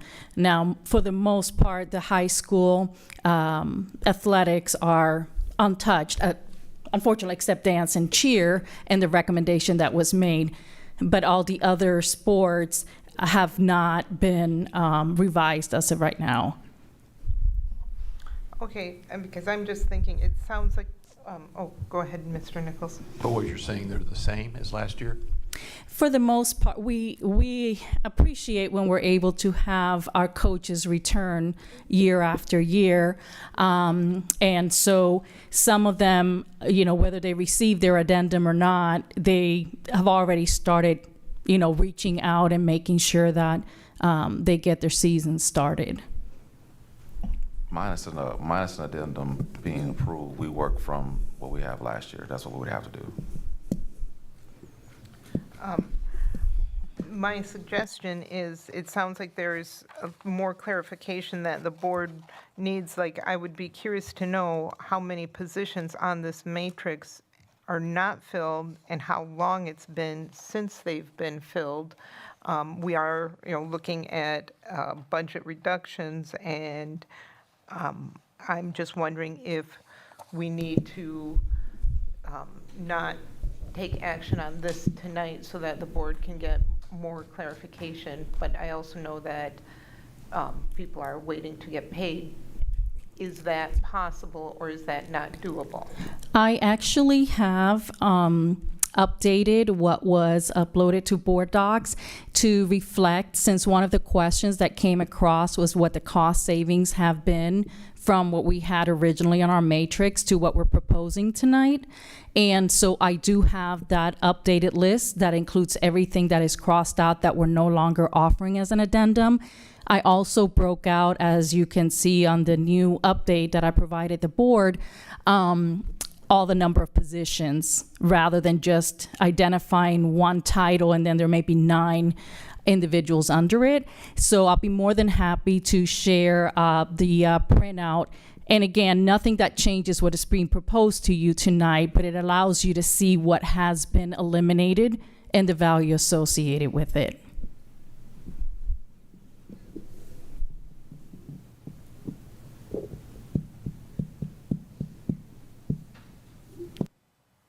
Mrs. Levy, I just want to just answer your question as it pertains to the uniforms. As I understand it, no uniforms are being purchased currently because we don't have the money for them outside of PPE, which is like helmets for football.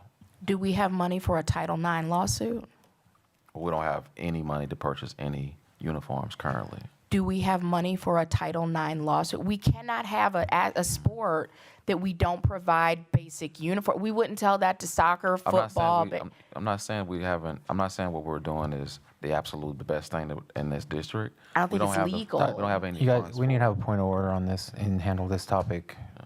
Stick to What the is your matrix, please. specific point of order? The specific point of order is the Title IX issue lawsuit question doesn't have to do with the addendum matrix that we're talking about right now. That is an important item to handle. I absolutely agree. However, I'm trying to stick to the addendum matrix. Perfect. Thank you so much. I'm formally requesting a special meeting to handle the Title IX concern that has been brought to our attention at this meeting. Thank you so much.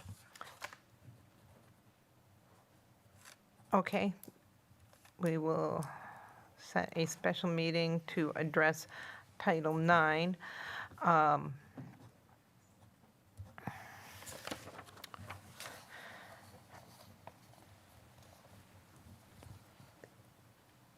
So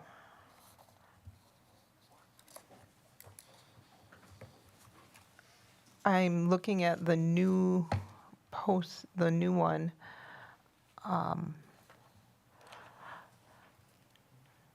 So Mrs. Almendarez or Mr. Gratz, just for my clarification here.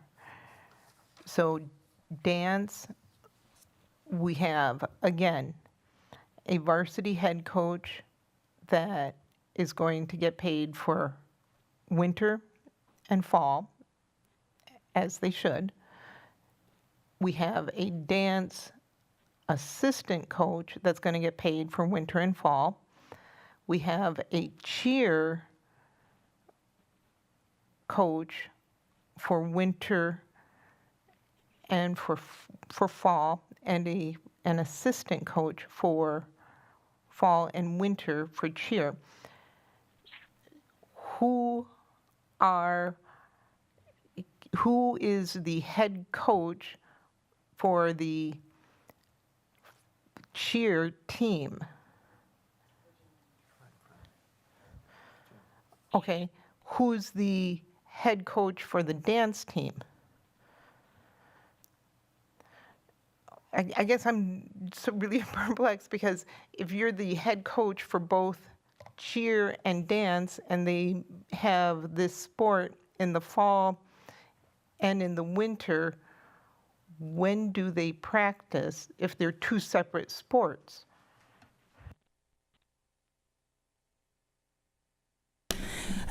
We don't sleep. We practice right after school for cheer. Dance stays, well, either if they're on both, they stay after. If they're on dance only, they come after that. So we're practicing 3:30 to 7 sometimes. We're there on the weekends whenever we need to be. If it's special performances, we're there 5, 6, 7 hours. Literally, that's not an exaggeration. It's a lot. But I love the school, I love our students, and so I continue to do it. Just because somebody can't imagine that it's happening doesn't mean it's not happening.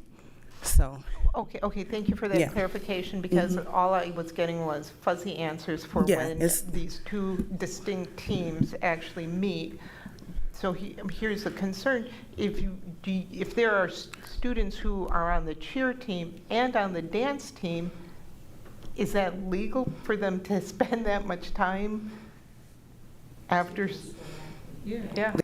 Is that? I'll just, like, my kid does cross country and soccer in the fall, so yeah. And he's part of our male dance teams. Right. And we do have some students who, let's say they'll do swim and then dance or something, and that's to our benefit when we're not WIAA, because WIAA will not allow them to do, let's say, 2 at a time. They're able to participate and show their talents and learn new skills and things like that. So yes, there are 2 distinct practice times for each team. Thank you. Mr. Nichols? Don't go away, I got a question. So how many girls are on both cheer and dance? How many of the 8, the number said was 18, so how many of those are the same? It depends. That was last year, so it varies year to year. We have males and females.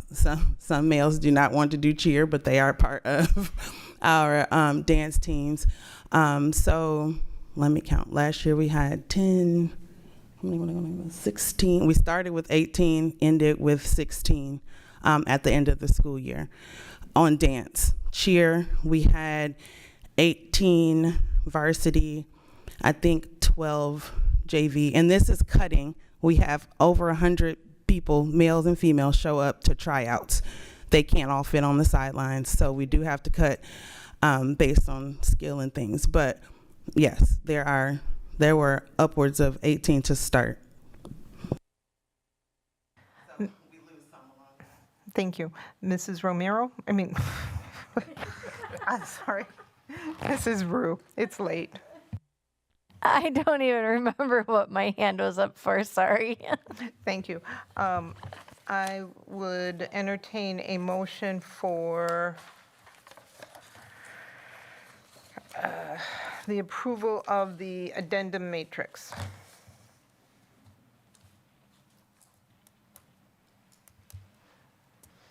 Wait, Didn't you want it to go back, or did we pass over that? I would like for us to have more time to ask questions and have it come back to us, but I also understand that we need to get these people paid, so. Dr. Garrison just offered that.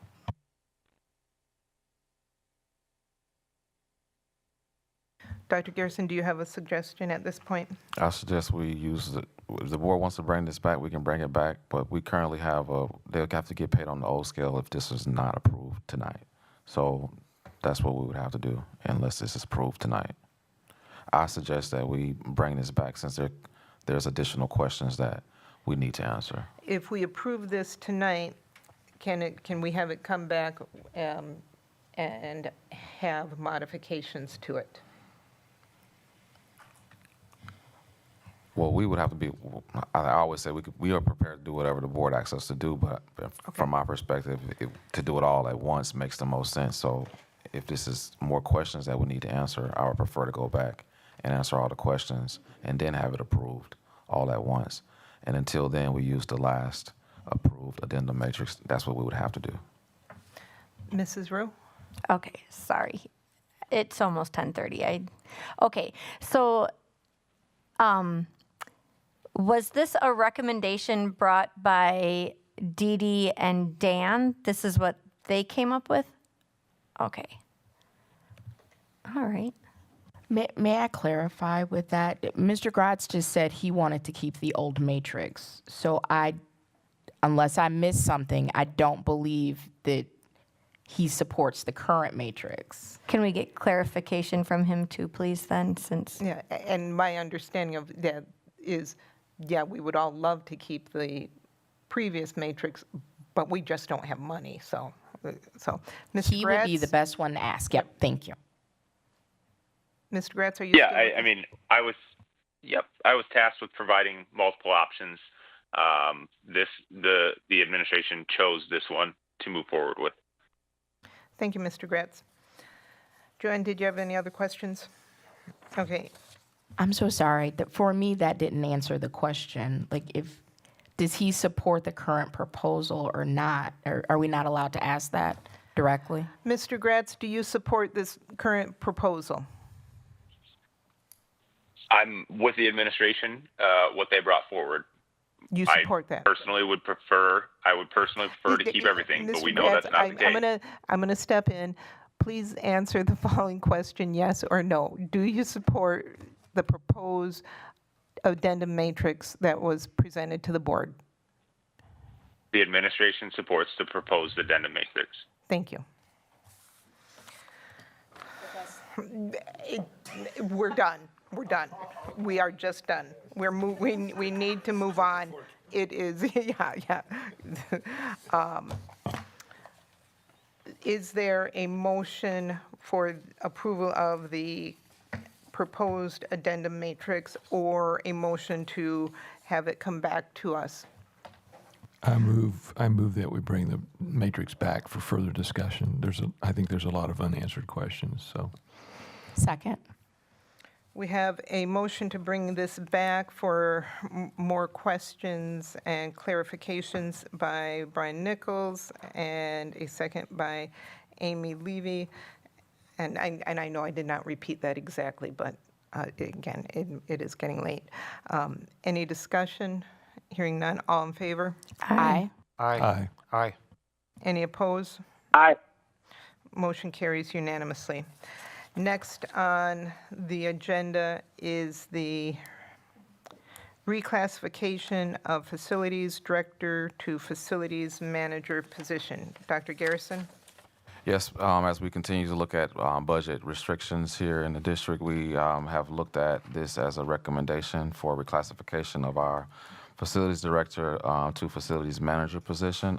We do believe that with the job description changes that we've made, we do believe we can still meet the needs of our district in this position with this change.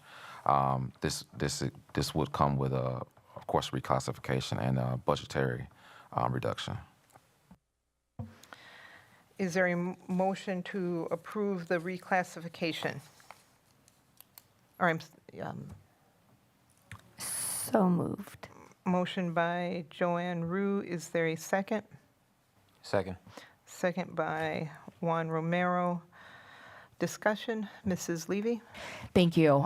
Similar to the change from assistant principals to dean, are there functions that a facility manager will not be able to provide for the district that a facilities director would? Oops. Yes. So it's the level of leadership that he will be able to provide, much like being a cabinet member versus a director. It's the chain of command that changes as well. And the level of, wouldn't say authority, I'm trying to think of the right word, but the capacity at which the decision making is made is more guided than it would be at a director level. And I get that that's important, but there aren't, like with assistant principal to dean, they don't do evaluations. Are there certain things legally or for whatever constraints that a manager could not provide the district that a director could? No, it's just about the level of responsibility. Thank you so much. Of course. Mr. Nichols? Mrs. Levy got the question before I got to it, so I'm good. Thanks. We have a motion to approve by Joanne Rue, second by Juan Romero. Any further discussion? All in favor? Aye. Aye. Aye. Aye. Aye. Any opposed? Motion carries unanimously. I will entertain a motion to extend the meeting. So moved. Second. Motion by Brian Nichols, seconded by Amy Levy. Any discussion? Hearing none. All in favor? Aye. Aye. Aye. Aye. Motion carries unanimously. Next up, we have the HR Committee Report, Exhibit A. Are there any open session questions? Are there any closed session questions? Yes. Thank you. A motion may be made and a vote taken to convene the Board of Education into closed session pursuant to Section 19.85, Parent 1, Parent C of the Wisconsin State Statutes relative to considering specific personnel recommendations, and Section 19.85, Parent 1, Parent F, relative to considering financial, medical, social, or personal histories of an employee. Mrs. Shope, may we please get a, oh, did I ask for a motion? So moved. Is there a second?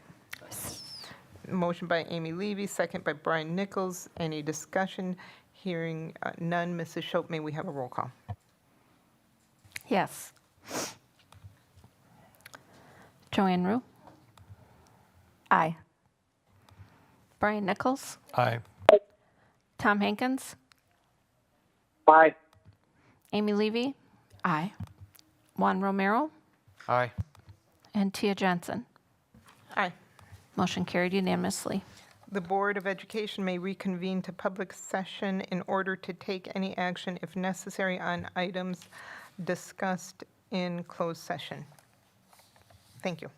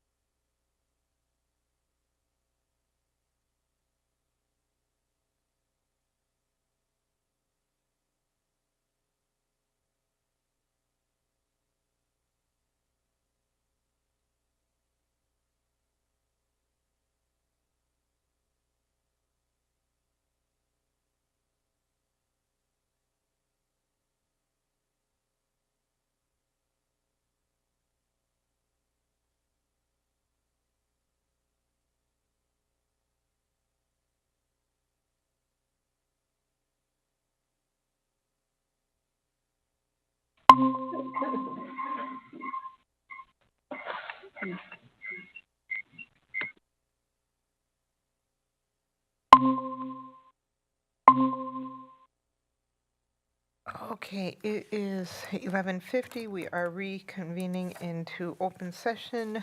We are looking at a motion for the approval of the Exhibit A recommendations. So moved. Second. Motion by Joanne Rue, seconded by Brian Nichols. Any discussion? Hearing none. All in favor? Aye. Aye. Aye. Aye. Any opposed? Motion carries unanimously. A motion may be made and a vote taken to convene the Board of Education into closed session pursuant to Section 19.85, Parent 1, Parent B of the Wisconsin State Statutes relative to considering dismissal, demotion, licensing, or discipline of any public employee or person licensed by a board or commission, or the investigation of charges against person, or considering the grant or denial of tenure for a university faculty member and the taking of formal action on any such matter, provided that the faculty member or other public employee or person licensed is given an actual notice of any evidentiary hearing which may be held prior to final action, and being taken of any meeting at which final action may be taken. The notice shall contain a statement that the person has the right to demand that the evidentiary hearing or meeting be held in open session. Is there a motion to go into executive session? So moved. Second. Motion by Amy Levy, seconded by Juan Romero. Any discussion? Hearing none. Mrs. Shope?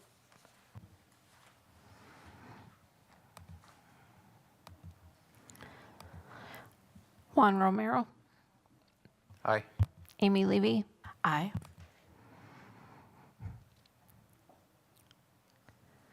Brian Nichols, Aye.